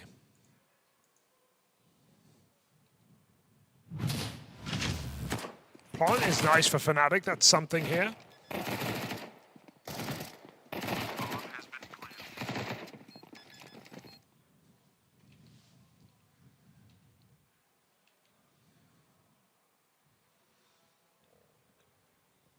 Let's see if Fear can lead them to victory. Coming into T-side gun rounds here, we still have 3 MP9s in play for NRG. NRG playing 4B in this first gun round on the half. It's quite a heavy setup early. xKacpersky was holding utility, but he's going to drop it and rotate back to Dabs. NRG only just getting into the A-bomb site right now. If Fnatic play up-tempo, they might be able to beat them in, but on control. Open for the taking. Fnatic looking to come in for it.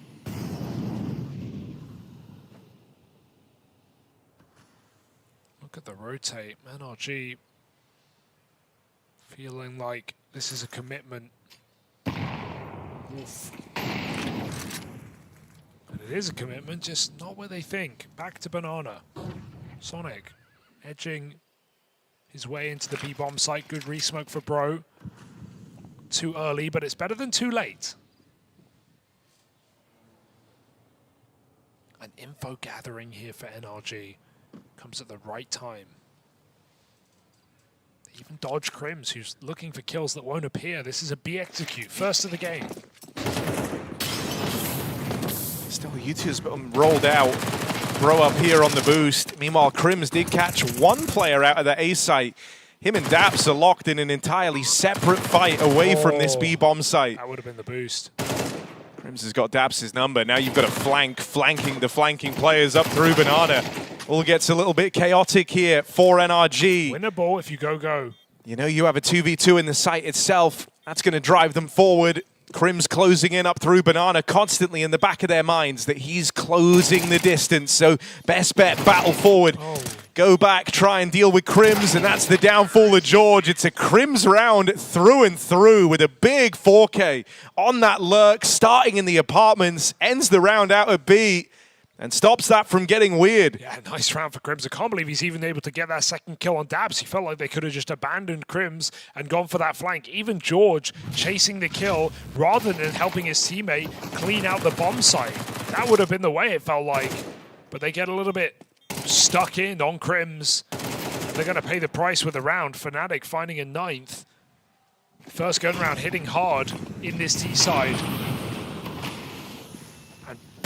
The pace straight through the Molotov at B. There's a couple of trades for Bro. Is he really going to re-peek? Looking for a third. Bro needs to grab a gun. They've got it boxed in, coffined. George follows up. NRG just throwing themselves into Fnatic's face. Fifth finally gets the kill. An unnecessary nade throw. Oh, Dabs. Not again. Crim's lurk, painful as it opens the back door into A. NRG feel like they're getting a little bit ahead of themselves in some of these moments. But Exotic's here. Yeah, had some good moments in the game. That's a big jump spot. Still, they don't react to it. And now Exotic, one bullet, and he walks that clutch over the line. NRG is still in this. Exotic is keeping them there. That is a crazy round to pick up. Another clutch for Exotic. Remember, he won that second round, right? He took down Fear in the A-bomb site with a similar-looking turnaround clutch. 1v2 out of nowhere. Fnatic jumped the gun right as NRG were doing the same in this round towards Banana. Exotic just goes, hey, open A site, I will take it. Walks in. Ooh, this is a game of mistakes right now.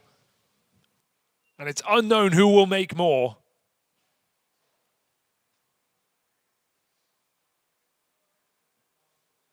Exotic keeping this alive for NRG in the second half. The re-peaks are crazy. It's a shame for George there because it's, you see, I mean, dude, he's lurking to there. be fair, yeah, I get it, man. Crims on these lurks out towards A, it would get you desk slamming like that. Haven't seen that from Dabs. He's having a rough one here, though. 5 and 12 after his highest rated LAN game of all time. You see that panic, though, when a lot of players like are getting run at, they'll throw the grenade that they have in their hand rather than the switch weapon. But that wastes your time. If George switched weapon, he would have had gun up to kill Fear, who only had pistol. But instead, he has to go through the animation of throwing the nade, then he pulls the gun. So just a little detail, but it would have been a fight won, and Banana kept alive. Whole round would be very different. Regardless, NRG can break Fnatic's money right now. Put them on eco. Whoa. You're still jump spotting. Careful. Oh, he's out of there at the right time. One molly left on him. Bro's going to go for the boost up. Put that MP9 in play. Oh, Famas over instead. Sonic jiggles. He can rotate Coffin side. Execute coming in.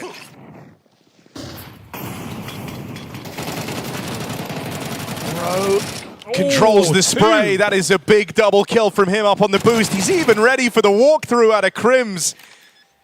Sonic closing in on the SMG. Bro makes much the same play, and they give a couple of kills over, but the molly there to catch fear. And in comes Daps. He's looking to give them a taste of their own medicine here with the banana flank.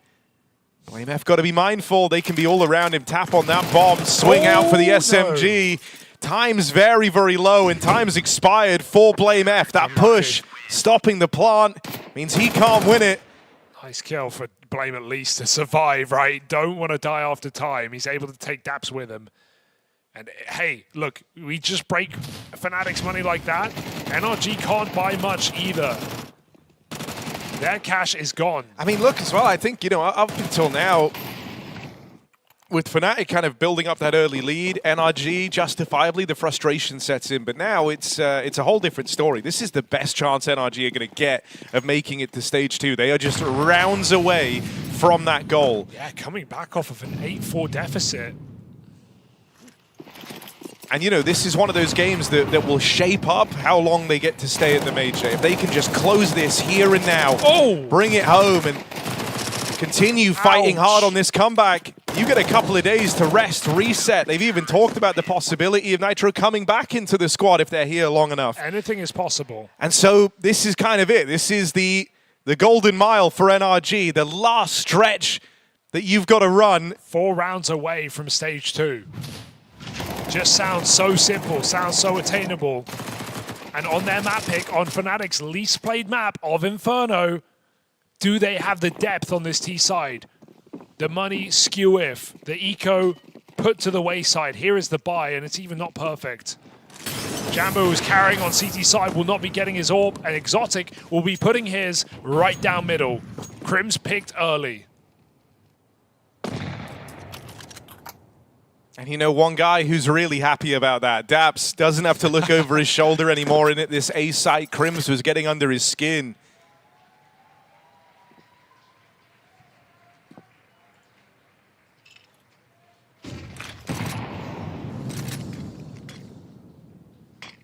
Now you're not just believing, you can almost envision that stage 2 graduation. But NRG can't get ahead of themselves. They've got a 5v4 here. I like that they're gambling, but they need to keep the info, and Daps has just reclaimed middle with a smoke. He's also cleared apartments. Daps is making information plays, and look at what that's done to the rotation. NRG on the minimap, moving 3 players into B. That's the effect of picking Crims. Trust me, no one knew better than Daps that this is the guy lurking the apartments, and so feeling freed up, he goes aggressive, allows this stack over at B. Util dump in, meant to tee up Sonic. Doesn't get anything done in the hold. And now that stack won't come to matter. They're both blocked off over at spawn. Fnatic have given themselves a fighting chance in this round. George looks to take it away. Rotate through Banana is slow. And so for now, NRG, they only have these 2 players fighting CT side. While Banana's smoked off. For long. They'll send Daps in to try and close the distance. Timing could be awkward here. Jambo's so blind, so's Daps. It's all chaos. No. Jambo wins his, has the AWP pinned in at Banana, but George has farmed the site in the downtime. Jambo has him in a headlock, and there he is. A clutch secured, and heartbreak for NRG as it was right there. If they take that round, they are running away with this map. But Jambo given the clutch, given them room to work with, and this one might have more twists and turns still in it. Yes, indeed. Doing too much, NRG. Doing way too much in Banana. Multiple players throwing utility. Daps gets full flash by his own, by his opponent, by his teammates. I don't know, but they're throwing multiple grenades when they just need their guns out to get that kill. Jambo lives and fights forward for a huge clutch to keep this game alive for Fnatic. Both teams' money on the ropes right now. I mean, this is where you're at your most nervous, right? This is where you're at your most twitchy.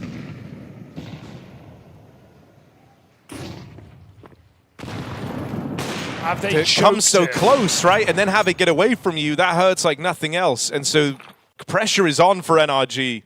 Fnatic are trying to long out this series, trying to take it the distance, and then it's all up in the air. This is the closest you might ever be to stage 2 qualification.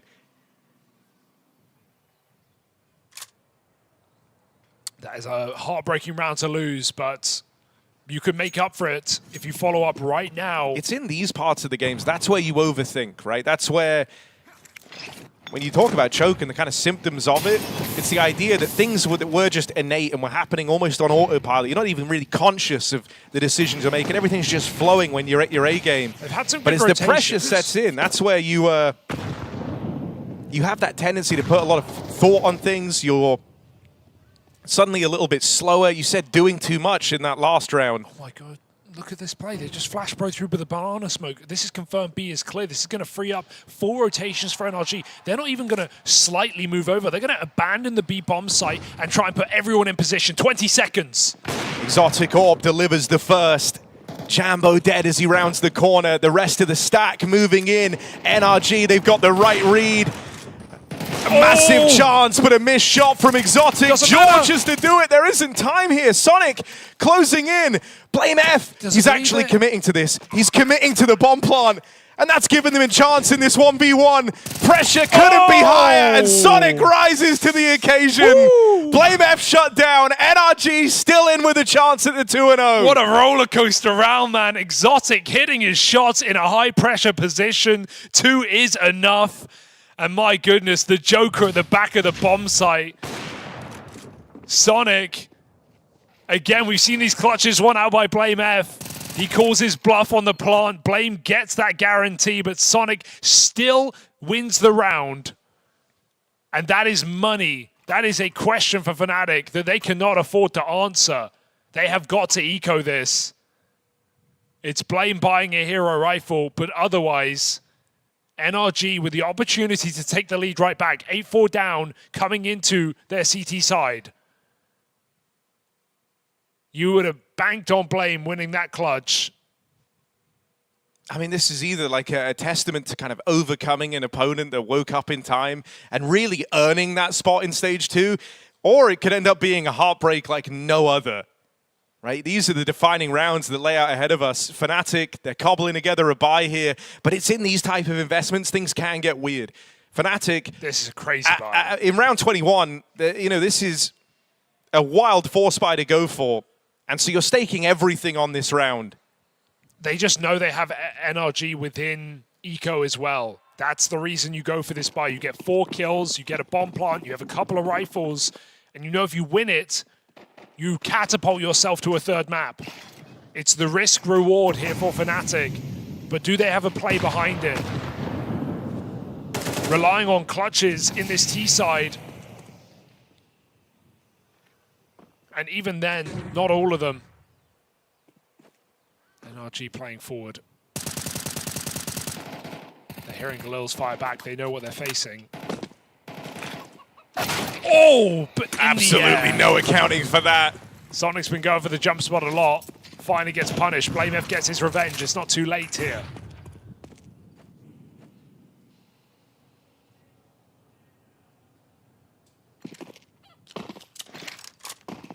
And you have to take a gamble, right? You lose Sonic in a fight like that, no chance to trade. Daps is going to try and provide some info to the rest of NRG on this push out through the apartments. And he'll take it no further.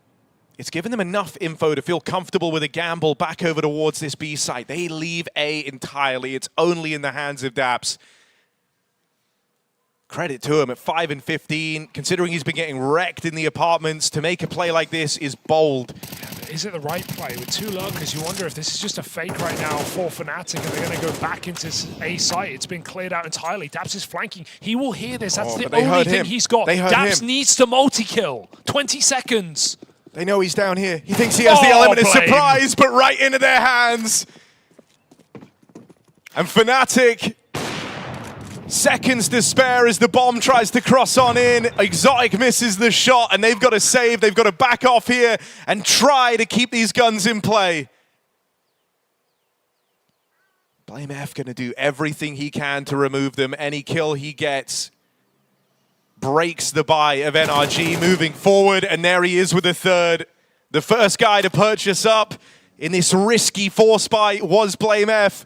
And this is why 3 kills has given Fnatic a lifeline in the tail end of Inferno. This is what Blame was always meant to do, save Fnatic.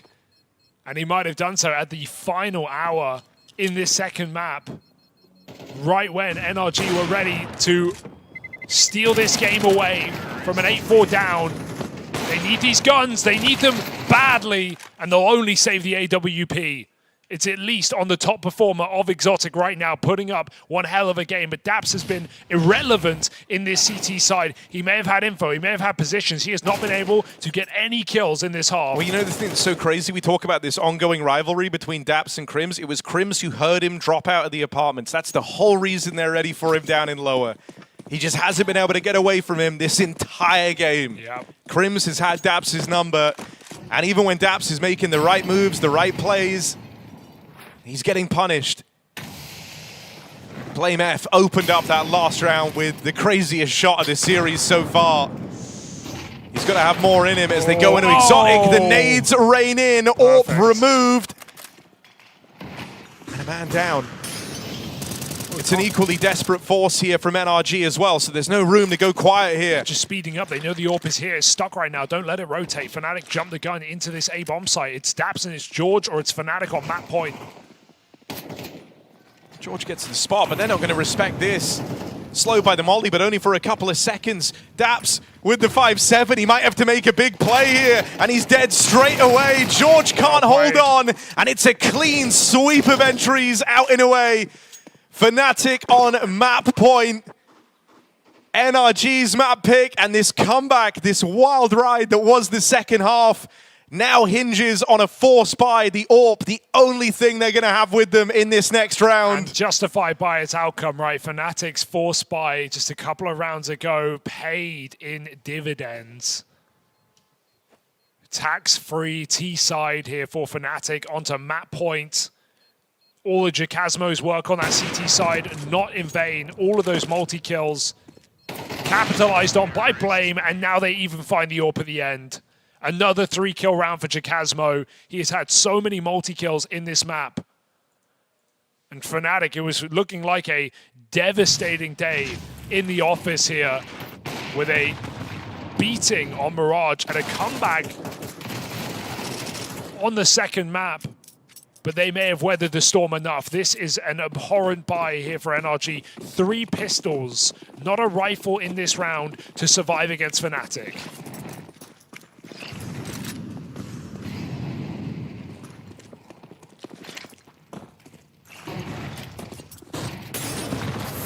Nades again, find good damage on a Sonic. They force him back.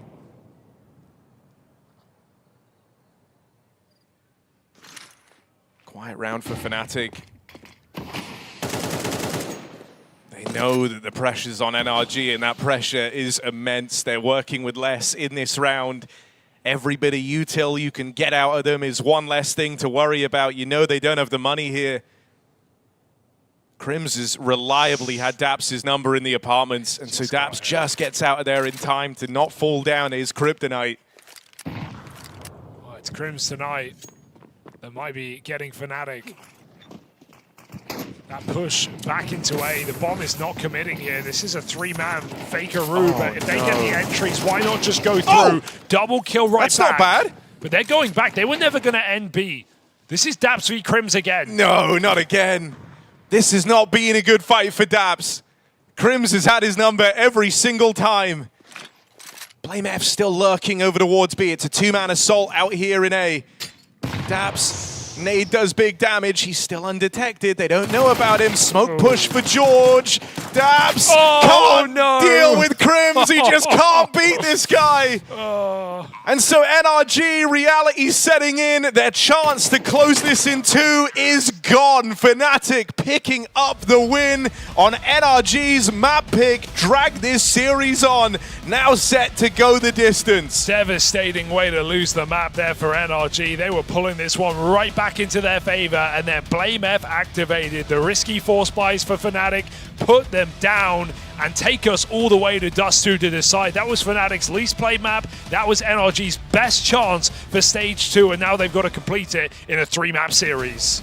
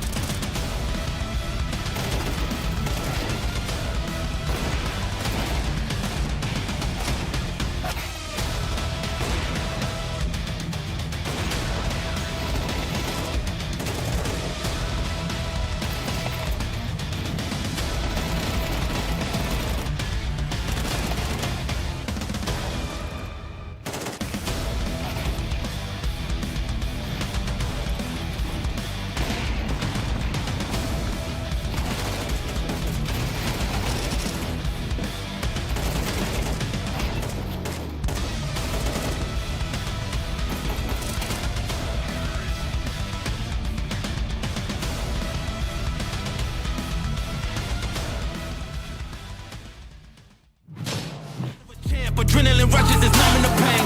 Too competitive, I like the narrative, I don't know best in the league. Who you comparing with that is embedded in top of the throne of the speed. How you moving so when it's speed? I just been bringing the heat. I just been bringing the fire. Been bringing the fire. I just been bringing the fire. And they can't stop me. CS2 has certainly been explosive this year. Final epic stage, the pinnacle of Counter-Strike. It's what every player dreams of, to overcome fear, doubt, rivals, titans, and lift the trophy that transforms them from contenders to legends. Victory is one thing, but to do it in an arena full of real fans, now that's what truly forges legends. Buy your ticket now.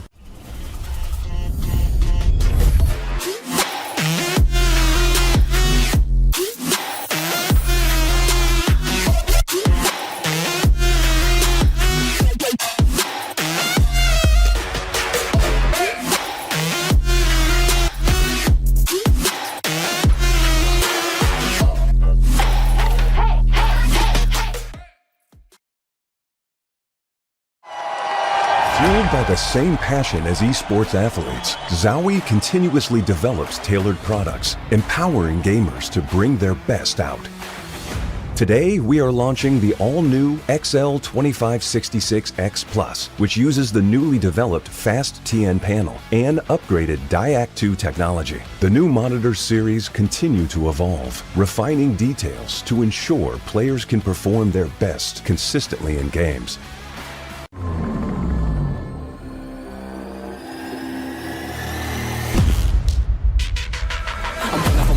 I'm shooting my shot and I'm already grinning. You know that I'm one of you sending. You know you've been cutting, you know I'm ascending. I'm one of them winning.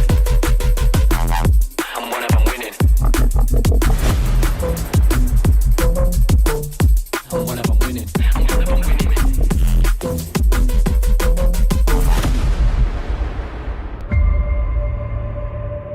The return of Area 51, Alienware's highest performance desktop yet. Equipped with powerful Intel Core Ultra processors. Innovative architecture designed for ultimate gaming. Engineered to evolve alongside your game. Encounter the legendary Area 51 at Alienware.com.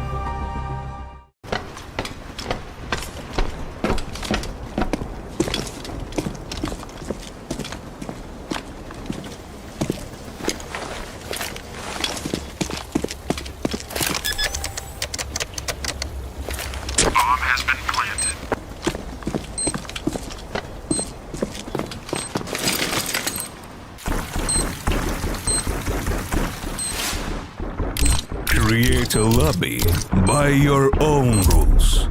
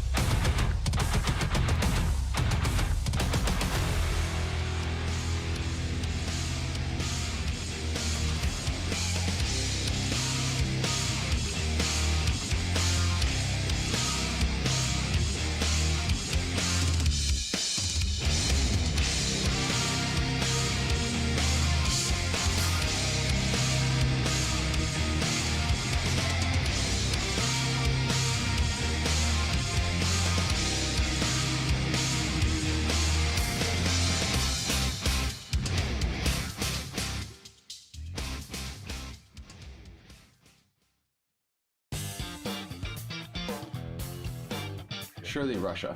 Okay. Because like obviously you would have Monesi, you have Donk.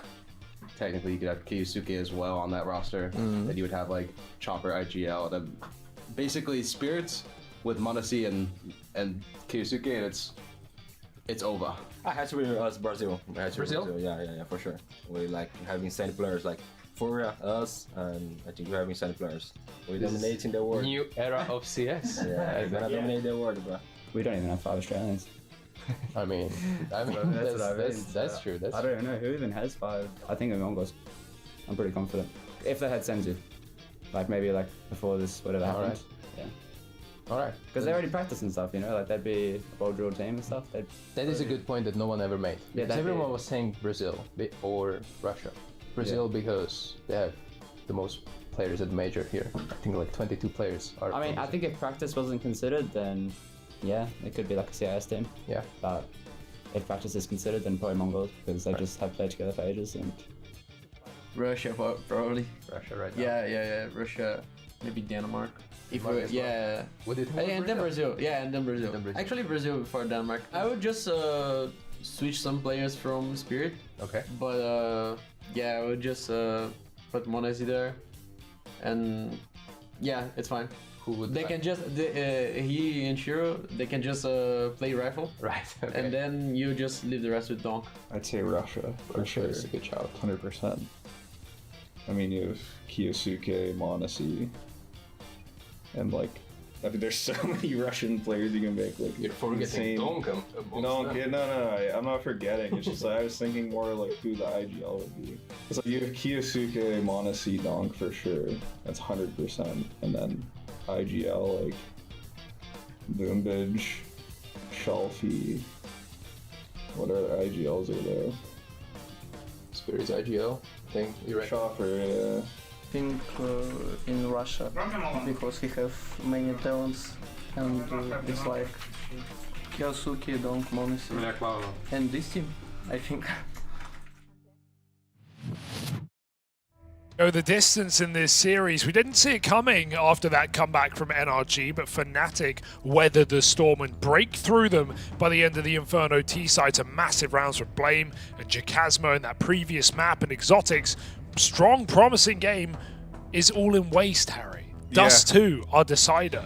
Dude, this could be heartbreak for NRG, man. For Fnatic, great to see them kind of powering up as the series goes on after a really, really horrible entrance on Mirage. Yeah. They've gone on to course correct now. And now you could inflict maximum damage to NRG. If you rip this away in 3 maps after Inferno was so close, you deny the comeback. All on the back of a really risky 4-spy in round 21, which was a ballsy call to make in the first place. You know, then this would just be a twist of the knife, really. We said back on Inferno, there's a world where NRG, that was the closest they ever get to stage 2. And we won't know whether that's the case till their run is fully concluded, whatever happens. But just, you know, the idea that that could even be a thing is, well, the potential for heartbreak is high, Hugo. I'll say that much. It's a safe bet. Dust 2, a map that NRG beat FaZe on in a BO1. I really can't say how much that means. It was a game that went down about 1 in the morning, so factors like that must be considered. And yeah, with the momentum in Fnatic's side, even though this has been a strugglesome map for them this year, it's also against stronger opposition than NRG have been facing. So it's hard to know what we're going to get come this decider between Fnatic and NRG. All we know is we're guaranteeing a team into stage 2, and we're sending the last into the final day of play in that 2-2 bucket.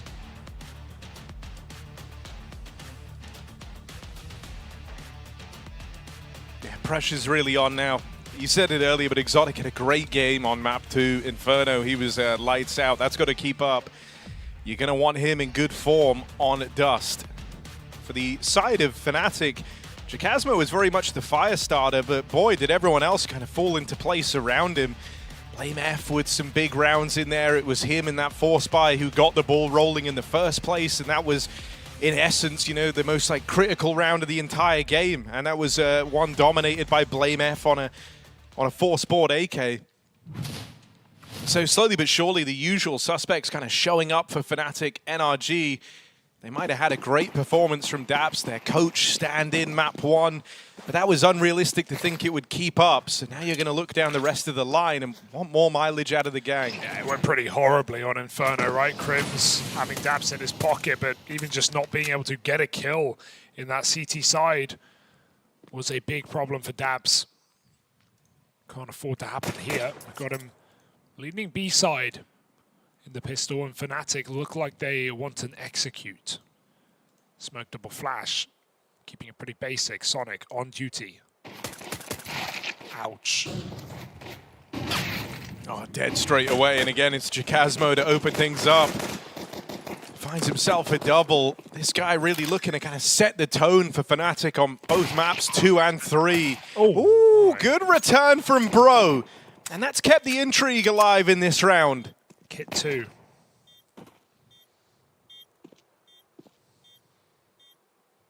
No one moves a muscle yet, waiting to see if Fnatic give anything away, but they made the case. Blocked in the door. No, that's really rough for NRG. Bro didn't want to commit. He was trying to jiggle, and George stands behind him, forces him into the site. He just gets stuck between two. And all the meantime, Exotic is scaling in, but I think they were trying to just bait for him. Oh, not on the same page there at NRG. They pay the price after Bro's nice double from window. He gets sent to his death. That's a disaster. I feel like a retake was brewing there. Yeah. It's not what he wanted. Daps in the lower smoke. He might get a kill. Long rush denied. And George shoots Exotic in the head as well.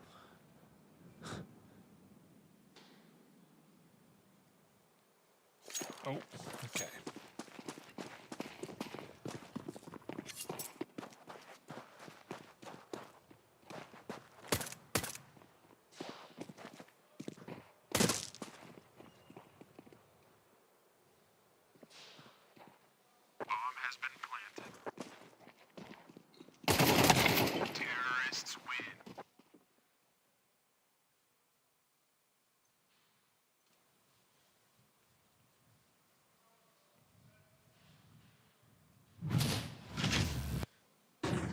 This is where, you know, nerves are going to reach a bit of a fever pitch, and where mistakes are more likely than ever to get made. For Fnatic, it's the case at least that they're kind of riding the high, feeling like they've warmed up into this series.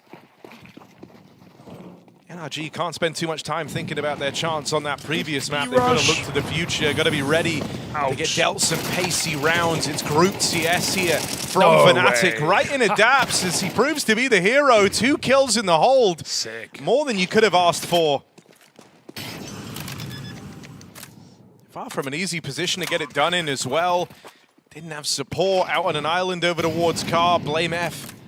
The spot of a player out by the door, but Util in to displace him, forces him forward, full blind, and here's the push. The retake for Sonic opened up. xKacpersky tries to deny, and he'll succeed. Swings for the fences. xKacpersky with another clutch. And he has just been coming into his own since map 2 started. Yeah, the first few outings for this guy in the Fnatic jersey were very ugly at Bucharest, but he's had some phenomenal moments, some phenomenal maps here at the Major. Last game as well was the fire starter for Fnatic. This is a round where you feel like Daps has done all anyone has to. Double kill at Car to stop the B rush on 30 health, but xKacpersky is able to isolate Jules very well. Gotta say, the door swing coming first feels like a huge mistake in retrospect. Sonic not letting his teammate get out tunnels first. And so these retakes have been ugly for NRG. And Fnatic is starting to just thrust themselves forward in this series. Oh, Sonic through smoke with 2. But this is still only pistols. What? How? Sonic's going huge right now. And I tell you what, look, man, you can deal with a lot of nervousness if you get one super unlikely, cheeky round early in this game, and this could be it. Sonic has teed them up for that fact. Daps on the wraparound, and he's got to beat an old problem, an old foe. Crims on the line. Daps deletes him, and NRG from nowhere. Crims is like, I finally let him win a fight. He's finally in. Oh, dear. And yeah, it's a very winnable clutch for Crims as well. This will give you, like, I don't know, the mental boost around like that can provide. You watch Sonic, who has no reason to win this round. Like, look at what he had to deal with. 3 players pushing the smoke, separate sides of it, trying to trade him. And then you have Daps winning a fight versus a guy who absolutely destroyed him back on Inferno.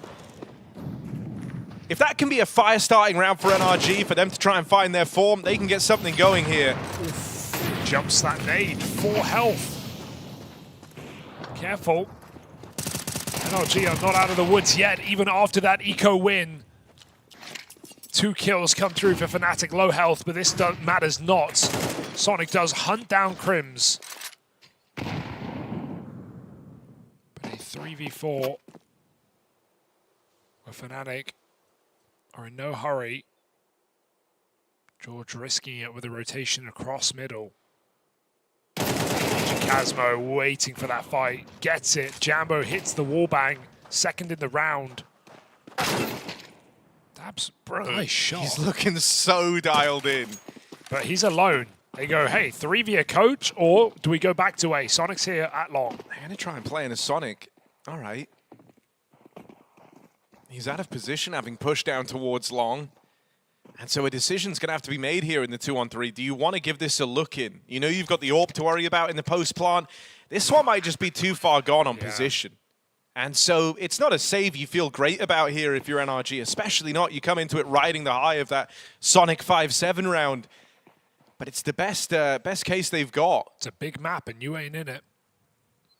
Sonic is rerouting long, but Daps is not going for this, so just exits here for Sonic, and even fighting long is a risk against Jambo's AWP. So Fnatic do convert 4 on this T side. Responding after a shock eco win. Sonic wants exits, and he does take the AWP out.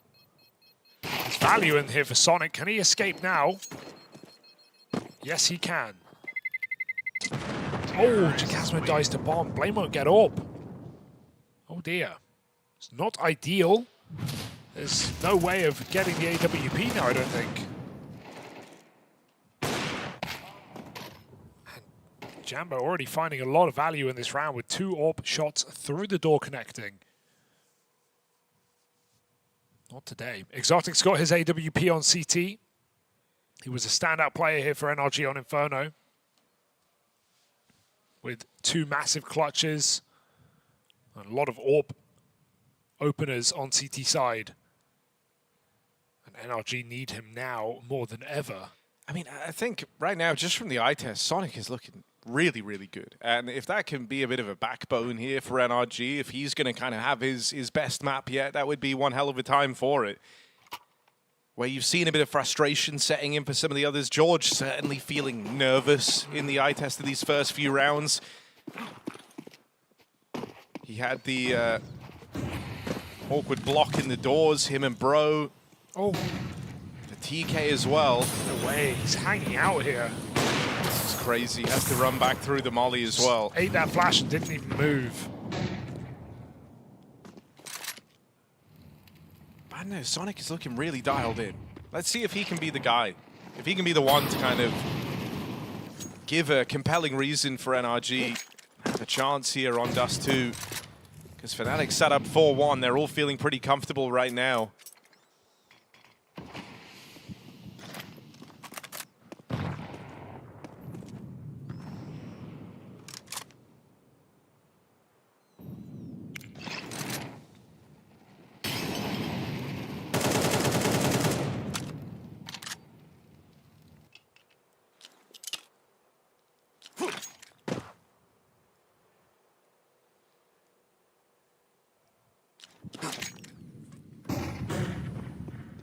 Flashes on long. George drops into the pit, and they heard that. They heard the drop down. He gets his one at least. In comes Sonic, hoping to play cleanup. Okay. Able to get another AWP now on the line, but xKacpersky never fires off. Daps moving in, but Bro caught on rotation, and Daps can't attempt this 1-on-3.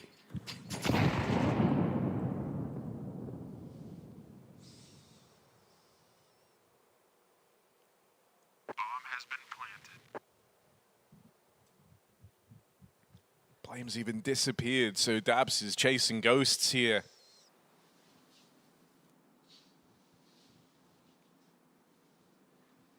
It's very blame, isn't it? Dabs maybe he's gone to the B side, shot on the side. Big round for Crims as well. That third kill onto the AWP stops any chance NRG have in the round on long.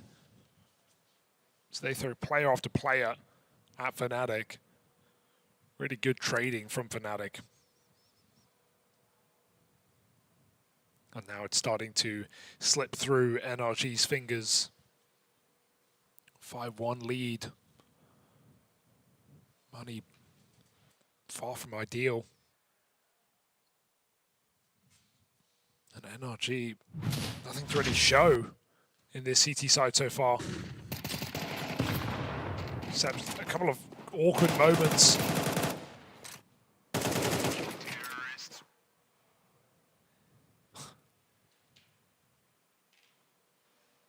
I mean, there's a couple of things about this that are kind of interesting, right? Like,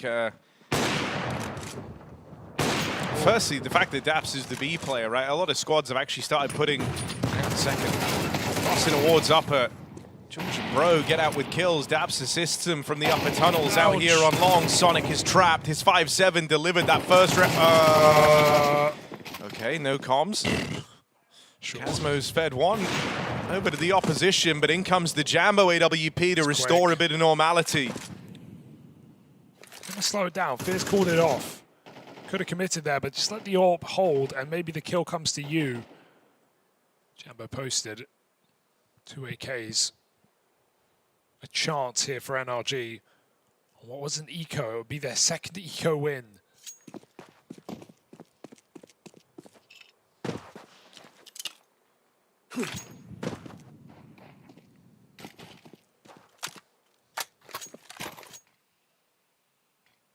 Cross smoke and AWP saved for later. They cross in with rifles. George on the site. Here, it's Fear to open, and the catch for Jambo. Fnatic just keep racking up these rounds. They go into the stack. It doesn't even matter. Both players clean headshots, and Fnatic funneling their frustration into stealing the series right out of the palm of NRG.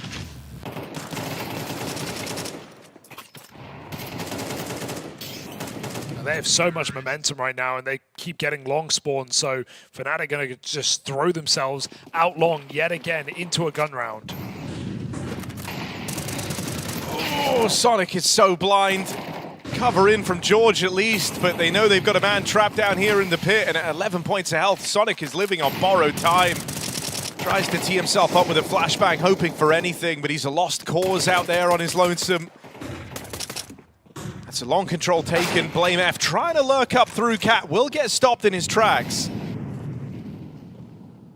And that's a huge kill for xKacpersky. He's tried a couple of opening moves on the AWP, yet to really get anything from it. You shut down the short play, you shut down the A split, so Fnatic have to look for other solutions here. Daps needs to go back to B though. It's a big hole right now, and Fnatic are resetting through spawn. He's going to get there in time, but again, Daps is going to be asked to perform in this B bomb site. Bro Smoker's big assist. But Fnatic, 3 players, nothing to lose in going through. Oh dear. Daps has got to be real clean. Gets out with one, does his part in the round, but they will start moving in now. xKacpersky's already had a clutch to his name over here in the B site. He's going to have to try and add another one. 30 seconds left, and Bro with the swing, with the assist. Kicks that one aside. That felt really winnable for Fnatic if they didn't mess up their door smoke on the fly. It landed outside of the bomb site. It didn't block anything. If that hits, there's no way you can get that double kill from middle, and Fnatic have the bomb site with a man down put the plant in, and suddenly you're arguably favored. And we've seen NRG mess up some retakes before. I love how Jambo jumps out tunnels here to offset Daps' crosshair. Allows only 1 kill from Daps. But it is enough for NRG to convert the round, so try and set the AWP up in this one. Oh, that's heard for sure. Exotic stuck. He's stuck. He doesn't know where he is. Oh, might be fine. They're really close. They want to try and punish. They heard these players screwing around in the smoke. They try and walk on Exotic, but he's able to get gun on in time. And that's one of these rifles dropped out in mid now.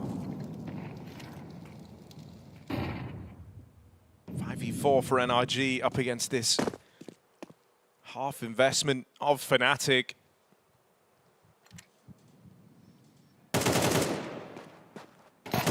Oh, good catch for Bro. Him and Daps working in tandem.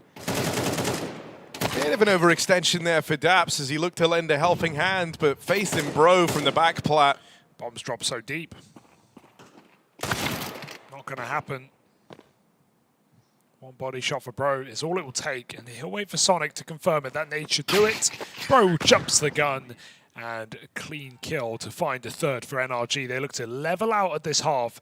That was an eco there for Fnatic to allow a full buy. Had the most problem dealing with these pistols at times.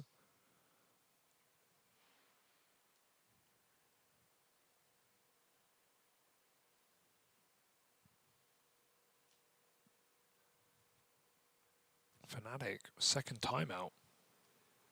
It's their first, actually. I mean, look, the B-side's actually been pretty solid for NRG, even though that's where Daps is playing and you'd expect a little less mileage. Bro's been great at filling the gap if Daps dies early. And Daps himself has had a couple of multi-kill moments on these B hits. So right now, the vulnerabilities felt like long. It's felt like these A splits for Fnatic. I'm curious to see if they just go back to that. You tried a couple of variations since you last went for this long control. Obviously kind of dictated to by the spawns, and you can see they don't have them here. So nothing fast out towards long, but I don't know if that's going to dissuade them entirely.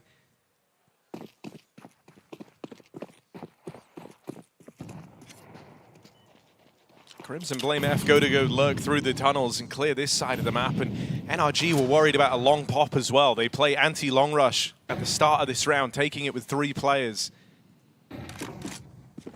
Still, you can tell a lot just from the info that was thrown in here. Sorry, the nades that were thrown in this round. If you're Fnatic, with multiple players waiting outside of the long doors, you hear all that util, you know it was an anti-long rush setup. And so a little bit quicker to react out through mid. Molly won't do much. Exotic can still see over. And they pull a third player into Catwalk as well. Exotic can drop after 1 shot. Spotted by Jambo. Mid to B. But up Cat with the smoke. So into this setup, into this stack. The smoke comes down. They don't believe that Fnatic would run through. That's exactly what they do to their detriment. 2 from George. Bomb spotted, and Crims will not make it through the smoke. Cut down by a B player. 2v4 here, and Sonic follows up. There is no saving this one for Fnatic. A well-placed smoke on the short side stops them in their tracks. And NRG trade their way out. Good double from George. And same from Sonic, finds their 4th. It's a half that's recoverable here for NRG. As Fnatic don't get a plant, they've got to play for the last.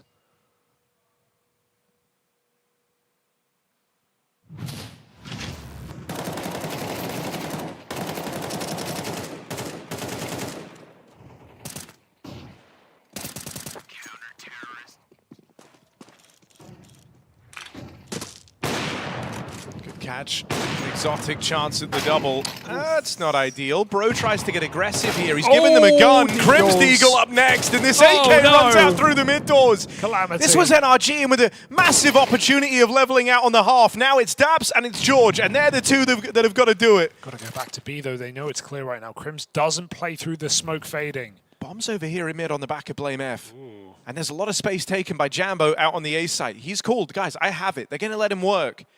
But Blame doesn't want to cross. Little does he know he can do it for free right now. He's holding for a fight you don't really want with a Glock. And George is going to make a crazy play here. He'll just fool the Crims. Dabs has got to do it. So much being asked for here. The coach, the stand-in, he can't stop them scaling, but all three players are but a shot away from death. Oh, there was a window there for George, but he waited too long. And Dabs, there's no chance in this one, even with low health. I mean, hilariously, his nades would really go hard here, but he's going to use his HE early, and Dabs still looking interested. The call coming in, they're all low. He can take one shot, so can they.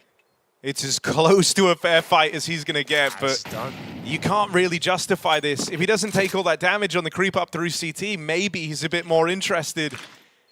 Instead, he's hoping to recover the AWP. 1 kill given to Daps. They're watching on. They want to deny the AWP pickup. They know what his goal is. They know what he's aiming for. Oh no, it's back. It's back. He saw it. He's got it. And he's fine. Yeah, for George, there was a timing there early where it's just Blame with a Glock, but he waits so long, and then Crims comes back from lower, and then he's running into 2 pistols. It was a really awkward angle from Blame F to deal with.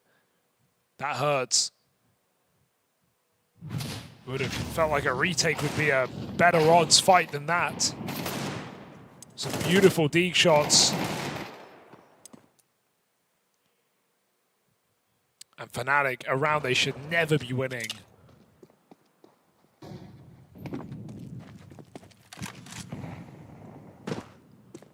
Double orb in this final round.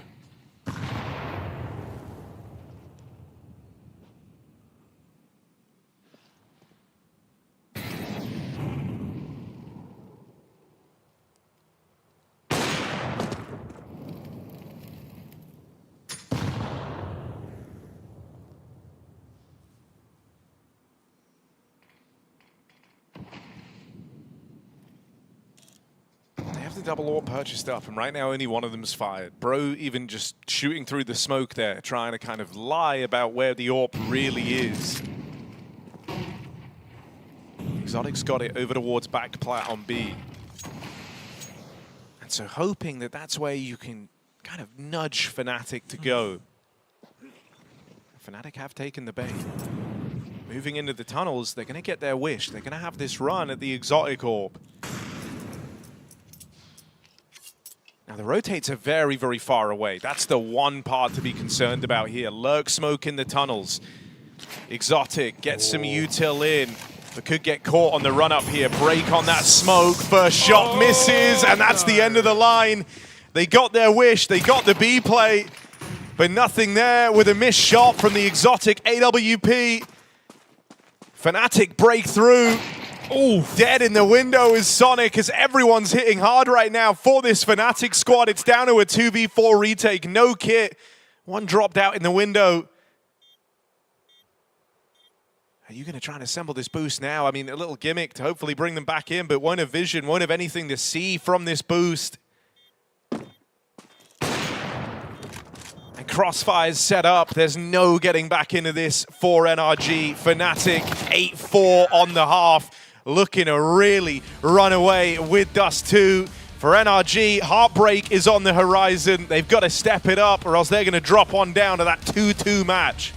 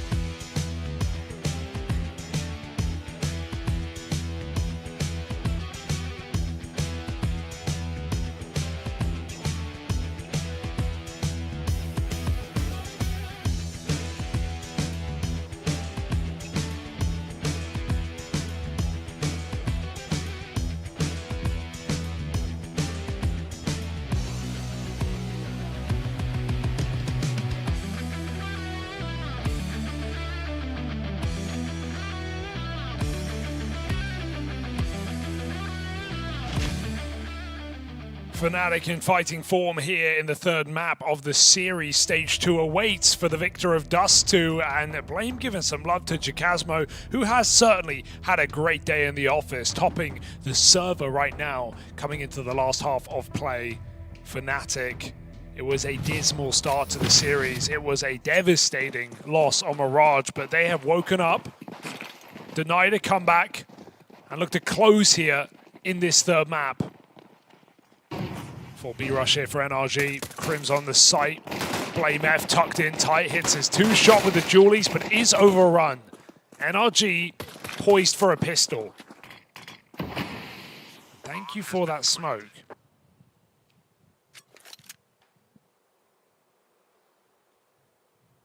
Yeah, save the Kevlar. Nothing to do here.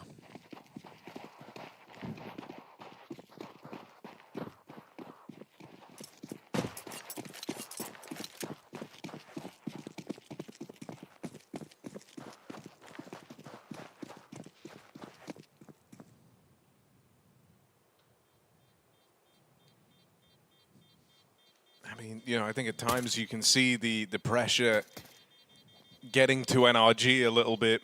The feel that they let this series get away from them. But a pistol round is a step in the right direction at least. Fnatic won't wait long to try and make this competitive again, but for now, might just get to close this game up a little bit.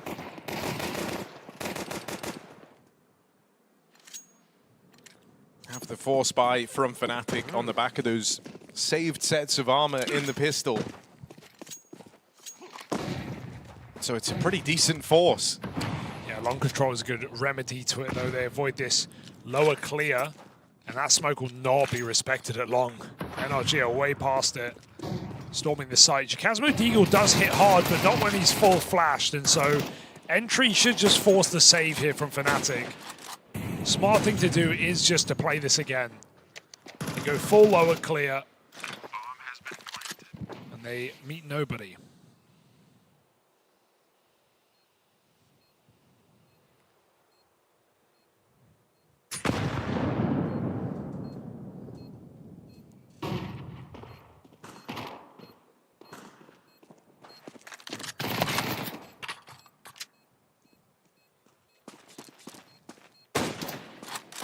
Scout's doing some damage. On one hand, you got past that force by nice and easy. On the other, you still have to worry about it in the next round. So still a threat posed to NRG here, and that's with the promise of guns coming in the next. This one ends up being a bit more expensive than they would have liked and all, just to top it off.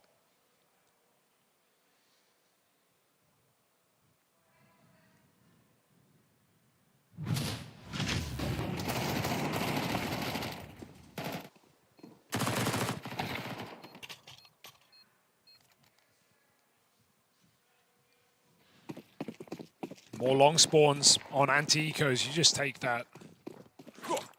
So Sonic sends it. Grenade. But this control is NRG's.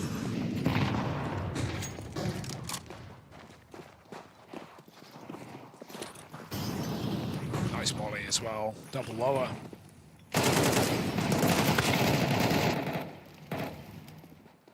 Yeah, down here with the Mag 7. Nef's time to shine. Jambo finds another on the scout. This one ends up coming down to the wire in the 2-on-3 now. Fnatic are going to lend Blame F a little bit of room on this backstab to try and close in. Free smoke should be it, though. Still feels like you kind of have every reason to still remain interested in this. Try and do a bit more damage, especially on Crims, who has nothing to save, really, outside of the armor. Blame just going to fight with Crims as he scales up CT. It's best case scenario here, spotted. Blame in spawn. Looking to find some damage on the way out. Honestly, could be all three here for Blame. There's two. Nice shot for Bro. One gun survives, but damage is definitely noted here by Fnatic. Setting themselves up well going into a gun round. NRG looking for another 8-4 comeback, but for this one to finish.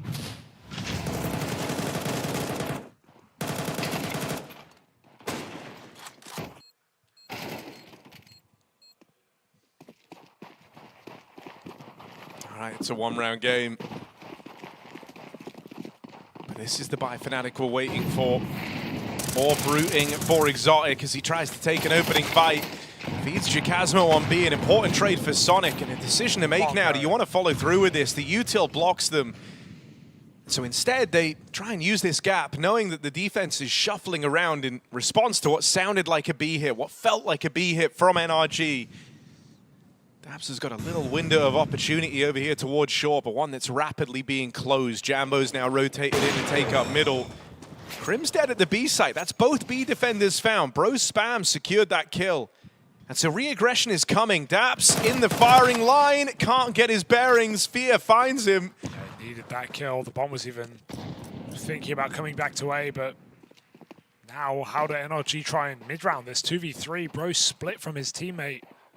Trying to fake out long. Fear's just retaking the space, but Bro's got a bit of room here. I mean, if he gets his kill, that's surely going to draw rotates. You last saw Bro in the tunnels.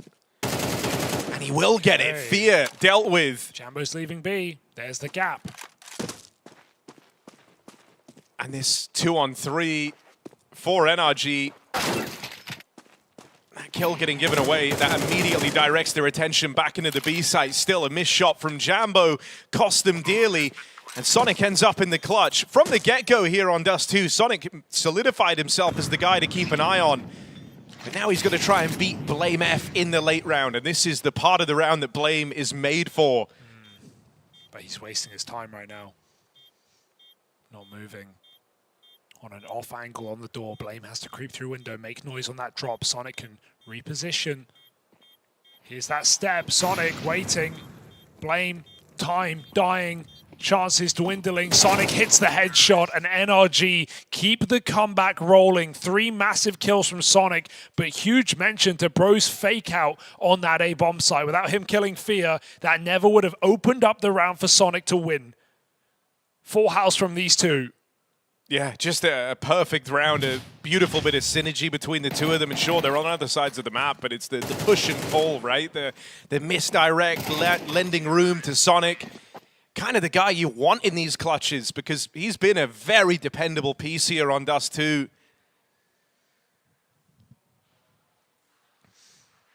Fnatic getting a little bit shaky there with all those rotates. Info is only one player, but everyone repositions as a result. They get faked out. xKacpersky is having a stinker. 4-13, bottom of the server.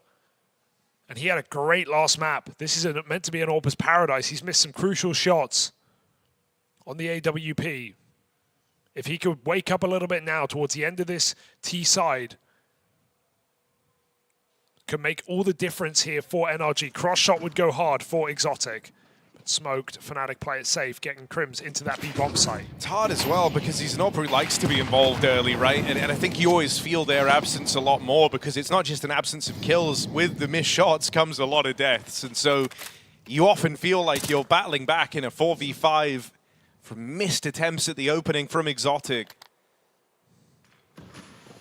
Shuffle. One thing he maybe has going for him is like, with such a determination to go about taking them, when he eventually gets it, that is going to be a leg up for NRG. At least he's kind of staying true to the type of AWP he is. Yeah. See how they use him on this T side.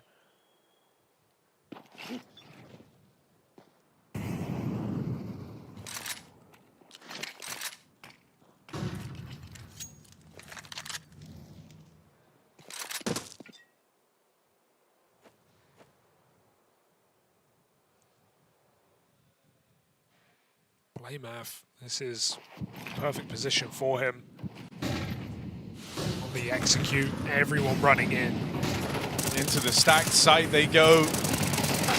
Jambo and Blame F just trading contact, and Blame leaves it all on Bro with that double. xKacpersky there to lend a helping hand and right into the belly of the beast for NRG. So might be able to match the scoreline, yet to overtake Fnatic as they maintain this lead. Yeah, huge round for Blame. He was waiting for that and just trading contact, as you say. A perfect palm tree flash. NRG visionless on that A hit. And oof, with all these clutches coming in, NRG have nothing to show for it. A hero Galil. This is quite the sticky situation. In a game that's felt like a two-man army for NRG, still only one round behind Fnatic. But we're about to see Fnatic pick up some freer rounds here. Should be 11-8 before that next fall buy for NRG. At that point, you just have no room for error. Fnatic have teed themselves up to take this game away.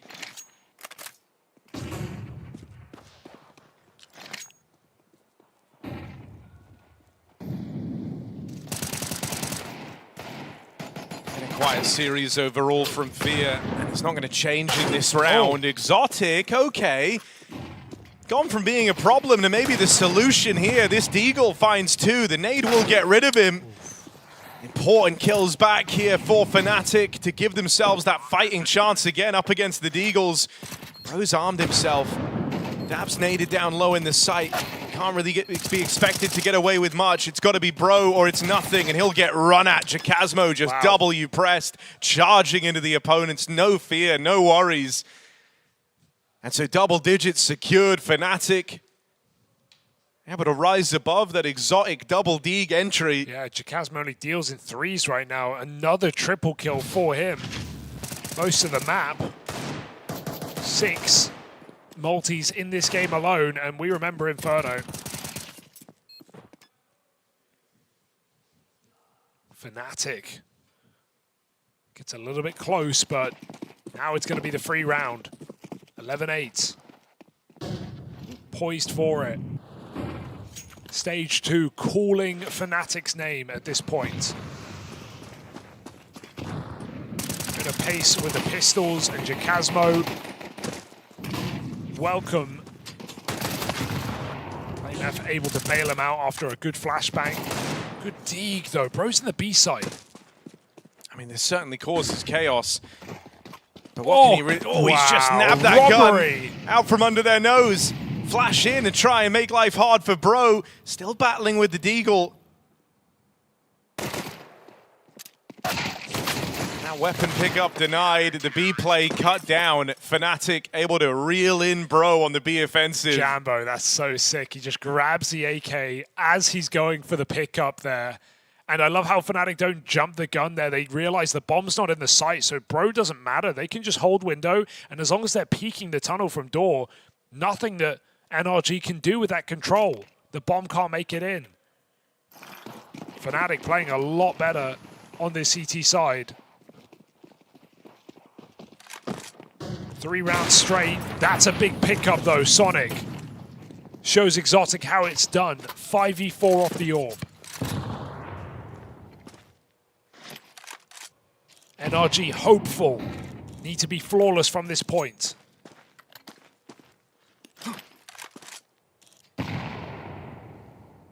Break just on the top of the smoke for Jambo, but nothing seen. I mean, NRG have been really hard pressed at getting these openers. Sonic just went out and secured it for them. And so you kind of have to deliver on this round. You've really struggled at finding these types of positions. Into xKacpersky, missed a multi-kill, but that's one step too far again. It's all Sonic in this one. 2 kills deep, both of them openers. Daps moves out through the long doors in the downtime, and this should just be a save from Fnatic. They're out of position to make this one happen, and a man down. Sonic's double is enough. Yeah, xKacpersky, it feels like a crazy re-peek and a commit, but the reason he does it is he sees them pushing his smoke, and his team are regrouping for a mid-push right there. If he dies, or rather if he drops off and doesn't take the fight, NRG are going to get the site regardless. He can't stop it from CT. So I guess he feels like he has to get something from that position.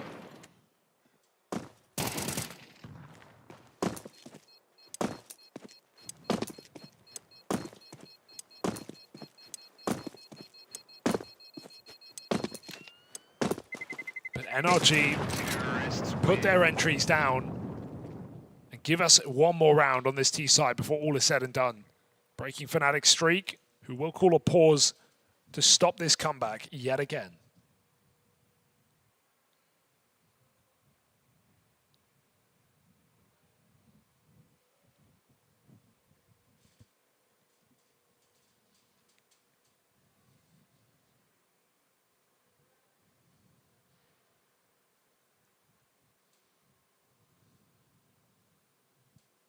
Time to try and compose themselves. I mean, they know that they're on the precipice of winning this game, that stage 2 is right there.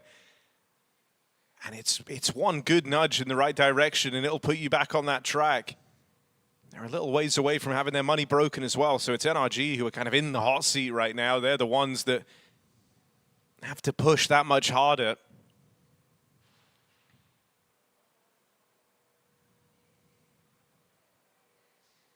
And really, outside of Sonic and Bro, you haven't had too many worries about the other individuals on this NRG squad. So much of the output coming from that duo. The only players in double digits on NRG. George, largely irrelevant. Daps has been fine, doing about what you can expect from the coach stand-in on NRG. And xKacpersky has never got going here on Dust 2. This is a ballsy call, and they don't clear the corner. Disaster strikes in the form of xKacpersky with another triple kill. This guy will not stop putting multis in the bag for Fnatic.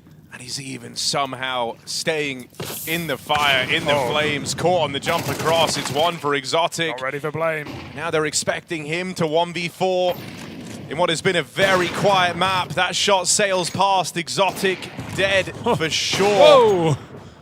Does pick up Jambo, but this can't go any further. As we say, money in a weird spot for NRG. Their best bet is to try and save, and Fnatic don't want to let that happen. Fear's already out. Good for it. Fnatic find match point. Stage 2 waits, and xKacpersky delivers it to them. Cannot deny his individual output in this series, rising above and beyond any member of Fnatic. Even Blaine, come this third map, who has been by his side time after time. But xKacpersky deals in threes, and NRG need 3 straight rounds of their own to keep this match going into overtime. Feels so unlikely. Fear even beating out Bro on long. Jambo taking liberties. It's a double setup. xKacpersky is still cleared. Gets a dink. George low, but with a man down again, how do you make this work? Well, Minimap has told you that this B site might be weaker. Crim's out of position, and so he's going to fall. Jambo dead on the rotate in. One back for xKacpersky. Job's not done, though. Blame F and Fear. You don't save this here. Back into a 2v2, and they've got every reason to try this. xKacpersky with his 2nd kill in the round, and it might be his most impactful one yet, as now it's only Fear left standing. Absolutely, give it a go here. 1v2, and what? He just backs up into him. Fear, free kill, offered on a plate. Is this Fnatic into stage 2? Yes, it is. The captain pushes them over the line and closing out a 1v2 clutch with 3 of his own. They do it in 3. A devastating map 1 of this series. A Mirage that looks, frankly, ugly, but Fnatic recover across the BO3 and take the series win over NRG. Yeah, we said back on the opener heading into map 2, there's kind of a right and a wrong time to get blown out of the water and have a bit of a fire lit beneath you. And for Fnatic, that happened right at the top of the series. Their debut map, Mirage, their pick, was disastrous. But past that point, they went on to do one hell of a recovery, turning it around on Inferno, their least played map, pulling up to Dust 2 with momentum, wind in their sails. They surge towards the finish line. xKacpersky certainly deserves a shout out for this performance. The controversial newest signing to this Fnatic squad, reuniting with his teammates from Passion UA, and he powers them through this series. 2 maps over, being the difference maker, the guy that got it all going for Fnatic. Yeah, I'm just shocked they do it with how frustrating that first map looked. The tilt on Fnatic, the frustration on Crim's face, and people not even really talking, but they managed to mentally stay in the game. long enough for the individuals to wake up. Some crazy round wins in this game, some ecos from both squads. I think that's going to be a really devastating game for NRG to lose when you consider Daps puts on his career highest map on LAN back in this series, and all of that in vain because NRG come crumbling down by the end of map 3. Yeah, I mean, the grim reality for NRG, we were saying it ever since Inferno started to get a bit wild and Fnatic went on to close. There's a well, but these few rounds make all the difference. These couple of rounds you let slip past, and this could end up being the closest you get to stage 2. Now, they're not out of the running yet. They still have a chance. Yeah. They're down in that 2-2 position where it's all or nothing. Stage 2 or bust. But, I mean, to try and pull through now, they've got to overcome some significant hurdles. If one thing was clear, pressure started getting to a lot of the players on NRG as this game raged on. xXotic went from being the kind of big difference maker on map 2 to dead in the water come the tide of dust, and that's where the AWPers are supposed to deliver. And then kind of past that, you know, George wasn't really saying his name a lot. Outside of Bro and Sonic, no one really showed up for NRG on map 3, and it's like, that pressure only grows, that pressure only gets worse. So they've got that to contend with in their next game. But for now, let's hear from Blame F, Fnatic through to stage 2. I'm standing here with Blame F, getting into the next stage. How does it feel? Another best of 3 win in the back? It feels good, of course. It was not the best so far today, but a win is a win, especially now that we advanced. So just happy that we pulled through in the end, and I think we did.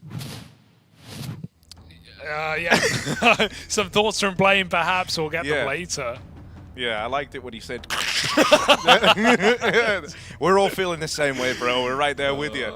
No, good stuff from Fnatic and Blame F.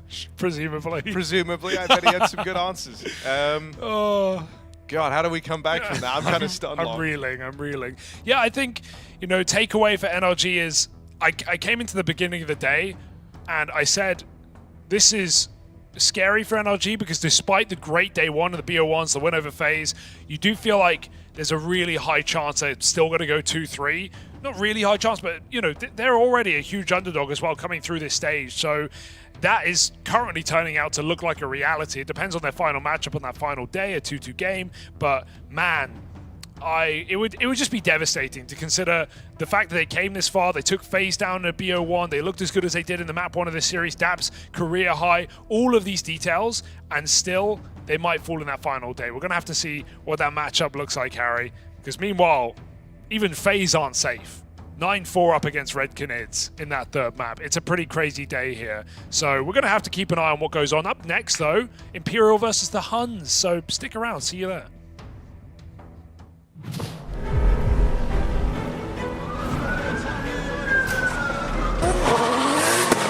This is how legends are made. I know I got what it takes. And I'm not pumping the brakes. And I'm not pumping the brakes. I'm too competitive. I like the narrative that I'm the best in the league. Who you comparing with? That is infinitive. Top of the throne in the league. How you moving so on the speed? I just been bringing the heat. I just been bringing the fire. CS2 has certainly been explosive this year. Final epic stage, the pinnacle of Counter-Strike. It's what every player dreams of, to overcome fear, doubt, rivals, titans, and lift the trophy that transforms them from contenders to legends. Victory is one thing, but to do it in an arena full of real fans, now that's what truly forges legends. Buy your ticket now.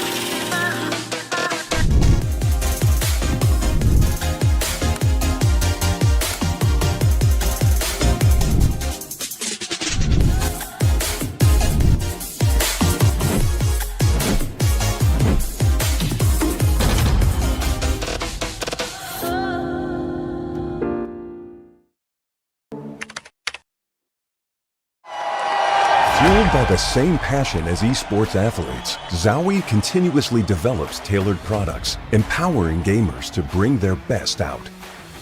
Today, we are launching the all-new XL2566X Plus, which uses the newly developed Fast TN panel and upgraded DIAC2 technology. The new monitor series continue to evolve, refining details to ensure players can perform their best consistently in games.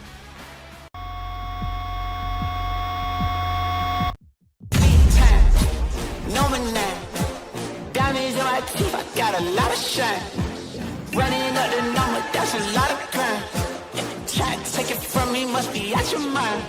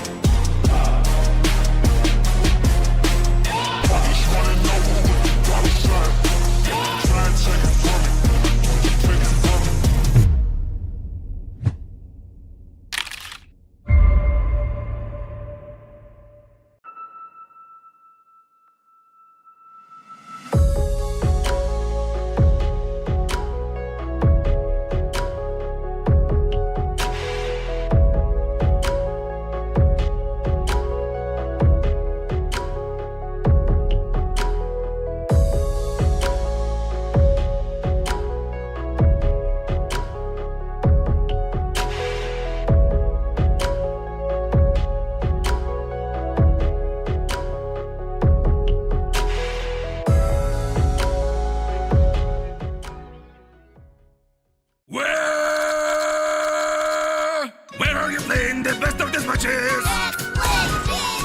Where in retake will you pull out that clutch? Where you'll be testing your deadliest thing? Where are we perfectly training all day? Ready? X-Play, X-Play, X-Play, X-Play, X-Play, X-Play, X-Play, GG!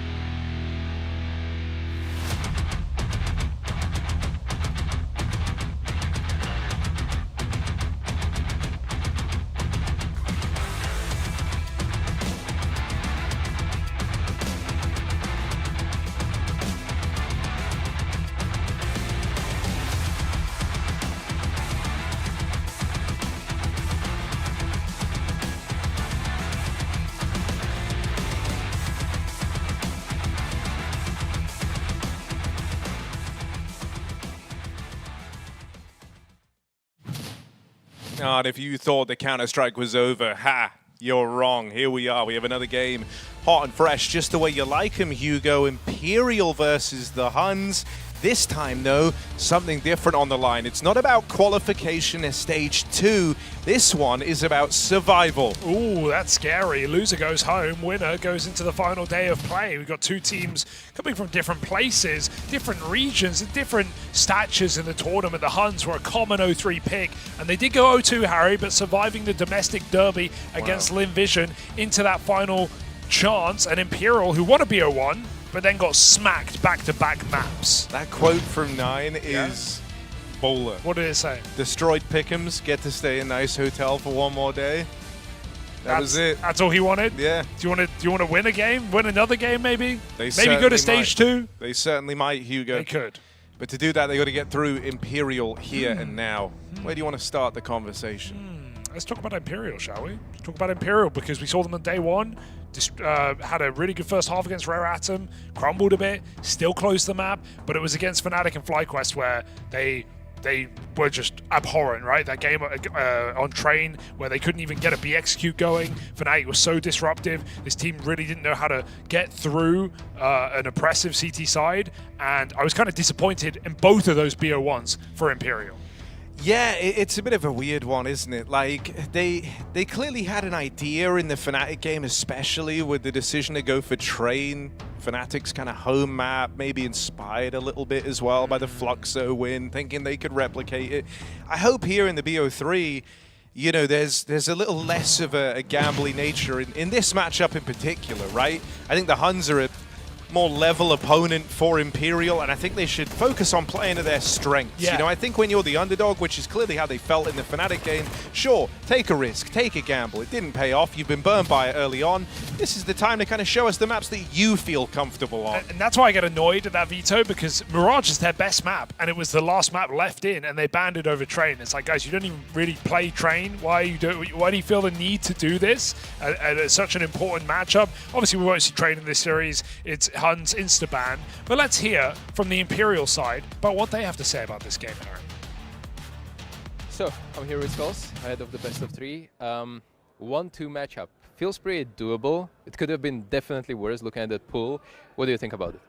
I think I would say we are more prepared to the BO3 than the BO1. I think BO1 can be really harsh, especially when you lost the pistols, and I think we didn't really have a really good start in the pistols in this tournament, so I think BO3 can definitely help us.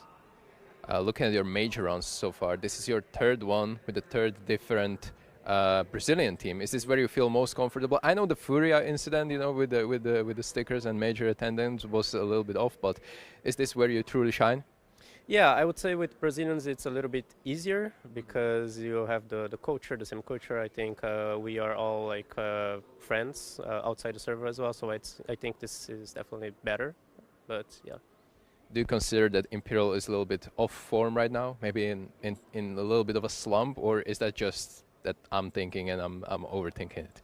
I would say we are not actually, because if you consider the bootcamp, we did really good there. I think we just need to switch our mentality and just try to play like we used to practice. I think we had a really good talk earlier today, so we are ready for today for sure.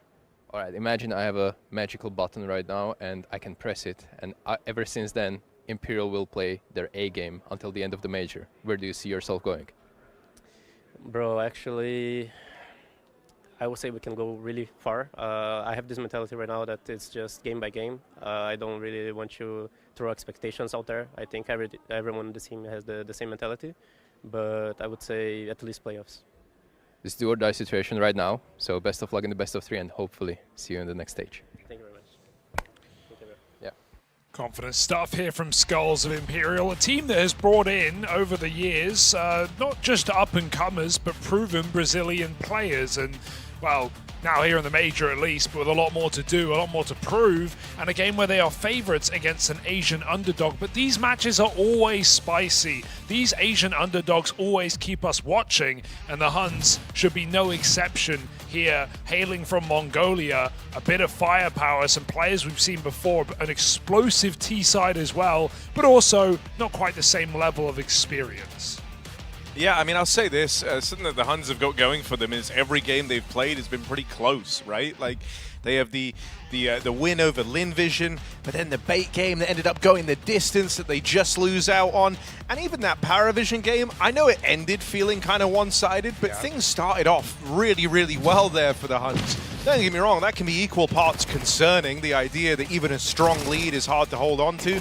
But we were praising Paravision in that game for not just a steely mentality, Jame, the classic, hard-to-put-away IGL, but his team all kind of really reactivated in that series and started getting a lot more mileage. One thing you do know about the Huns is these guys hit hard, you know? They have great mechanics. They've got some great individuals on this squad. And if anything, you know, if you were going to kind of look at it, they're almost like reminiscent of a slightly different age of Asian Counter-Strike in that they're the El Clasico of old. They are going to run at you. They are going to aim well. They're going to hit hard. Yeah. And it's maybe tactically that they end up lacking a little bit. Absolutely. And hey, let's hear it from themselves. Let's hear what Nine had to say coming into this match. Standing here with 9 from the Huns. So you recently had not a great start, a bad best of ones, but they were pretty close, and then you bounced back against Linvision with pretty convincing win. Are you finding, you know, a way to do a miraculous comeback from 0-2 here? Yeah, we're still a bit confident in ourselves. But those best of ones are a bit tilting. Would have preferred it to be BO3s, but it is what it is. I have a little bit of a personal question, but the recent situation with your region powerhouse, which is the Mongols, is it putting any effect on you guys that potentially they are maybe changing the players and people want to show up on this major, that they will potentially be poached or something like that? Is it playing any role in this kind of a performance, putting extra pressure? At least for me, no. I didn't think about it this way. We were just focusing on ourselves, and we came to Poland 2 weeks ago to practice and stuff, so we're not thinking about anything else. Yep. You don't really play Brazilian teams. I don't think I've ever saw you play Brazilian team, but do you play against them in practice at least? Do you know what you can expect, or you know any like matching if they're good playstyle versus you? We did some practice against them when we were boot camping, but not Imperials, but might have played one map or two. But in general, Brazilians are a bit similar to Asians. Yeah, it's like at least it's different from European teams. So I think it's a bit more comfortable that way for us. So yeah, I definitely prefer Brazilians over Europeans. It's a little bit more comfortable for you to prepare for them. You know what to expect, and you know how to counter certain protocols, for example, that they're running. I wouldn't say it's like easier to. Damn, forgot the word. Yeah, no problem. Yeah. You can explain it. Yeah, I wouldn't say easier to play against, but I think just overall playstyle-wise, it's a bit more comfortable for us. Yep. All right, thank you. I will not keep you for too much long. This is important game, backs against the wall, so I just want to wish you the good luck for the best of 3. Okay, thank you.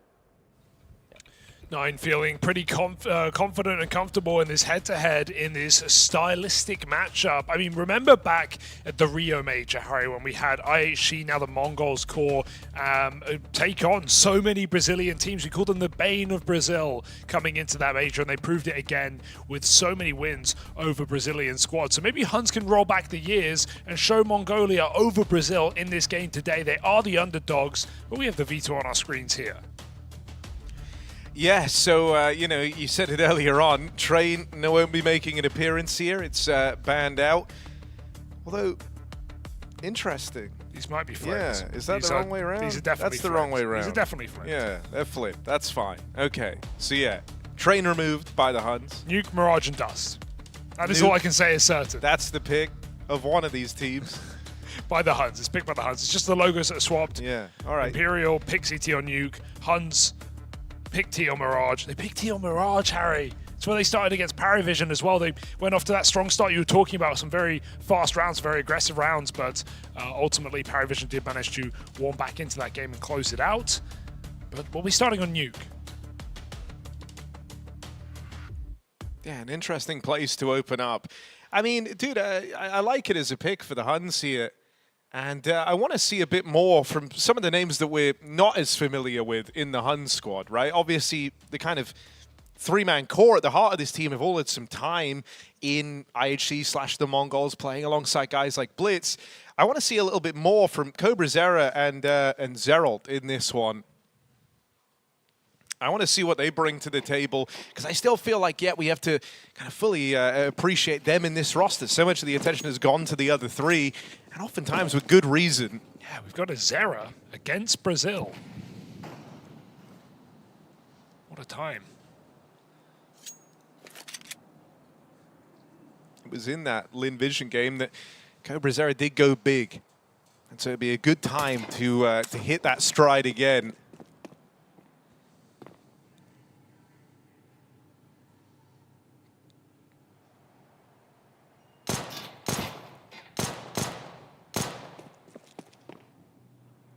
Player already down secret. And 9 has hit the timing. With that window broken, an open path to pick No Way, and maybe even more skulls found. Oh no, he's tunnel vision now. Still a kill for him. Can't get past No Way though, at least, so he won't get that deep ramp control. Hunt's take it instead on the T side. Cello is already B.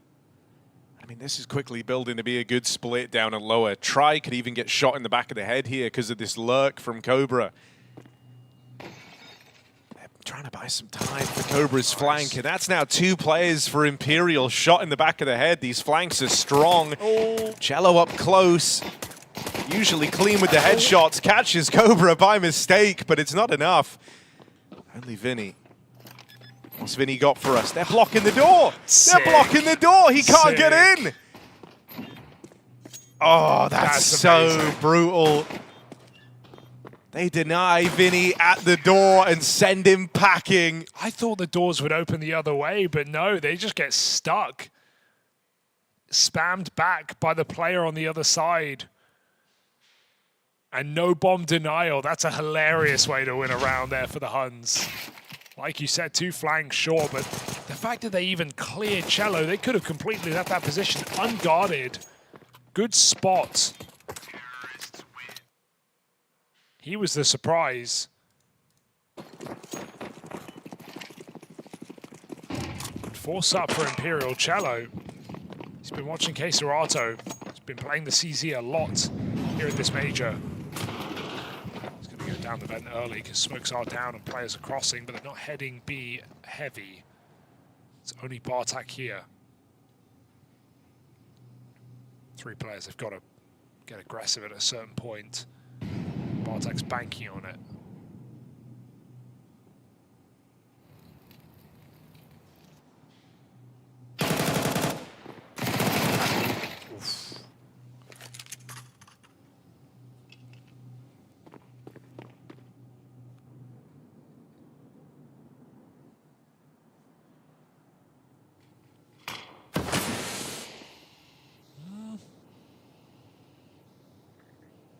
Heaven right now. Good catch for Zeralt as well. Start to go rampwards, but you've just got 2 kills back here in the lobby. Wherever you go, you're feeling pretty confident here if you're the Huns. Into the low HP try on this Galil, who will put up 1 more. Convincing case made in at lower. Won't be able to stop the bomb plant, but Cello's won out his fight over on upper as well. Don't tell me try at 8 HP.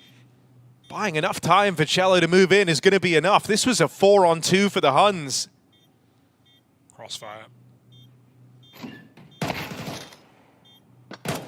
Cello up next. Spots the first player. But will he be able to piece together this crossfire that's been established for some time now as he makes his way out? Knows where both players are. Time's just gotten away from him, and Cello might just try and play to deny and ends up getting dropped. So 2 players make it out of there. And the Huns can breathe a little easier. They get that 4-on-2 over the line. Cobra playing real smart there up top. He doesn't overcommit despite Cello trying to fake him out with the flash, with the jiggle on his teammate. He's really trying to get Cobra to overface. The whole time, Cello could have just swung the Dark player. And with a kit, that round was on. Cobra gives him nothing. Huns make no mistake. in that 2v2. And a crossfire will solidify it, putting Imperial back on pistols. Fly's going to have that orb with the gun round. But for now, Huns sit back in the lobby and let Imperial make the first mistake.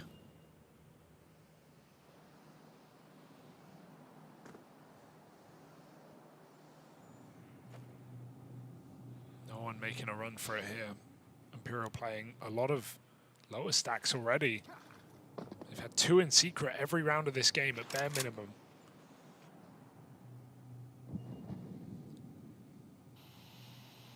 Vinny tries to spot outside. But Zerald can come through and split main. Especially with that kill. He's going to weaken this defense significantly.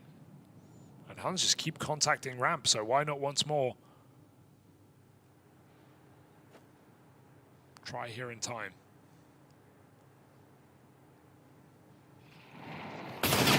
Oof. There's some aim on this Hun squad, no doubt about it.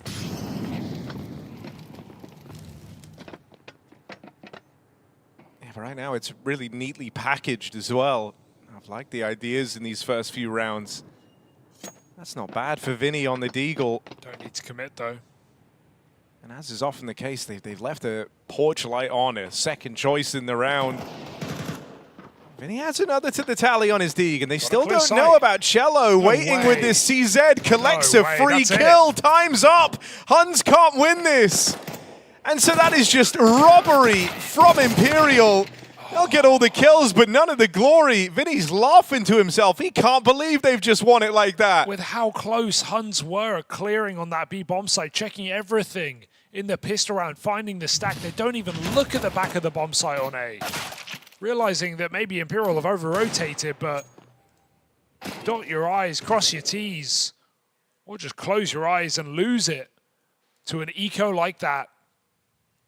That is a disastrous round to lose for the Huns.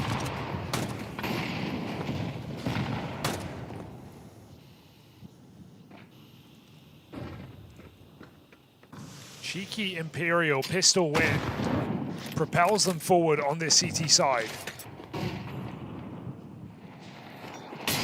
Tried didn't buy the AWP, perhaps as a result of knowing Hunter's money would be low.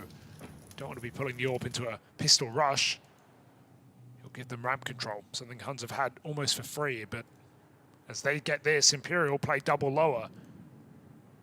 This feels like almost prep for Imperial, the fact that every round of this game they've played 2 on the B bomb site.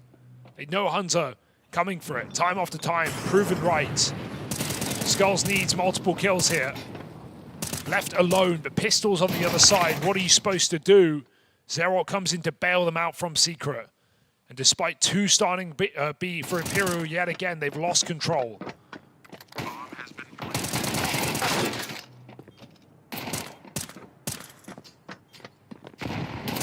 Oh, good catch for Vinny. Leaves him with a chance here. 2-on-2 presented to Imperial from the hands of the captain, but a lot of time has ticked off this bomb. Smoke down, so there's no time like the present to try and move in. They actually catch that Molotov, forcing Bartak forward and off of the stairs. It's on to Zerol here in the 1v2. Aid on the bomb. Not the connection he was hoping for. Defuse being held as he wraps all the way around, and he's just going to get them off in time. Clutch collected, 1v2 picked up. It's a nail-biting round for the Huns, but they walk it all the way to the bank. Oh, there's a clutch game already. You can just tell, right? 5 rounds in, 4 rounds played. And Clutch is coming out the wazoo. I thought that nade was a big mistake, putting it on the bomb rather than putting it on the smoke to give him vision, but he just runs around back upstairs with a second to spare on the defuse. Oh, it comes close. Imperial, they win a tilter, they lose a tilter. Smile for the camera. Cello's given us Coach Cap. A new innovation.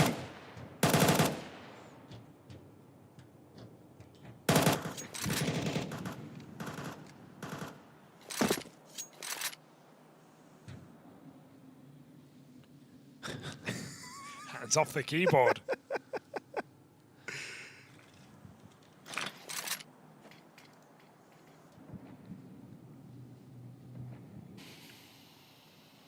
I mean, Zach looks like he's chilling. All part of the plan right now. But I've got to say, Huns do look like they have a lot of comfort on this map. Their most played map. Back in their region. So smokes go down again and they get across the secret, but no need to commit to B just yet. That ramp control comes in. It's already proving to be a staple of this T side. Trade allowed, climbing back up his skulls. He won't escape with his life. Score, we know this guy, putting up a 1.2 rating in the last 3 months on this team. They're going to need him here. 3v3, running out of time. Big kill from the secret. No way can win this round with the right kill. I mean, yeah, there's so little time left. If you can get the bomb away from them. Chalo waiting in the vents. Cobra moving in. 1 kill on that bomb planter could seal you the deal. No way picks up his one. Pressure on here as they're closing in. Zerol's got to provide cover. Wait, no. 1 second and it's just going to get away from him. Oh. What is happening in this game? Every round coming down to these super tense 1v1s, 1vx's. You said it was going to be a clutch game. It's certainly delivering in that regard. 3 players have survived in the last 3 rounds.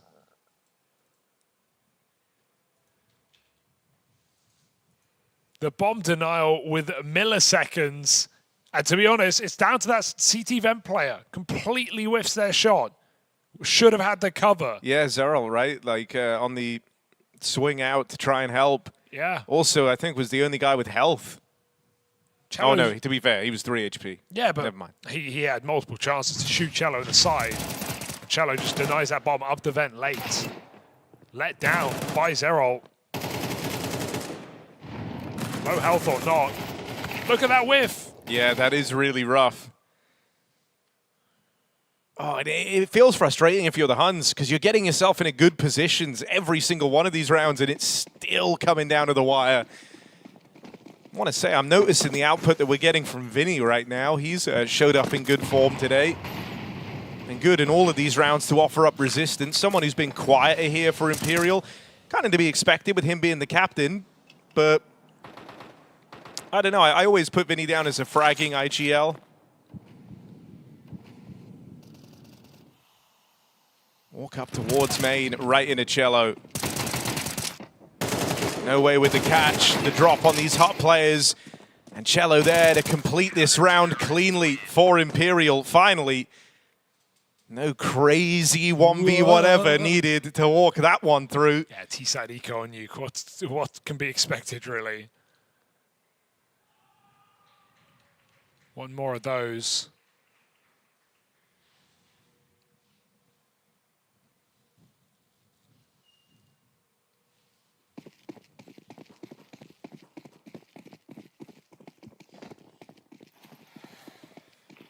Score Deeg. I remember a Score Deeg.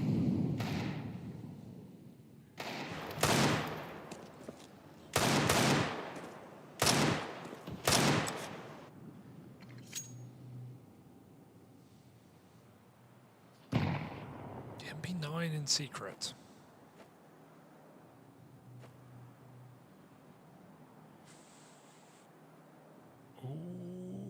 Oh, tries scene ahead, and that's all he needs. That's the invitation to take the swing. Nate does great damage as well.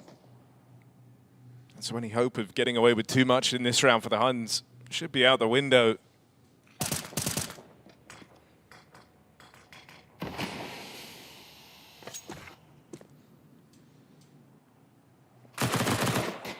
I'm actually growing really fond of the candid Zach cam from... Oh. No! They're fixing it right as I say! He's back, yeah! Oh, he fist from the camera. Welcome back, Cello.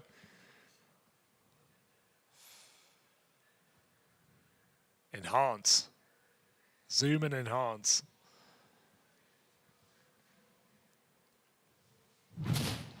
All right, Imperial take the lead back in this game. What has been a bit of a roller coaster so far.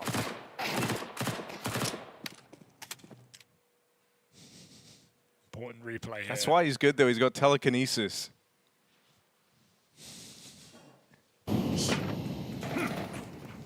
Oh, no way. That's not what you're expecting, is it? Full lobby rush off the spawn.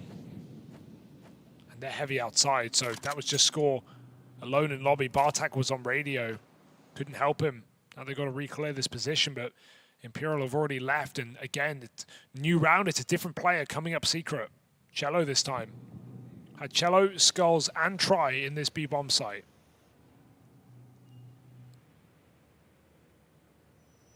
Feet seen, Bartak. Don't even know what just hit him. And now they see Cello rearing his head out from secret just to keep the pressure on. They're going to try and fight him, but nade on this smoke out in the yard. Skulls doesn't quite have vision, and so Cello's going to back off. Vinny on the spam. They're going to try and pressure him. A good chase from 9 ultimately to guarantee that trade at least. But you're down to just 2 players, and Cobra's very low on health. It's starting to stall out here for the Huns in a big way.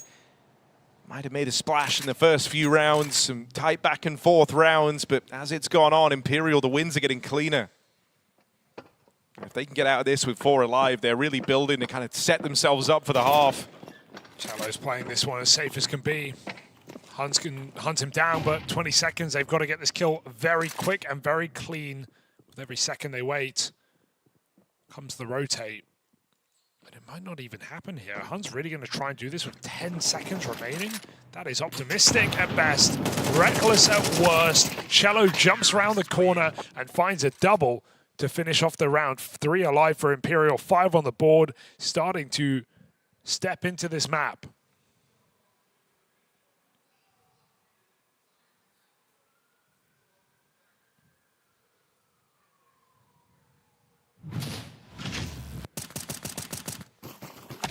I mean, the experience is really showing through for Cello. I've absolutely loved how he's been approaching this. Like, never overstepped in that round, right? Kind of knew that he was the potential, like, he was the linchpin of the round, essentially, on that lower site. If you were ever going to lose the 4v2, it kind of hinged on him making a mistake, and so he didn't. He only gets confident right at the end when they can't win it anymore.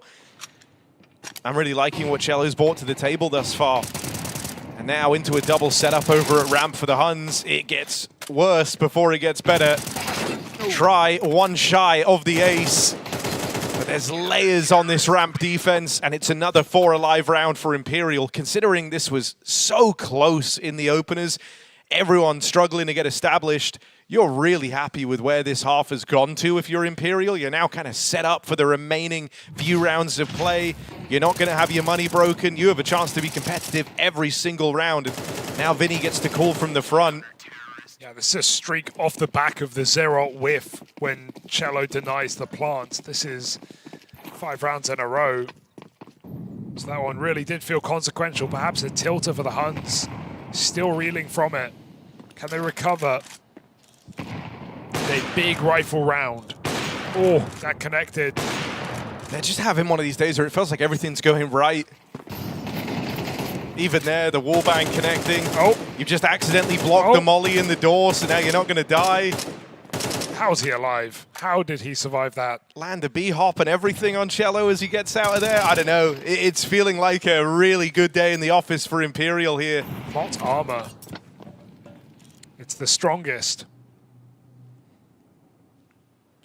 And I think for Imperial as well, like... Oh, look at this. Yeah. Wow, let's Vinny, let's give him the respect. He's got this kill, surely. There you go. Good kill on the push.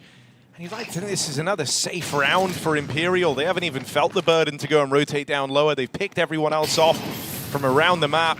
Only now moving in, and this might be even cleaner than all the rounds gone by. Looking for 5 alive. 9 does a bit of damage, but he's getting boxed in. Look at that mini-map. It's a hostile environment down here at B, and he doesn't know where to look. A runaway round out of Imperial, who are playing a great game right now on this CT side. Timeout requested for the Huns, as this game has rapidly gotten away from them. I think for Imperial as well, there are kind of other expectations here, right? This was a team... Thinking back all the way to Copenhagen, a part of like the Brazilian wave of teams that went on to find success there. If you remember, it ended up being a good event in terms of teams that made it into the major itself. And then, you know, past that point, hit a bit of a slowdown, didn't they? They end up going out in the opening stage in Shanghai. Same again in Austin. Both times, I think, only fielding 1 win. And now you kind of have better pieces, you can say, in Cello and Skulls in this roster. More experienced pieces. Cello's supposed to bring buckets of that with him. And so you kind of want to see that in the results, especially with some of the heavy favorites having encountered the most issues here in stage 1. And so I think there kind of are, you know, even if Skulls in like the pregame interview was reluctant to put expectations on, I do have expectations for this team. I think they should be eyeing up stage 2 at a minimum when you look at the names in this roster. No doubt about the experience, that's for sure. Got it in buckets And over the Huns. I hope Cello is like a bit of a fire lit beneath him as well, because you see like Furious success and the strength that they've gone on to since they went international. And so I want him to show that his name should still be in the conversation. We were talking about how he went from being more of a supportive piece of previous squads, kind of more of a hype man there to try and tee up everyone else. While here, he's given a lot more room, a lot more of the spotlight.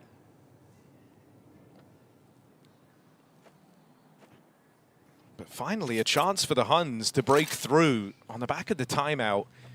They've secured the 4-on-3. It was in these round closes that things always got weird. No advantage was seemingly enough for the Huns to close cleanly. Zerald's looking to make it a different story here with a good catch into the hut. That's 2 kills on the top site. They were burned in the past by not doing their due diligence in clearing these positions. Well, this time they know it's safe. Don't even need to save here. That's the worst part. Maybe could sneak Heaven very late in the round. It's his best chance at doing anything, but essentially unlimited money here. Huns look for something near the end of the half. You wanted more from Zeralt and Cobra. Well, one of them definitely delivering here in this round. 3 kills. Try it. You may succeed, but not today. Orb saved. And the Huns look to get something done on this T side of their map pick.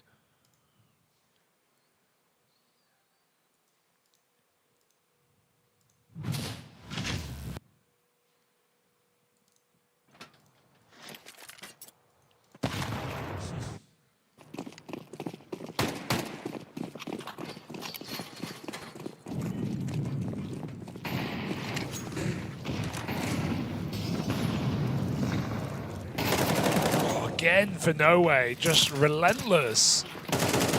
What an opening move. It's a great spam from Cobra. Nothing going unpunished here. And No Way low from that skirmish means Huns now favored. Cello changed that tune, coming back up from Secret. Oh, blind, and he hangs out as 9 climbs up and over. Cello can put 2 down though, picks the AWP at the back. 3-on-2. Huns have Secret, No Way's going searching. Bombs left back in spawn. And as Skulls reaggresses into the lobby, he could find himself with a very important role to play in this round. If he can win this next fight, that would have been everything. Would have been the bomb in jeopardy the whole round with it. Still, all this movement across the map is giving up 1v1s to Imperial. The low HP No Way puts a second on the board. Bomb might be retrieved. A good catch for Bartak, but are they going to be ready? Oh, now they are. They are ready for Skulls up in heaven. Just go vent. Drop on down. They've given him a 1v1 at the door, and he saw that bomb cross out of there.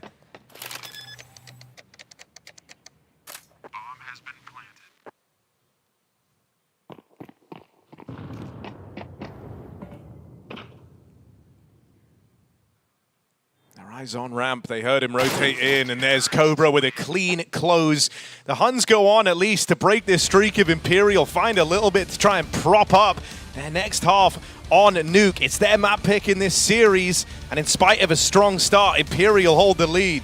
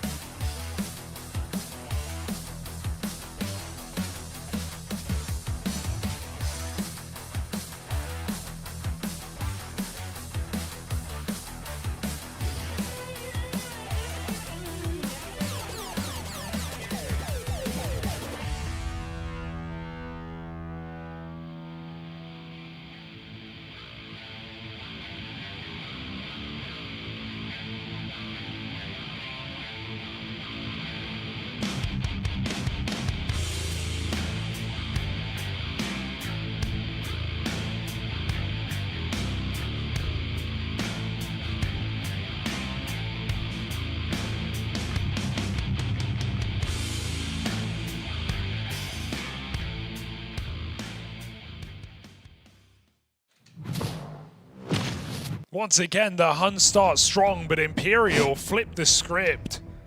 Back in control of this first map, 7 CT rounds on Nuke. And a hell of a lot of clutches to get there.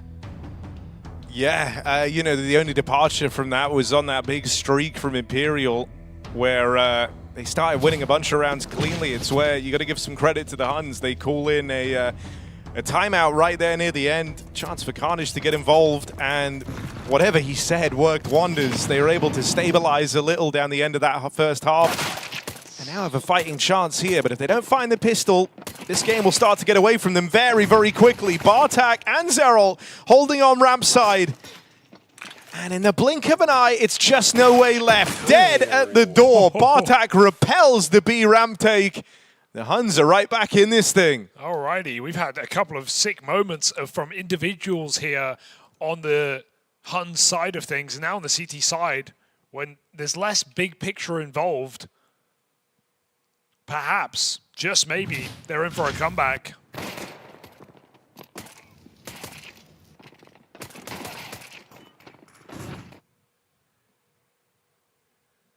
They said they were confident playing against this style.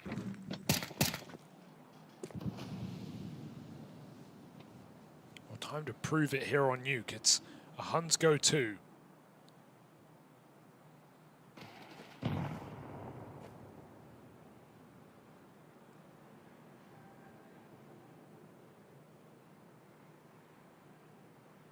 Today, spotted.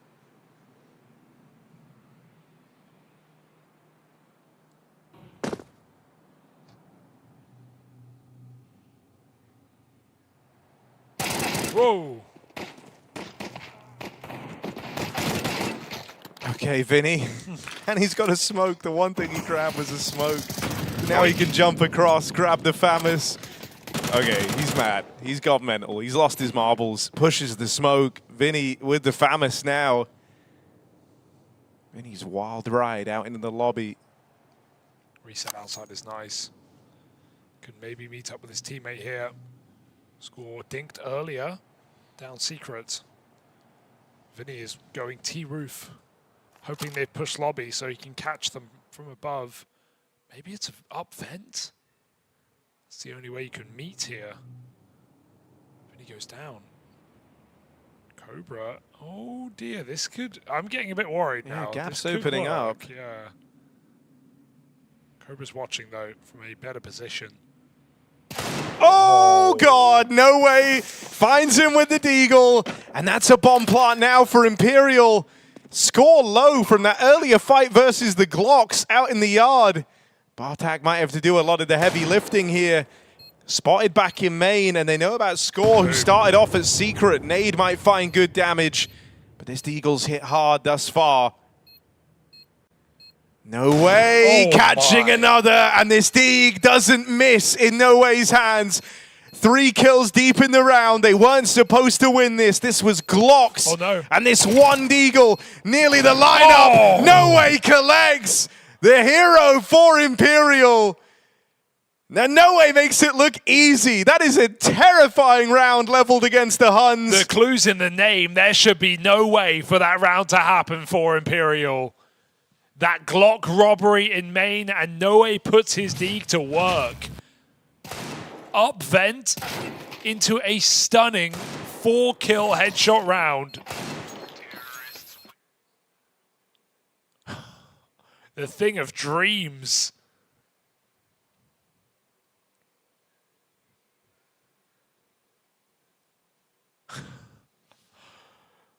How many highlight rounds are we going to get in this game?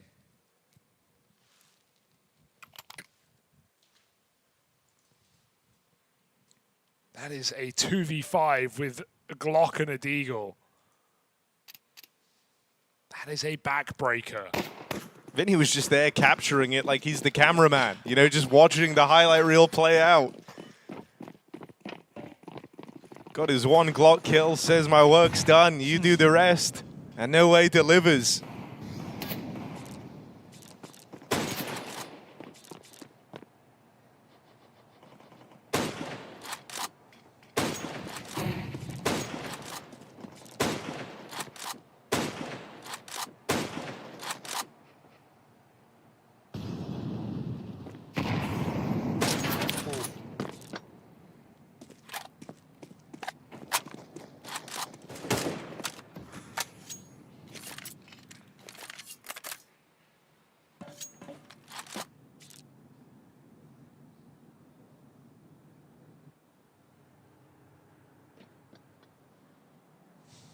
Daryl can hear them up on top of the silo. He can hear the steps out in the yard. He knows that Imperial are refocusing their attention here.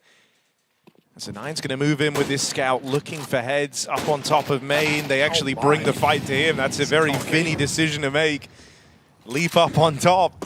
All right, you want to fight me? Let's have it. Cool locker smoke as well from Vinny, thrown from top main, lands inside the window, breaks it, and it means he can walk through the window into hell. It's a very nice idea. But he needs to move quick. Imperial have 25 seconds, and although I'm not worried just yet, if he doesn't clear below him, they're in a lot of trouble. It's a good nade. I mean, it was when they didn't clear Cello in the first half that Cello was able to rob around out from under the Huns, so I don't think Vinny's going to make that same mistake. Well handled. No seconds to spare on that round, but Imperial do get rid of the force buy. And this is where the game could start to spin out of control for the Huns. Their first gun round delayed till number 17.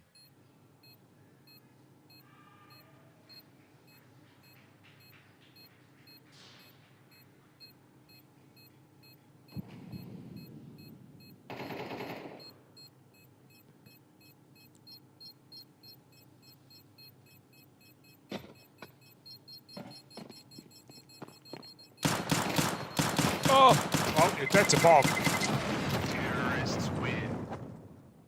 Don't worry, nobody saw it.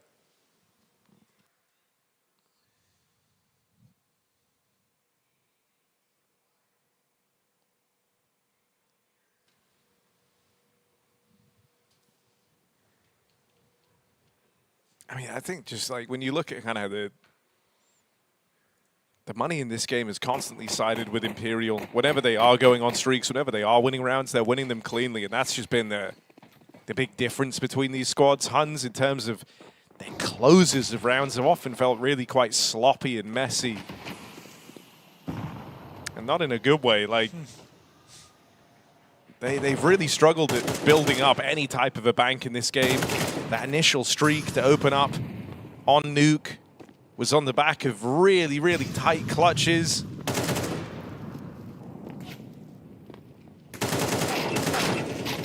It's not bad from Bartak, but you shouldn't have any hope in hell of winning this round. Try comes hunting for that one gun, the only bit of danger that existed for the Huns. And the rest of this is just a formality with Cello getting the tap. Okay, one back for score. Just about saving, really, and Imperial have no reason to let that happen.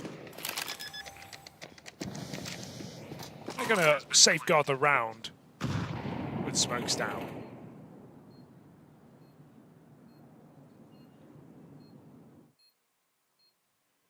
And so here we go into round number 17, where Huns will finally get a rifle round in this CT side. But here's the problem with you finally getting the buy this late in the game. You lose it.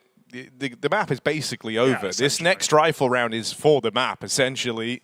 And so you've got to play your best CS yet from the get-go.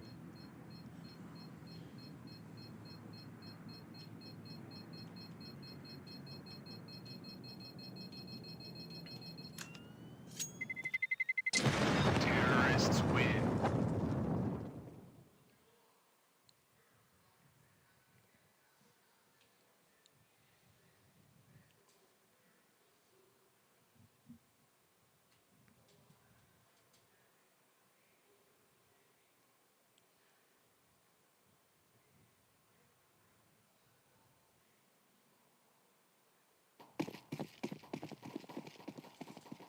No warps in the second half.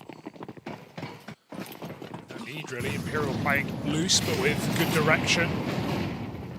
Playing off each other in the yard. Fast around, perhaps. Cello Great pace. flies in. Oh, Cello! Crazy set of openings. And that has already decided this one. They're coming A, and they're coming A with a vengeance. Cello, 3 kills deep. Last guy back of the sighted score. This one gun round that the Huns get to play is over in seconds. Cello rips it from them. That's just a confidence call. That's a call from the lead, from the front. I Cello love that. I love that from Cello. Just throws W himself. held the whole time. Sick moves nails this, and then just follows through on this rain of terror out through main. Beautiful. They hear him coming, they just can't stop him. And everyone speeds in off of that entry. Huns, they finally get an orb, but that is all they've got. And even then, Score gets naded hard in main.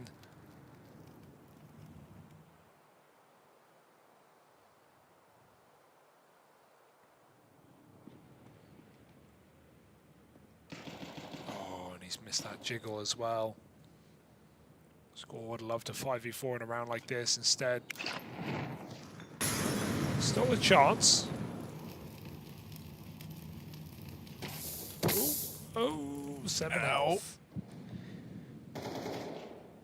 Oh, and every possible timing is just getting missed by thinnest of margins. Finally gets a chance, and that's the hero warp drop. The smoke's gone too deep. Vinny plays through it anyway. They can't retrieve the orb. Dude, they don't respect the Huns. Neither pistol even hit a bullet on Vinny. He's just able to run out for free.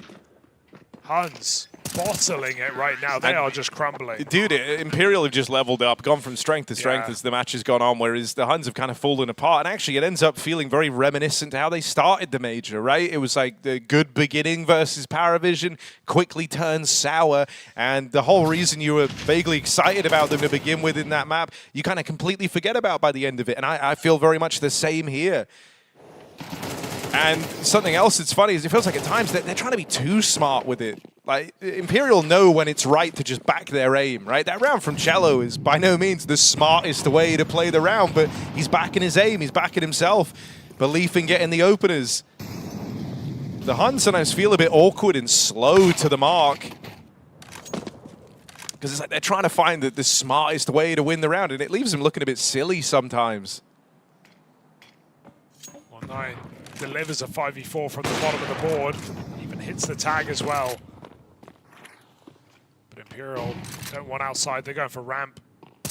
Bartek uncrouched, able to survive with a bomb at his feet. Forced a good bit of pressure. I mean, follows how up. does Vinny win that? He's not looking in the right place. Okay, oh my God! He could have. He really could have. Can they pick the bomb up in the smoke and get out? There's a good possibility here. He's not going to do it. That was a chance, I feel, for Skulls. Paranoid about the lobby push, but they've reset. There was your chance to take bomb, gone. Now Bartek's picked a new position. He's still on his own. He has bomb, no one's supporting him. It's the last thing Imperial expect. They're probably thinking 2 players ramp right now. Dare I say this could go wrong. Again, it's just kind of verging on like an overcook from the Huns. Imperial just need to go though, yeah, they're waiting. They don't have time. 20 seconds. They can't win, right? You can, you can run. But I don't You know. have to run. Yeah, really run. Run. Flashing now. Swing and a miss. Bartak with the double. Keeps it in check. I think Skull should have just taken the bomb in the smoke there. That felt like open for the taking. You could have walked in. He's scared of someone close left on the smoke. It bloomed strange, but it's your best bet, really. Just took way too long. That's fine. Huns survive, thanks to Bartak. Big triple.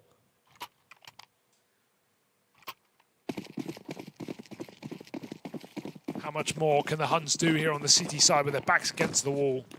Breaking a 5-round streak. Try looking for revenge onto 9, who is playing towards heaven this round. Missed main smoke.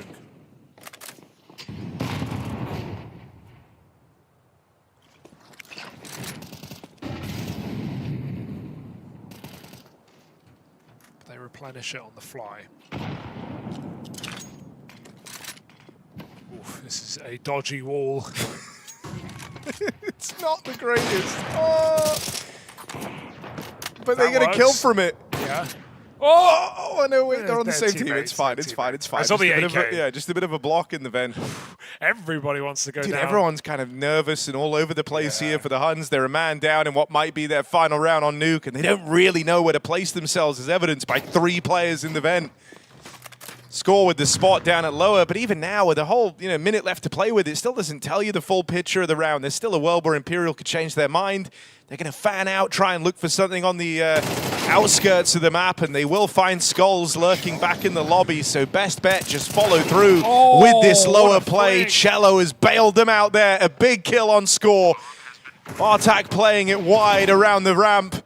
But Trizorp fires off to keep the advantage. It's this sneak in from Bartak, trigger discipline to try and get 2 out of the round and tee up the Huns. He recognizes it. Oh, okay. Bartak recovers. Okay. Nearly a disaster, but it still might be. Try so close, yet so far. Bartak had them right where he wanted them the whole time, apparently. The Huns are still in it. This game is a roller coaster. It's a nightmare.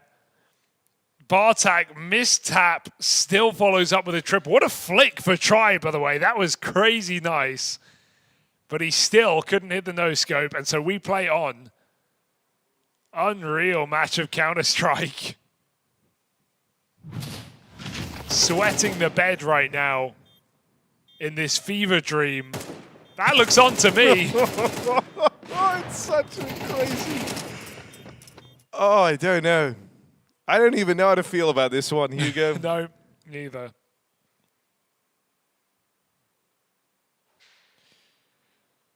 It's like every low light is a highlight.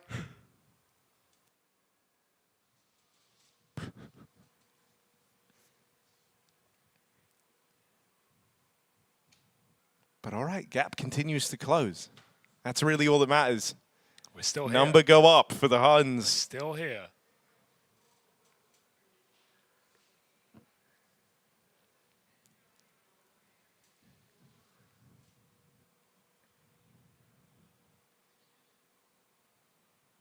I think it's kind of interesting. Like there are similarities to draw between these teams in terms of the 3-man core at the center of it that had a bigger chance, a bigger break on kind of what are the main squads for their various region in the Mongols / IHC back when they were on it, and Furia for the case of Imperial, all trying to prove that they can hack it outside of those main lineups.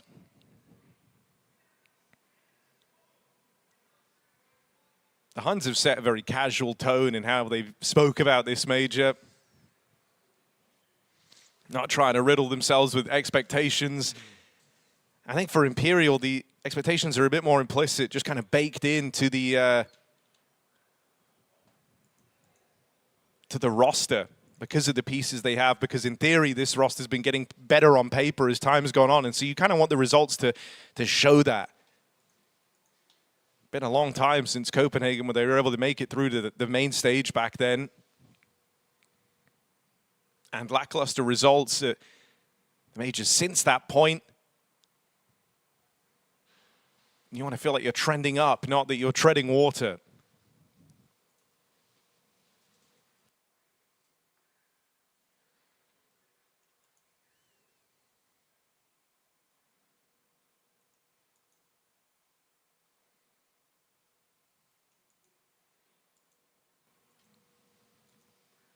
I think you have to ready yourself for more of these yard fights. And, you know, one thing that was the case for these guys when they were back on Furia at various points in time is they could never do the outside smokes very well. That's a trend that's still kind of kept up here in this Imperial squad. So there will be chances, especially for 9, to get involved on that AWP. That's why it's kind of relieving to see him having found some impact in that previous round. It's him burdened with the tech problems right now.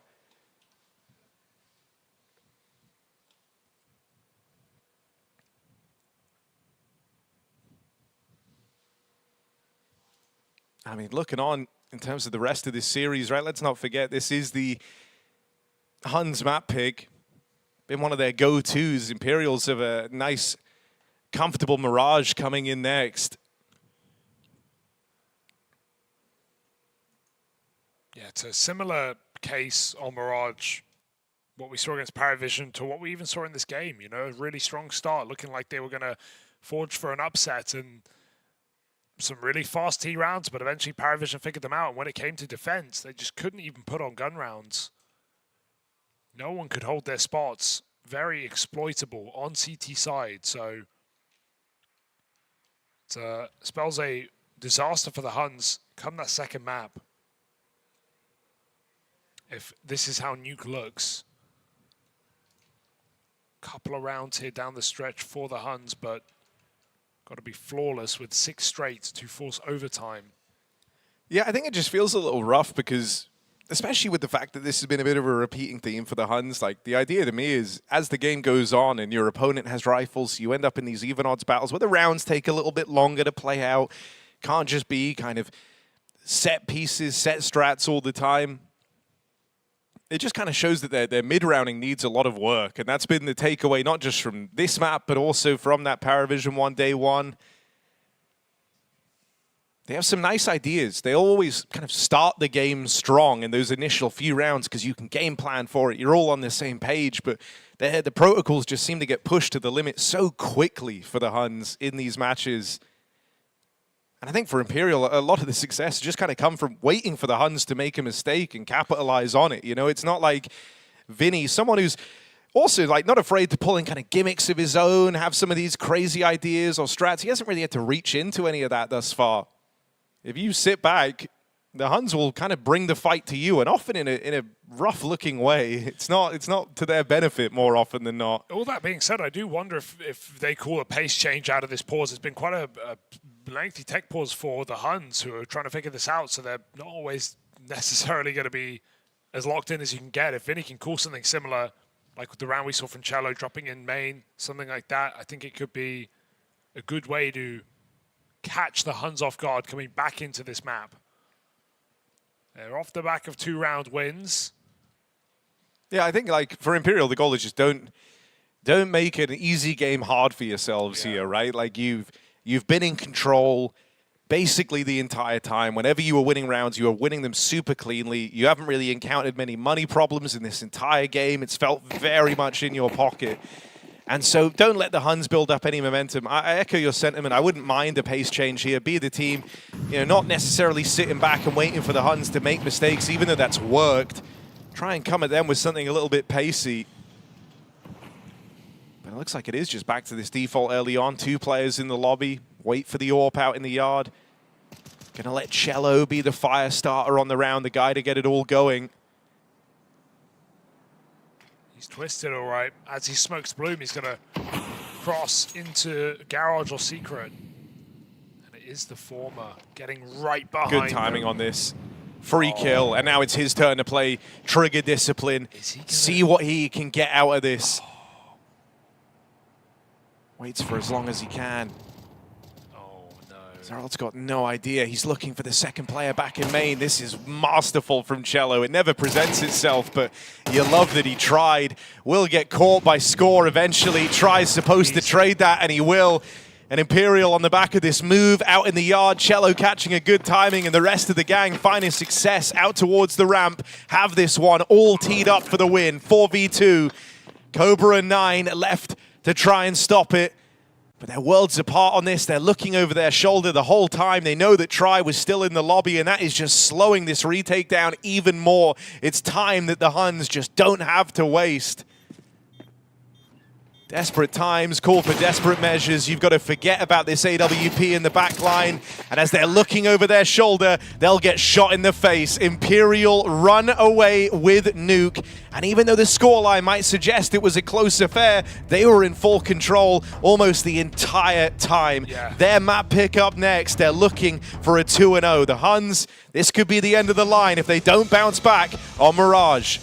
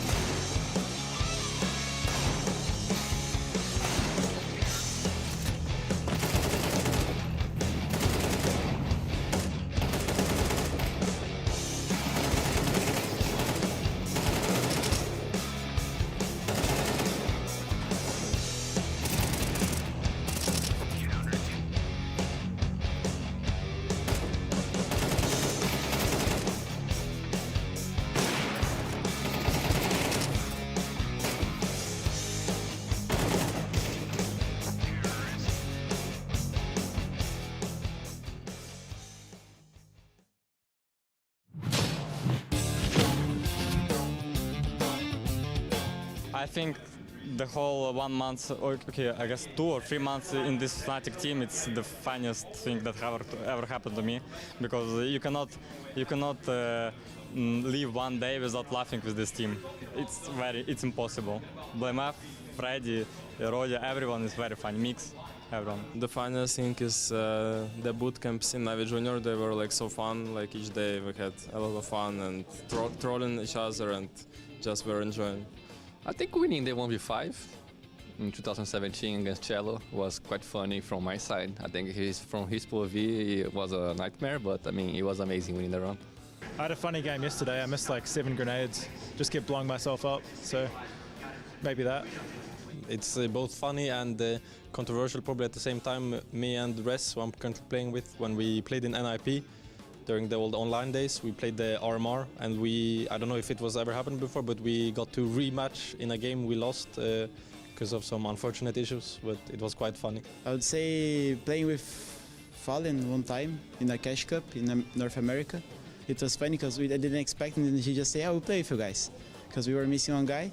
And then he just left my BR house, and then he just came to play with us. And then from one day to another, we were playing with Fallen, and we were just laughing and playing, and that's it, you know. Yeah. I'd say like living in the team house on Energy in like 2018 with like my old team, like Cirque, Ethan, Breezy, were living with me in Vegas, and we had a lot of like good fun memories. Like we had a water fight, like I sprayed Cirque, I think, accidentally with like a bottle of water, and then he like took it to the next level, and then we were like dumping bottles of water on the floor and stuff. That was pretty funny.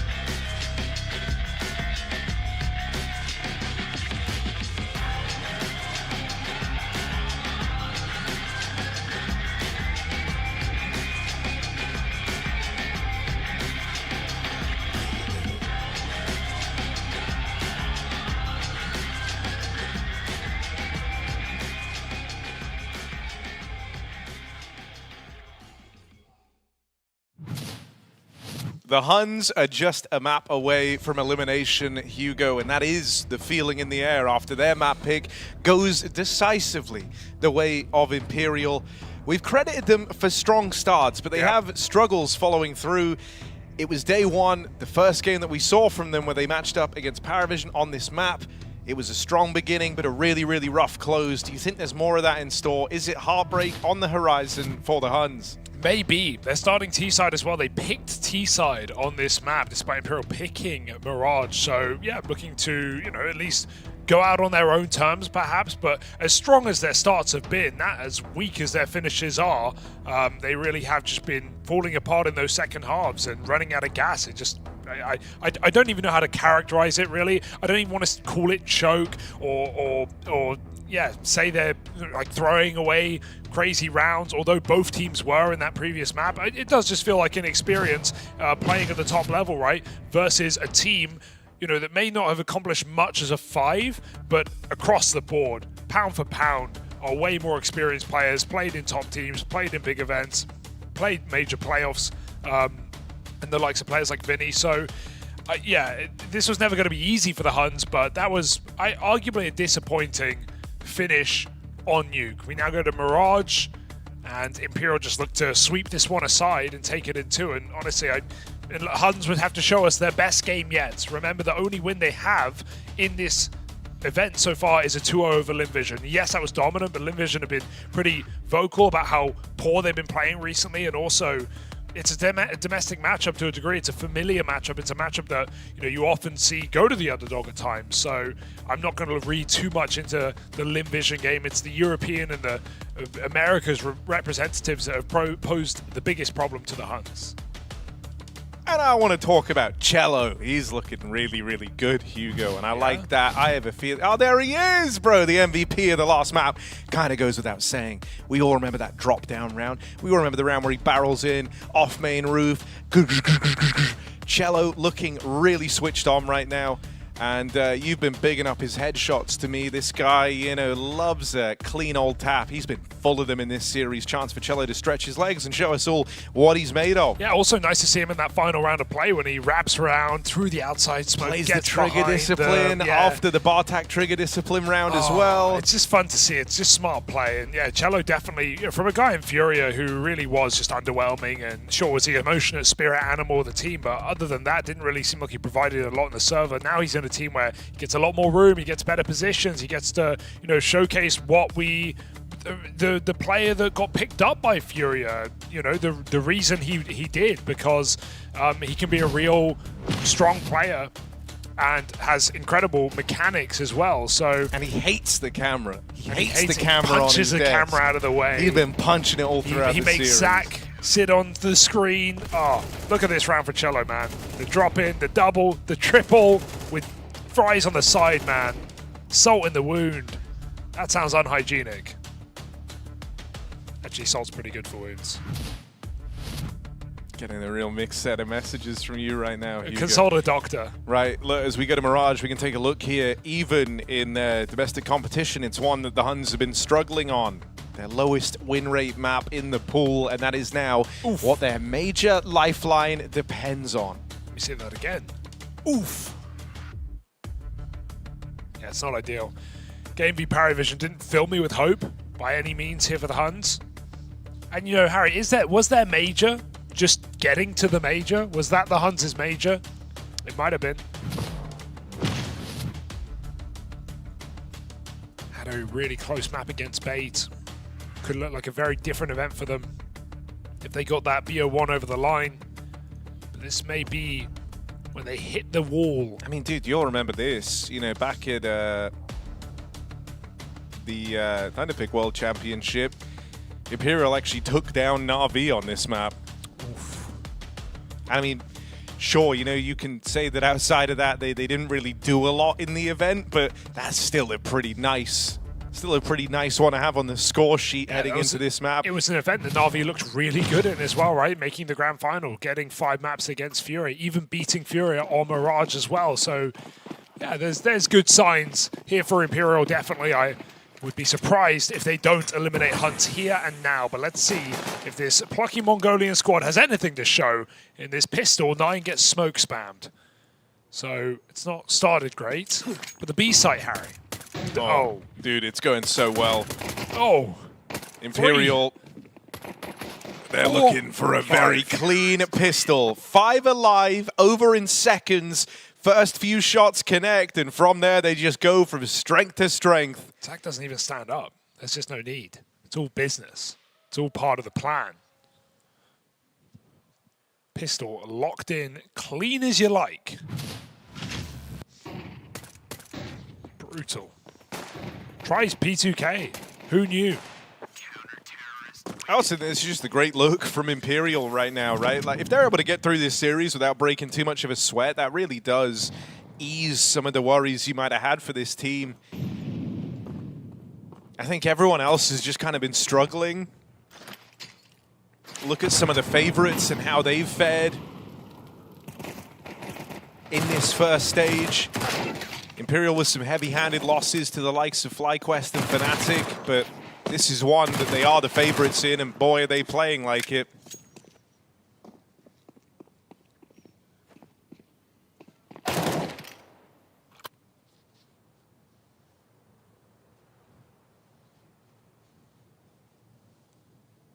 Yeah, but Bartek with the Glock, Harry? Yeah. He's dead. It's like the beginning of a joke.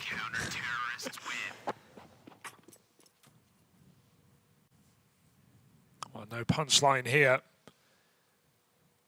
Imperial looking to punch their ticket to the third day, for the final day of play, rather, where 3 BO3s decide our Stage 2 attendees and our last eliminated teams from this stage. Stage 2, of course, heating up. Next week, we have the likes of Aurora, Liquid, Na'Vi, Astralis, 3D Max, Passion UA, Tyloo, MIBR. I'm excited for these Stage 2 teams, man. I am. You know, like I think the guys in Stage 1, normally at Majors, we say, oh, they've been here a while, they've got accustomed to the setups, but I think everyone's coming out of a bit of a shock from some of these Stage 1 results. Certainly hasn't played out the way that many expected it to.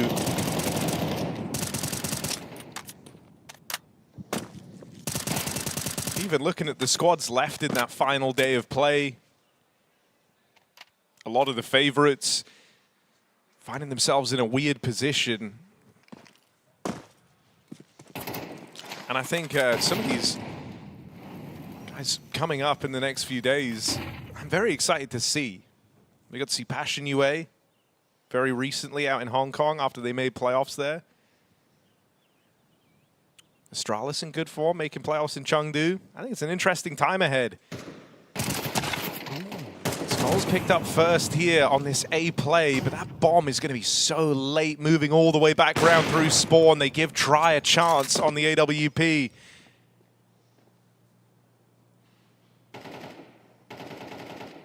They know he's here, but getting past this AWP, even with the knowledge, even with the info, can be tricky. That molly is big. Oh, this is just making me nervous on appearance. All 3 players clustered around the bomb planter, but it's fine. They'll get out. They'll live to tell the tale.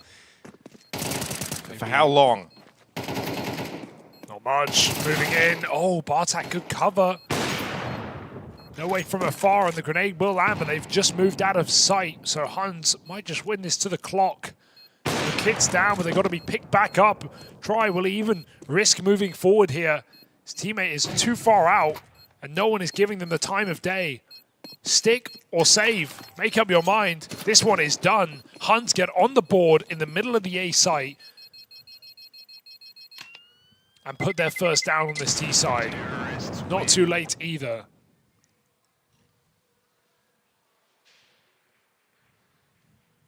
Nice move from Score, who got up connector through the jungle smoke, found a lot of room there, which opened up the A hit.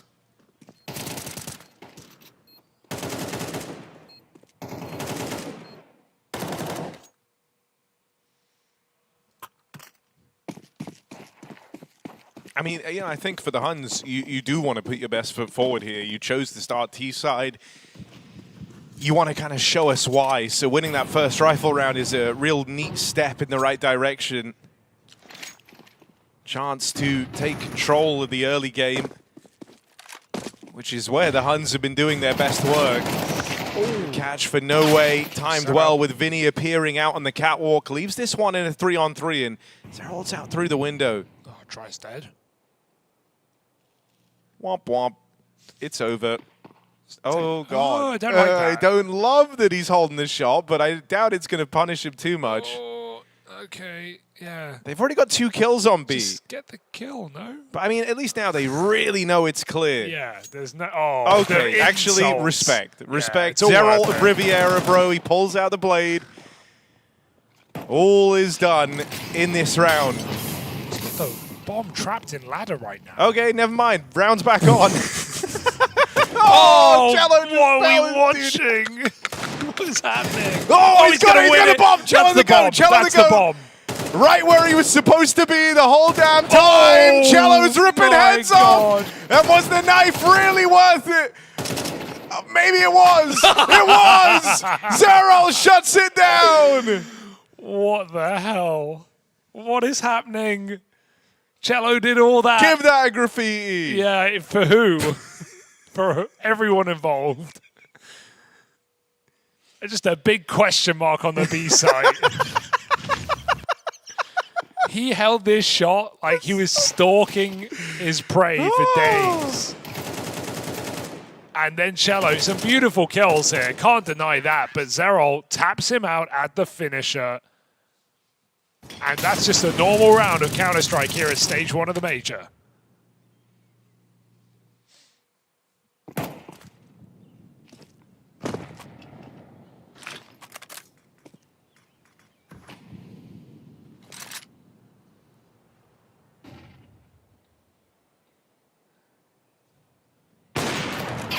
Ooh.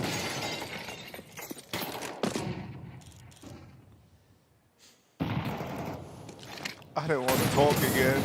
Well, you don't have a choice. There are more rounds.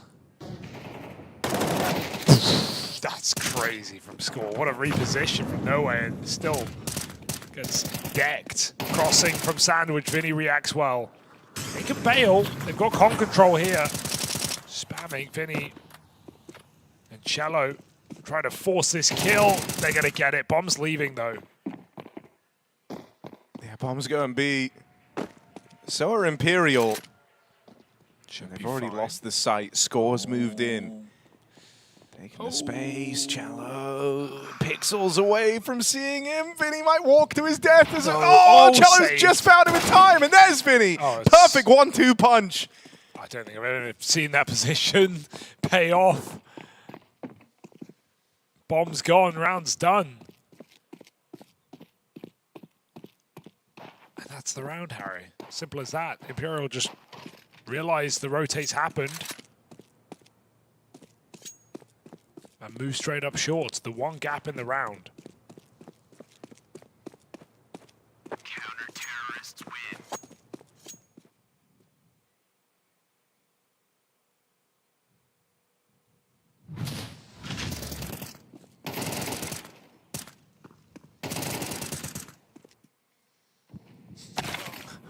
As the smoke comes down as well.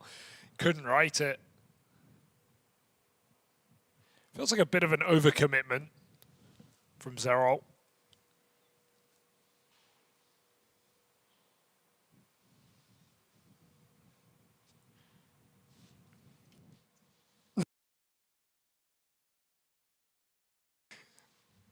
All right, the Huns with the timeout.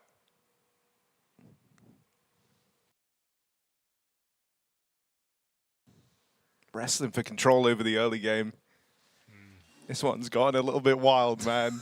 This whole series is hard to describe. Yeah, this map. I don't think words do it justice. No. You got to experience Imperial versus the Huns. Got to feel it. It's a flavor, but it's not a taste, Harry. It's not something you can see. It's a vision.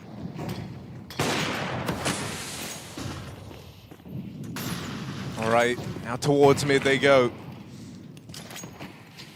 Throwing in a bit of a fakery out towards middle. It's just going to be a quick B. And lobbing in the util, hoping that that keeps eyes off of the true objective, which is this B play. Nice Try. shots. Nails his shot, no way with the follow-up. And he's ready for the wrap-up through short as well. Try putting on a clinic with this AWP. Even lands that third tag downrange.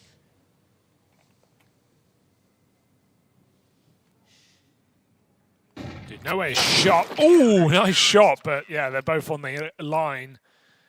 No way is really sharp this game. Remember that Deagle 4K back on Nuke? He's hitting some nice first bullet kills in this map as well. What more could you want here from Imperial, who dealt with some early back and forth, but have again established themselves, putting the hunt on Eco.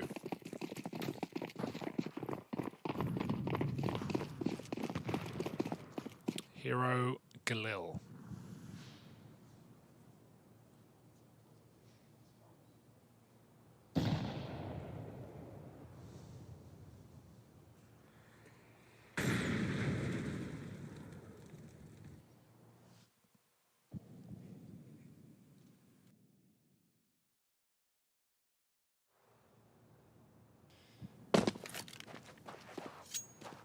A moment to regain composure here. Something a little bit slower. Zerol trying to walk in through low with the hero gun. But there's a mid setup in play for Imperial. 3 players here, including Cello further afield, out in top mid, holding for this aggression out in lower. Nice little bait and switch set up with the AWP to complement, and as they go looking for Cello, the cover is there.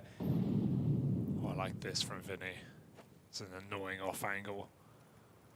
Crouch the car with the nail gun. Cobra dead. Cool, Vinny, the snake handler. And another 5 alive here for Imperial.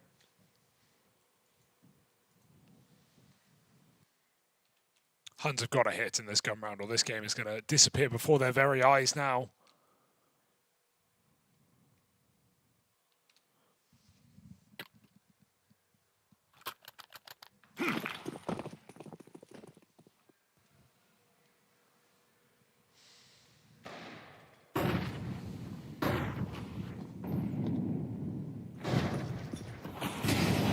Oh, try blind, still going to catch one from the back. Couldn't afford to let him survive there. 9 gets his weapon of choice, and it's a retake at hand for Imperial. It's a fast flank as well. If this bomb doesn't go down quick, they're going to have to worry about Cello very soon. No way with the flash. And to tee this up, and the MP7 just gets the bite down on 3. Only 9 remains. Needs the ace clutch if he is to win this. His teammates cut down out towards the spawn, and the nades harass him, bring him low. Defuse being held and bomb not planted for him. It was a recipe for disaster. 94 damage off of HEs there, not even a bullet received. And Vinny, what a beautiful mow down with the MP7. Forget rifles, it's almost as good as one. You got the run and gun. You can also burst at range. I love the MP7. Seeing it used in a retake like that shows its power. I mean, I'll say this, it certainly helps that No Way throws the God Flash and they're all stacked on each other looking into CT. Yeah, I was going to say, Flash is nice, but positions are horrendous. They are all on one spot. But you know, it's when you see stuff like that, like you just wouldn't see that with a team that's arriving in tier 2, in stage 2, or you know, like top squads in CS. Yeah. Like you wouldn't see that. And this is why I think it's no surprise that the Huns can have strong starts, but some of the protocols for when they're in these post plants, when they get to a successful point in the round, just look really quite ugly. Yeah. And you know, like these are very fundamental mistakes if you are trying to be a top squad. I think it's showcasing nicely the difference between them and Imperial, because like Imperial might sometimes get caught out with silly rounds or misplays, but it's way less frequent and way less fundamental usually. It's often more like they miss an awkward timing, and that's led to their downfall in the round, right? Where it could have gone either way. Oh my goodness, jumping on that line, but he's got no way behind him to support, and with Skulls pushed up a B, well, they don't realize there's 2 more players here, getting a bit ahead of themselves, perhaps. I mean, they're just oozing confidence, Yeah. justifiably so. You know, I think sometimes it's out. going to lead to you looking a little bit silly, but more often than not, it just makes you even harder to play against. Like, Cello's given away 1 kill here, but the advantage still resides with Imperial. It slowed the roll of the Huns, who now have to waste time collecting themselves.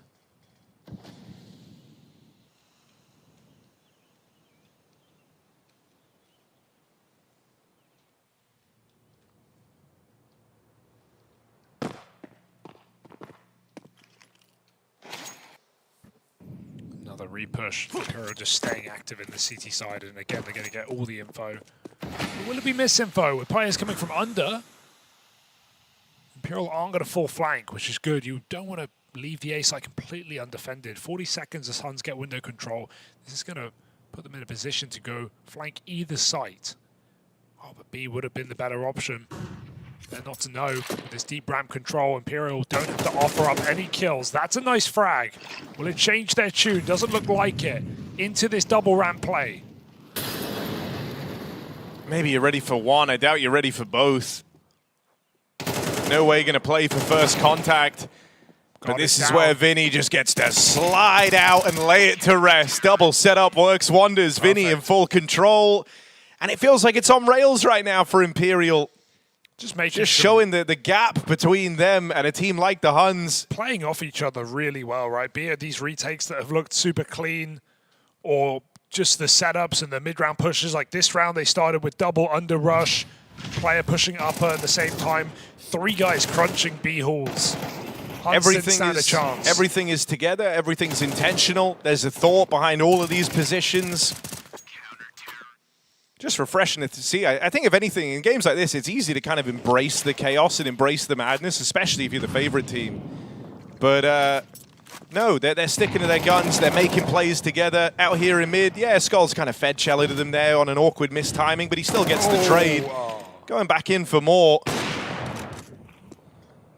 We'll end up regretting that move, but still find your way in a 3-on-3 here. You have the info on where the Huns are. They flashed the play, and so I don't even mind it, really. It's just timing that Huns have a guy come from lower right after.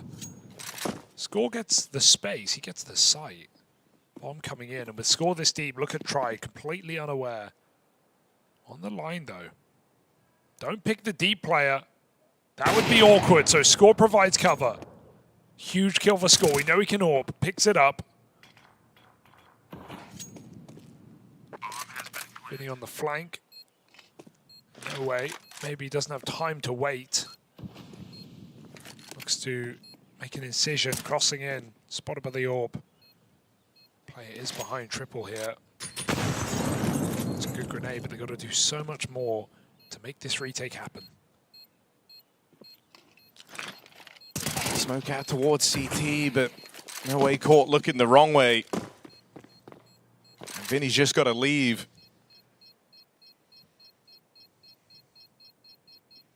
So a step in the right direction. But a long way still to go. That's a Glock double dink at range. Nice shot from Score. Now 9 has an AWP. A couple rounds left in this half here to get to salvage a T-side, really.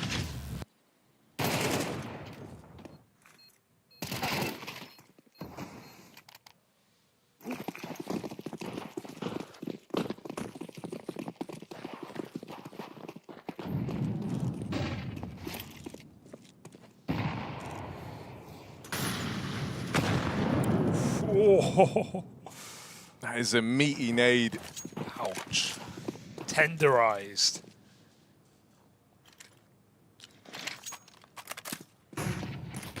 No way. Ooh, Didn't see the player up close, so his timing's all off mentally, and there's Zeralt with a free kill. Nice play. Recognizes the space he has and goes on to find that advantage for the Huns. A 5v4. And a chance to make something of this T side yet. You could break Imperial here and now if you find success in this round, and that tees them up for 5 on the half.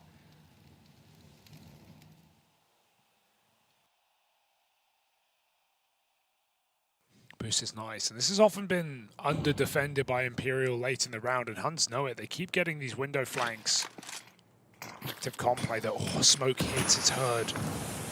Ollie will fail as a result, and now Zeralt can't actually get these kills. He can't afford to wait out this smoking con. He might just have to go through and hope he finds the shot. There's one. No, wait, there's two players in here, brother.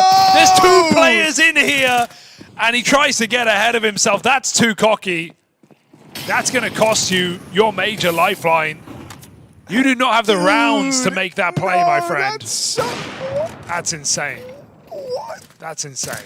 I've never seen anything like it. Oh, well. Cobra's got no gun. Cobra's got a gun. Cobra's got no gun. Come on. And well, it's fine. It's not like you could have won the round. Well, I mean, arguably you could have actually, because you had them with their backs turned. But yeah, two players. Getting two knives, that's pretty cool. Two knife kills would have been sick, though. That was fun. That was. I would say shave your head, but you've already done it. That's too far. It's a major, Harry. What are we doing? Oh, and he fell at everything. What are we doing? Oh, dear.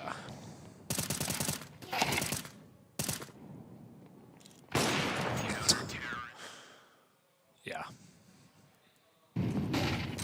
Well, one more. What more can you say than about that? Yeah, true. There it is, I guess. Oh. Your 0-3 died for this.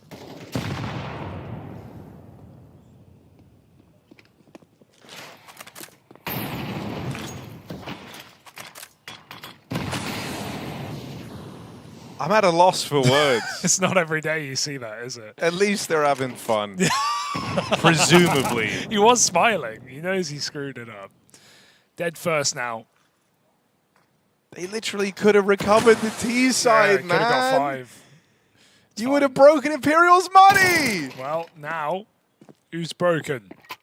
Us. 3v5.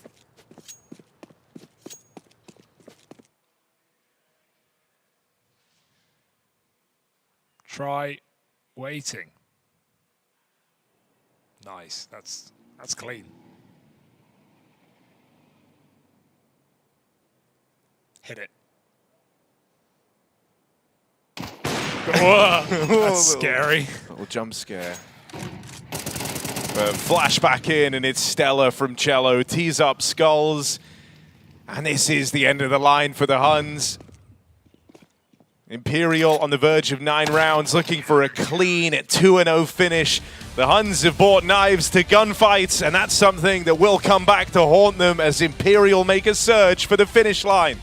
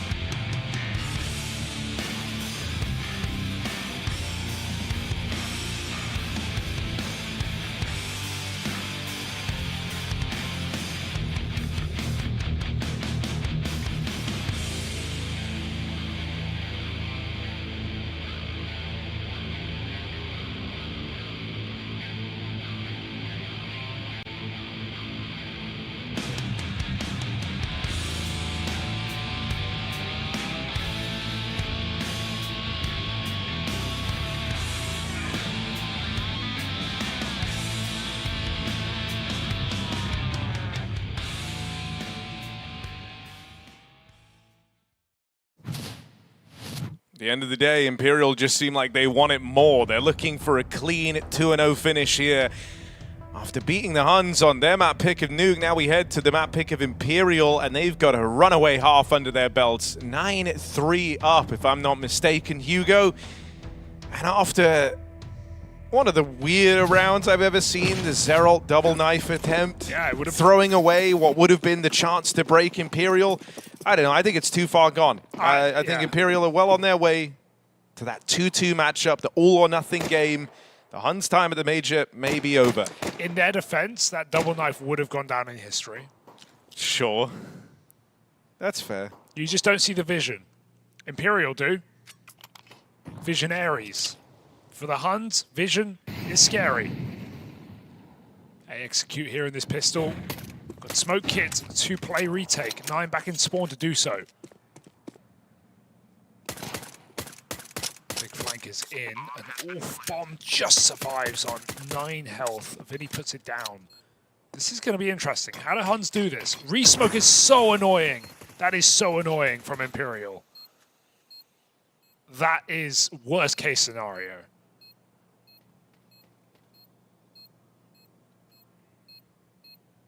Bartek. Oh, 2 on the wrap. Oh, Bartek with a third. The goat. Someone cares at least. He's restored a bit of something in this pistol, but now Skull's in with his chance. No time if he can get them off this bomb, but dead. Defuse held. And the pistol round secured on the back of a Bartek flank through Palace. Sat in there all round long, waiting for his time to strike. And there it is. Unbelievable. You know, Zeralt would have gone for the knife, but Bartek, that's how you do it. That is so sick. The third shot is a thing of beauty. I was feeling the 1v5 there for a second with that position from Skulls, but Huns do check their back after 1.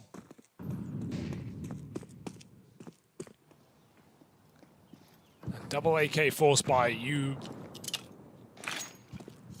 should absolutely be going for this with the game that we've had.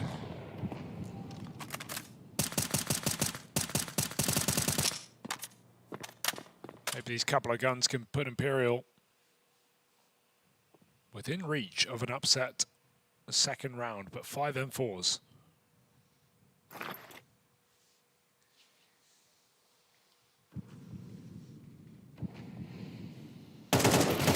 Whoa, jump scare.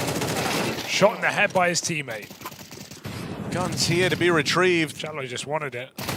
Cello cut down out towards mid. Vinny's been able to sneak out and spotted this player out in jungle, but can't convert the kill. Bartek has awoken and comes through in this second half with a vengeance.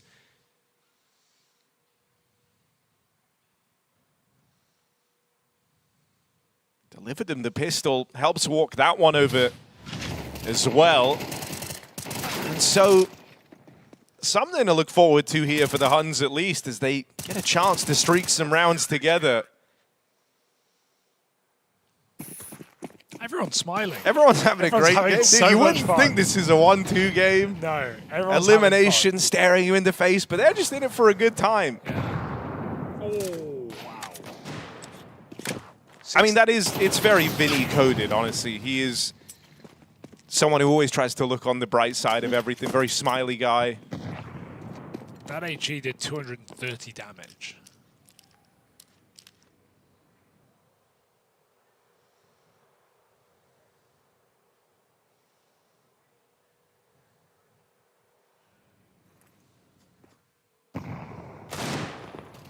Another missed opportunity for the Vinny Deagle. And now the rotates arrive. Score here to help out. First few players dead, and that's the round gone. Skulls can't get it going with the Deagle either. And so there's those 2 rounds on the back of the pistol for the Huns. But now the guns make an appearance for Imperial. The biggest challenge still in front of you. Yeah, Dust 2/3 map. Dude, I mean, if they make this close now, the silly knife thing really, really matters. So, like, in a way, you either win this or you lose dominantly. That's how you have to do it if you're the Huns. Go fast. Like, either turn this all around and complete the comeback, because if you end up 1 round off, Zerol did kind of cost them their entire major run. In a way. In a way. In a sizable way. Imperial, can they just stomp this game out though? T-side execute, that's the goal. Smoke's down, broken, missed, nade, 9. Gonna have to rotate back CT spawn. We've got that deep CT smoke here, so Imperial can get the bomb planted. Break is early. No one is in sight. Bomb getting put down, flank contained. Score didn't realize until it was too late, and with a double kill from Imperial, it looks like they do just want to finish fast, but they line up. Vision eluded as Bartak is keeping this game alive. He's had 7 kills in this second half already. All of the multis. He was on 2 up until the CT side began. Bartak carving a path for the rest of the Huns to try and walk. Defuse being stuck. Spam comes up short for no way. Defuse held. Skulls and Try might get all the kills, but the round delivered to the Huns. Oh my. Gap continues to close, and what was originally a laughing matter for Imperial is quickly shaping up to be a close game. Oh my, indeed. The stick with no room for error, no extra time. In a 3v5 for the Huns after Try and Cello find those opening kills. It's the Bartak double that is not in vain. Huns, it's just a half a mirage. That's what they have to tell themselves. This feels winnable once more. Explosive A hit. Vinny chasing down this con player, and Zerol, that is his coffin. That is his resting place. Molly doesn't take on to score, but the smoke eludes his vision, and with Spam, Vinny gets stuck in, hiding inside the smoke. Another 5v3 for Imperial. Poised, surely this time to close out the round. There is no CT control to retake this one. Cobra gets his first. No way. Through the smoke, Vinny, same thing. This is another 3v5 brewing for the Huns. No, surely not. No way, dead on the smoke push. The Huns are battling back into this. Smoke on the bomb. Pressure on now for Imperial. Last time they couldn't stop the defuse. Hurry up, Score. Skulls takes that first fight. They're closing in on the bomb. Cello with a bit of damage. Skulls catches them out in the open, and Score's best bet is just to hop on it and pray. No way. Fingers crossed. No way. Spam misses again. No, they've got plot armor twice over. Defuse stolen. Gap continues to close. Huns are really doing this. 3v5 back-to-back A defuses for the Huns. They are 1 round behind Imperial right now. This game was over. This game should be over, but Imperial just pushed too far. They go too aggressive in that post-spawn. They come running for the kills, and they get nothing but embarrassment. Back-to-back 5v3s wasted away in the post-spawn. You are joking. This can't be real. Just identical rounds. Score had to reset spawn to pick up that kit. They had no kit. He had to go all the way around. I thought that was too much time. He just gets on the bomb. This game just continues to surprise me in the maddest of ways. I mean, look at this. Look at what we're looking at here. This is back-to-back rounds where Imperial have had the bomb plant. They've had a massive opportunity to just finish this one already, and both times it's been stolen away with smoke defuses from the Huns.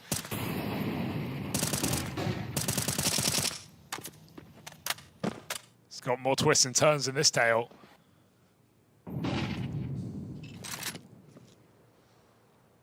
Imperial, they can't just go for the A-pop again. They are too burned by it. Huns were trolling. I don't understand how we're here. Imperial went from laughing, thinking they had all the time in the world to close this out, to now it's a 1-round game. It would be in the lead. They would be, but we don't have to think about that. Yeah, true. We will if they lose. Okay, wait, through the smoke, Score. Looking the wrong way. Cello. Timing. Does he decide to go? The footsteps in the apartments. He's waiting for Score to kind of fire off and be involved in the B play. He saw him chasing Score, gets past him in at the ladder room. Two players in the site. Third man back in the kitchen, having rotated over. Spot from Cello, sees the backside player. They still don't know about the guy at bench. There's a lot of bodies here in B. And the bomb's actually leaving. The bomb is leaving right now for Imperial. Vinny secured the ladder room. And so he's able to stop these rotates. Right now, Huns are stuck at the B site. Cello just live, and you're in a great position. Oh, Vinny's fired off on the backstab. Now they know. Now they know what's happening. Okay, guys, A has not been kind to Imperial. They've not had a fun time on this half of the map. But surely this is where they break through. Good catch. Deny the short boost. Shut down 2. Spot the 3rd.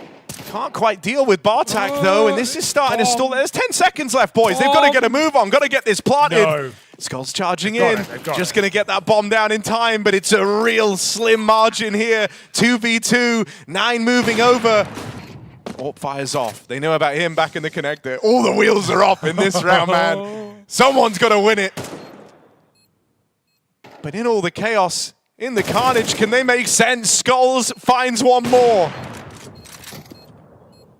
9, will he clear out Sandwich? Distracted by the fight at CT, knows where they both are. Skulls comes in with the saving grace round for Imperial to maintain the lead. That was a 5v4 when they make that rotate happen, and it felt perfect. They just took way too long. I would have loved them to just run that bomb under with all the control in the world.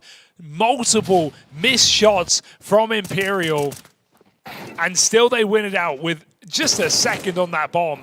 Skulls, huge double. We needed a hero here. It had to be the safe pair of hands of Skulls. No, if anything, it's wild that it's Skulls, man. He's not been fantastic in this series. He's had a better map, but it wasn't the guy I expected to. It's a real zero to hero moment for Skulls. No way with a good catch. Is this normality getting restored? It's only pistols. It definitely might be. 2-round game, about to be made 3. They've avoided the B stack, or the A stack rather. It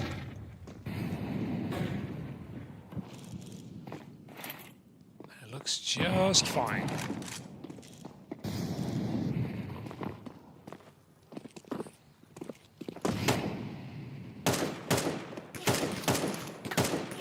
Oh, I hate all of this, but it's fine. Hit it. Yeah, there we go. It's only pistols. He's got support. Cello comes in, wants some of these ecos for himself. There's Vinny and Cello combining for the round.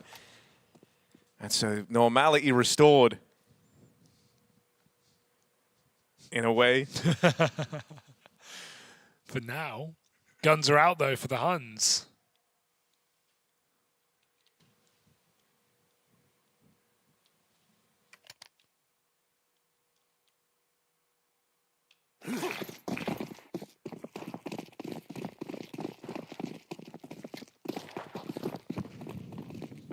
Imperial. Back to their favorite strat. I don't know what's happening. Back to their favorite strat, Harry. It's a triple smoke A-pop. Okay, come on. It's the post plant's the problem. Ooh, good block. Very good block. Is that going to come back to haunt them?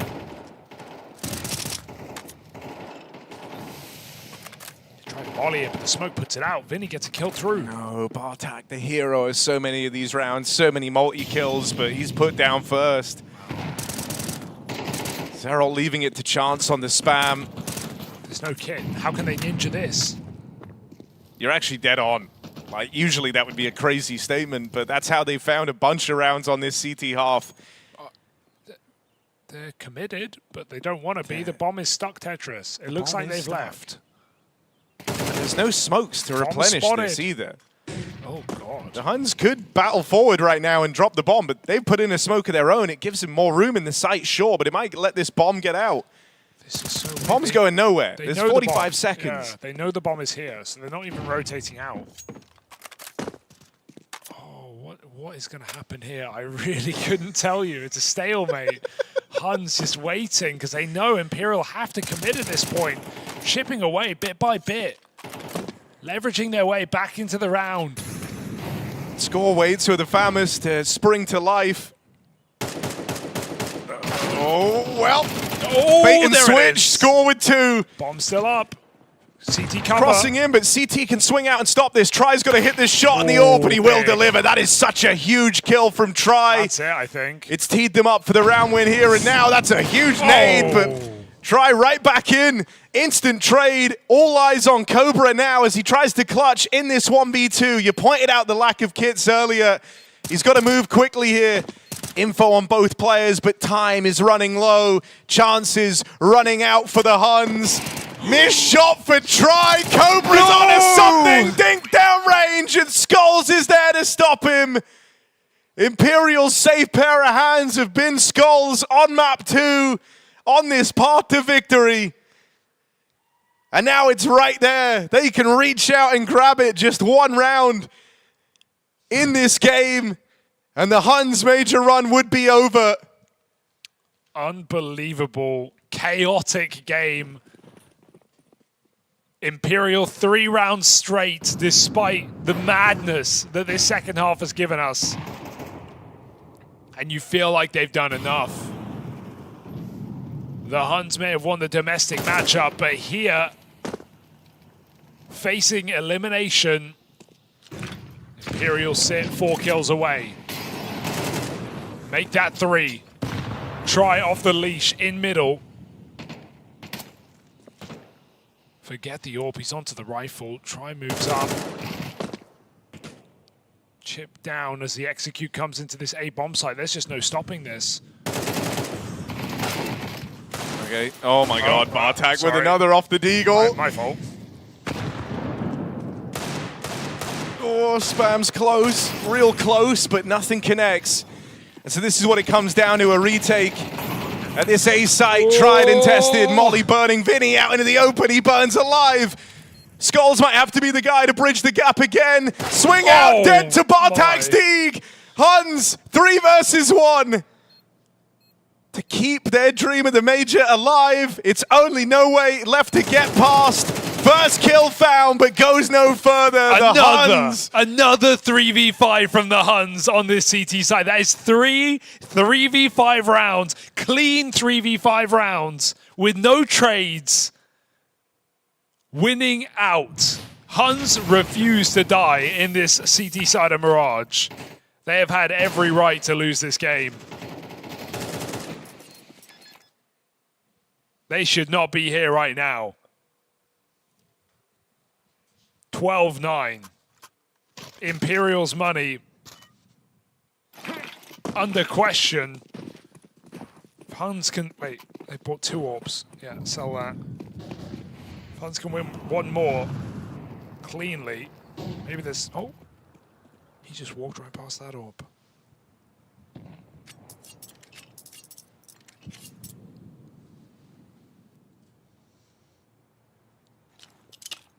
Gotta give it to Bartak, man. In this CT side, he has kept this game going.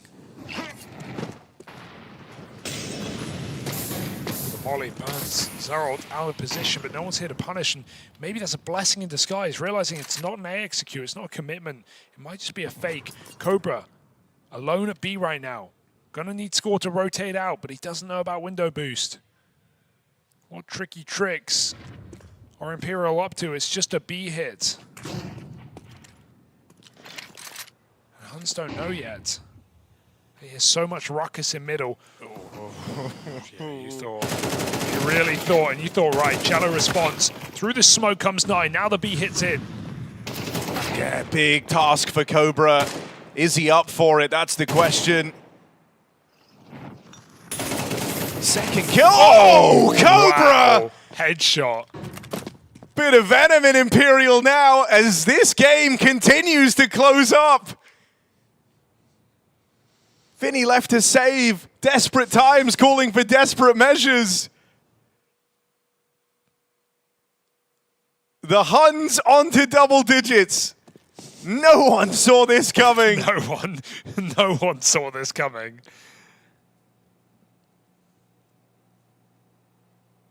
I wonder if they buy.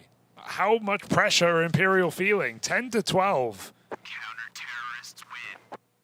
Just as a, you know, I feel I almost don't even want to bring it up. But in round 11 of this game, if you did miss it, Zeralt went for a knife kill in connector on 2 players with their backs turned. There was only 3 rounds for the Huns at that point in the game. Yeah. He went for a knife, ended up looking really silly, and it cost them a round that would have broken Imperial's money. If you didn't do that, they very well could have already closed this map. They could have found 5 rounds on the half of the back. They would have broken the money, as at you this say. point, They would have won Mirage. Mirage. So these next few rounds are kind of the shot of redemption, right? The last-ditch grab at greatness for the Huns. But if they lose now, that's all you'll remember. How close it's you been came. an absolute roller coaster of a game. The wildest ride. And like, I like a knife kill, but that just wasn't a good knife kill. That just wasn't even, he didn't know about second player, even the first player. It just wasn't a good attempt at a knife kill. So, what we're saying is this is either the ultimate insane redemption run, or you're remembered for going for that knife and costing everything. Because you have now bought this all the way back. Yeah, and hey, I'll say this. Imperial are not in a pretty position either. 2 AKs. They are going to buy next full. They'll have everything. But for now, just a couple of guns. Orb deep. There's some sitters in this series, but he's going to at least hit the tag and set his teammate up for something in the apartments. Triple B on this fast split. Vinny put down first. Skulls' AK is in the window. They need to slow. Oh, good kill, good catch, but it costs them. Goes no further. Bomb trying to leave. It's actually going window. Bomb's loose. This is it. We're going down to the last round of Reg. No saving this. Pistol stuck out under. No way, 10 health.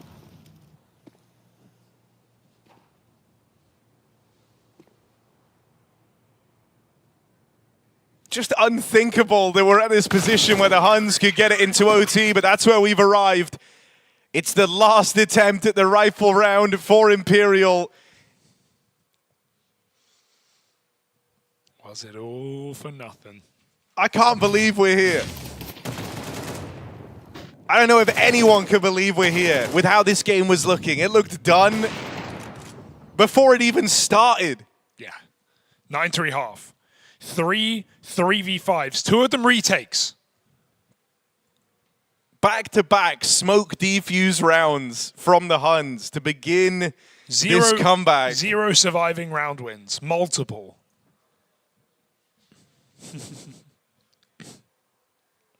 Zach trying to weigh in and calm the nerves of the troops heading into this round, because this is fast building to be one unforgettable choke unless they can close this here and now. It'd be insane for Imperial to lose this. When you think about all the advantages they've had in this game, all the chances they've had to close this map out. You don't get that many chances. And here is your final one. And every time Huns, a different random gamble off of spawn. 3 strong. I say it's random. Imperial love this execute. They're going to run into the stack. Bartak caught out in the open, gets traded after 1. Zeralt, he also goes 1 for 1 in a ramp. It's even odds here in this 3-on-3.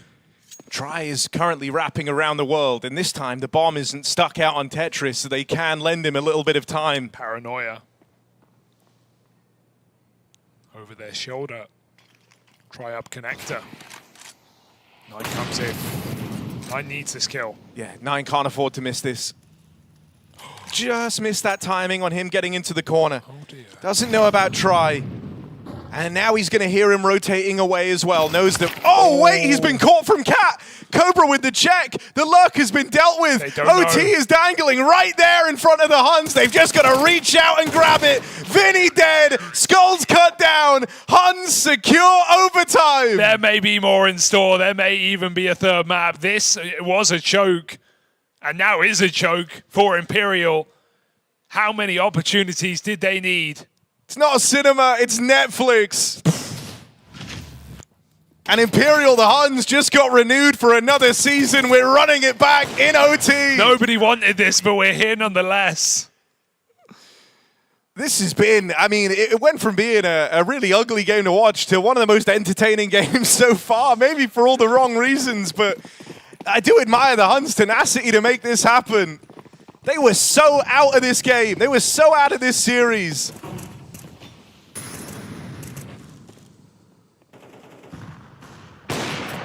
Line finds a 5v4.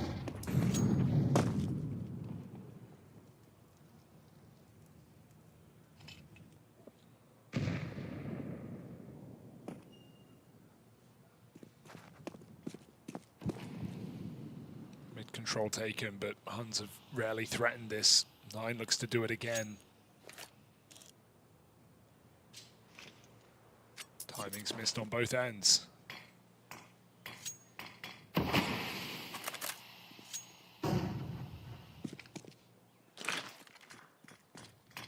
Minute on the clock. Imperial playing very slowly right now.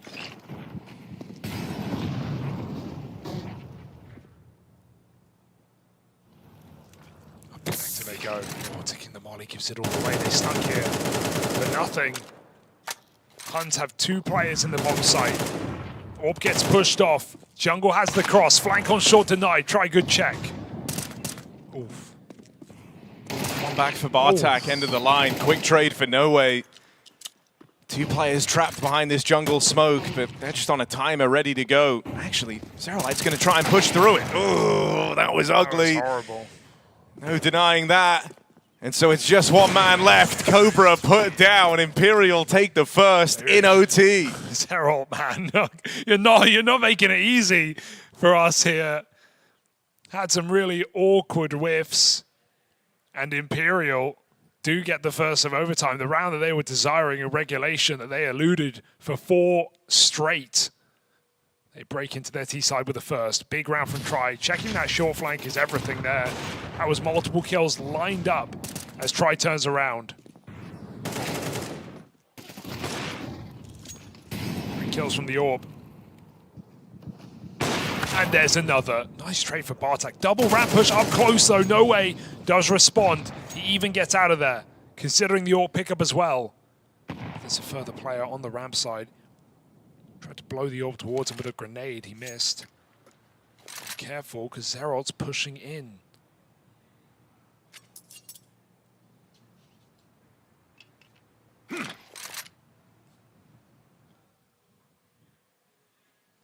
Zeralt knows this is a fake.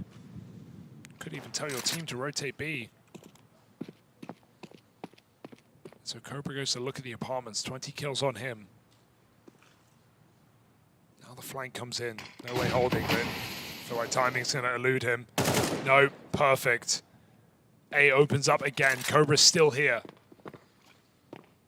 Hasn't moved a muscle. Here's them coming his way.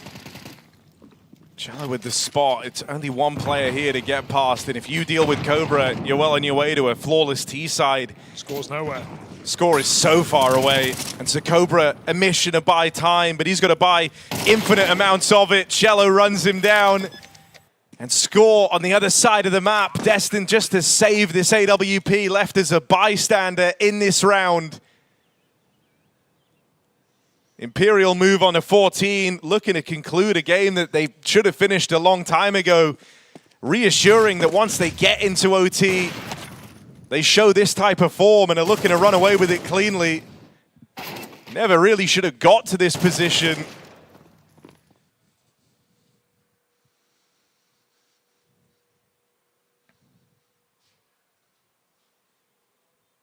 In the same breath, I'm never willing to write off the Huns all of a sudden. Not from any disadvantage, apparently.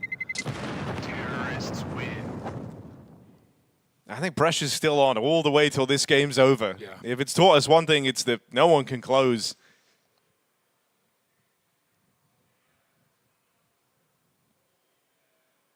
Now, of course, Imperial back-to-back rounds into overtime. Shoot for the stars, man. Go for 3 in a row. Go for the flawless half. Again, tee yourself up to have multiple chances. Relieve some pressure here. Going back to CT side, remember where they got their 9 rounds in regulation. I wouldn't really be too worried about Imperial closing in that position. Even from now, it should be good. But as you said, logic hasn't necessarily dictated the outcome. Bartak, the hero, again delivers. Yeah, I mean, he stepped up massively since the second half. He had 2 kills going into the second half of play. and then very quickly emerged as kind of the front runner to spearhead this comeback. Continues that success here.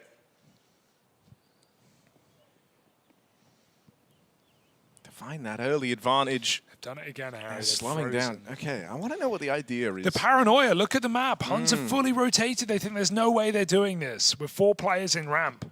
This time they actually have util to spare as well, so it makes a lot more sense. Last time they had no smokes to replenish and it got really awkward, but here in OT, flush with money, desperate for a flawless half, they are a lot more diligent in this A-side attack and it's worked out way better. Now there is this flank on the cards, which is interesting. So it's going for Palace, it's a long flank. Can Hunt stay alive in time? Flash is good, but Cello peaks before it. Zeralt needs to win this round or Imperial go flawless. Oh no! Zeralt dead! And Imperial flawless on the half. You can't trust the Zeralt flanks. Imperial collect when they hit OT. 3 in a row and 3 chances to close this series and eliminate the Huns. Mongolian Nico in a way, but without all of the accomplishments. Just can't kill players with their back turned.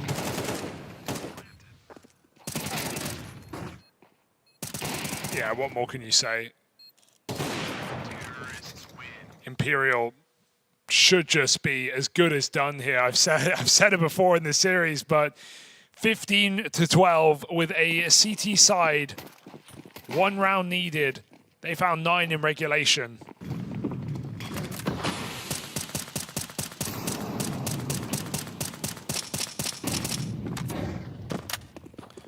Cello, the front runner with Try. Try on the orb, nice flick, looking for more, and he's going to flash his way back in. Wanted to go in or go out on his terms. 5v4 traded back, but Try looks for another Try. Zeralt got past them on a timing into ladder. Building up an impressive rage. I'm losing my mind. Yeah, Try's really wanted to close this for a long time. He has been super dialed in, a huge hat-trick in this round. The only kind of big question mark is this timing that Zeralt hit, but it won't matter. Dead to the flick. Try wanted this one over for a long time, and he's done it himself. 3 in the round. Just Cobra remains 1v3, and the last chance for the Huns. Hinging on the fresh-faced Cobra. No awareness for Vinny. He's caught him off guard in this position once already in this game, and Vinny's looking to do it again. Cobra's learned his lesson. Good clear, and that gives rise to a bomb plant, but look at who he's got to beat. It's the 2 final bosses of Imperial, Try and Cello. The top performers. Try wants this series over and done with, and there's the AWP to deliver it. Try shuts him down, and after a lengthy game, it really takes everything from Imperial. They'll close it cleanly in overtime. Yeah, impressive game at the end for Imperial once they hit OT. They don't succumb to the choke of regulation. It was 4 rounds straight at the end for Huns to bring us into an unlikely overtime, but Imperial close on their match. It was a scary match, no doubt about it. Multiple 3v5s won out by the Huns on the CT side. A comeback that never should have even made it close. But Zeralt won't be sleeping great tonight, I don't think, after a game like that. Imperial just happy to survive to the final day of play. Yeah, they get a chance to keep on battling. For the Huns, it's the end of the line, and you're dead on. That Zeralt knife now, in hindsight, feels extra silly. A round which would have been map-defining. End up pulling it all the way back into OT, and then it goes decisively against you. And sure, you got 1 knife earlier on, but no one remembers the knives you get. It's the rounds you give away trying a knife that everyone ends up talking about. It's true. Imperial, I'm not sure what this says about the final day, right? It depends on the matchup. There's opportunities, definitely. There's a potential of playing even a domestic game in that final day of play against a Legacy. That could certainly be a lot of fun. We know how those domestic games often turn out as well. There were good moments for Imperial today for sure. There were also worrying signs, not being able to close significant advantages. Post plants looking a little bit sloppy, but when we have Try hitting, when we have Cello farming like he did on Nuke, this team can be a lot of fun to watch. So Imperial just happy they get through it and they close out OT as clean as they did, despite letting Huns back into that game. My oh my, what a match though. One that I won't forget for a hot minute. No. I mean, yeah, I think for Imperial, it's easy to kind of have them caught up in the madness that was this series, but they still dominated map 1. This second one got surprisingly close, and I think that gives you a fair cause for concern. But I'll say this, on an individual level, Try and Cello showing up gives me a bigger degree of faith, right? Like, Try, you could tell he really dialed in as that game started to close up. And that's kind of what you want from your AWP. You don't want him to feel consumed by that pressure, and he wasn't. He was the one guy still with consistent output all the way to the very end. Same for Cello, who was good across the entire series. He was the MVP of map 1, kept up appearances heading into Mirage. If those two can be switched on, I still think Imperial can be a bit of a force to be reckoned with for these teams down in 2-2. And, well, we want to hear from the victors. Let's see how Vinny found that wild game.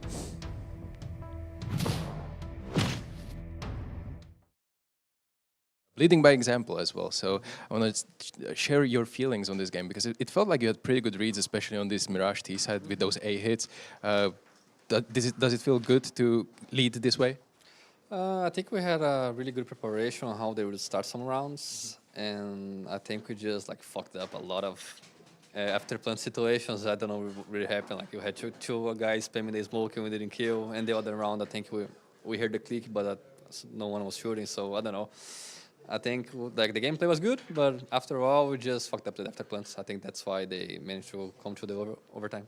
It was a little bit messy, that's for sure, even though 2-0 scoreline might not suggest that. But I wanted to ask Skulls before the actual game. He mentioned to me that you guys are actually playing pretty well. It's just that it's practice results and you cannot really convert it into the actual game. So do you feel like this was Imperial closer to that practice regime that you have?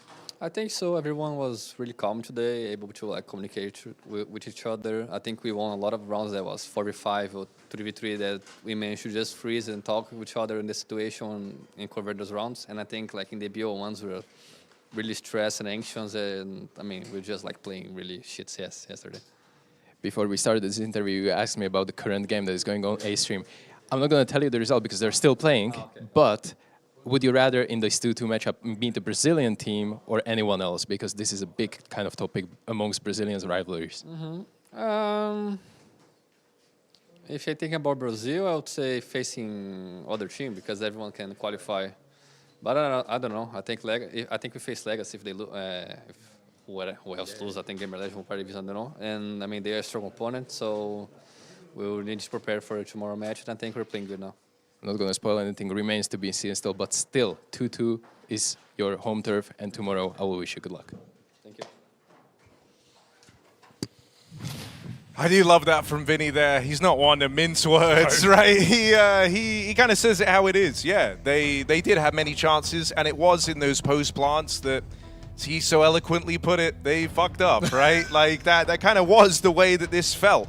Yeah, I'm glad he's honest about it. Because I think Stiga was actually quite nice to him with the interview questions there. That was a mess of a second half, and I like that the captain's under no illusion about that fact. Knows there's going to be some hard work having to go into tomorrow's game if they are to pull through. But at the same time, if Try and Cello are showing up, I don't think it's impossible. At least they know where they have to work, what they have to work on going into that final day of play, right? Especially if Mirage is going to be coming through. But if there's one thing they don't have to work on, is Cello's performance, because he showed up in this series in a massive way. He's been the standout player throughout this run for Imperial, taking them all the way to the final day of Stage 1. 2-2 game, surviving against the Huns, and look to play one more matchup, potentially against a Brazilian team, or could be anyone. Who knows? Gamer Legion Parivision is going on right now on the other stream to decide the fate of that final day and those draws that we're waiting for. Yeah, I mean, Legacy and Imperial and Fluxo in 2-2. Surely there's going to be some Brazilian success tomorrow.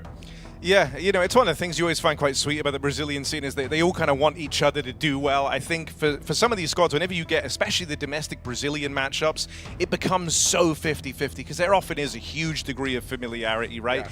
And I think one of the best chances for Imperial could be an inter-Brazilian matchup, if I'm honest, right? But they're not ones to admit that. They kind of want the whole region to do well at the Major, and with so many Brazilian teams left, there's a world where you could have a bunch of them going through on the last day. You brought up Copenhagen earlier. It's a perfect example. When we see America's teams do well, everyone benefits, right? More spots open up at Majors, more chances for more success in their region. I think it's, you know, you're balancing between the, hey, do we want 2 Brazilian teams because then one definitely goes through, or do we want all of them through? Well, we'll have to wait and see what happens with that. In the meantime, Gamer Legion, Parivision going on. I won't spoil it for yourself either. You can go check that out over on the A stream. It's on the second map right now.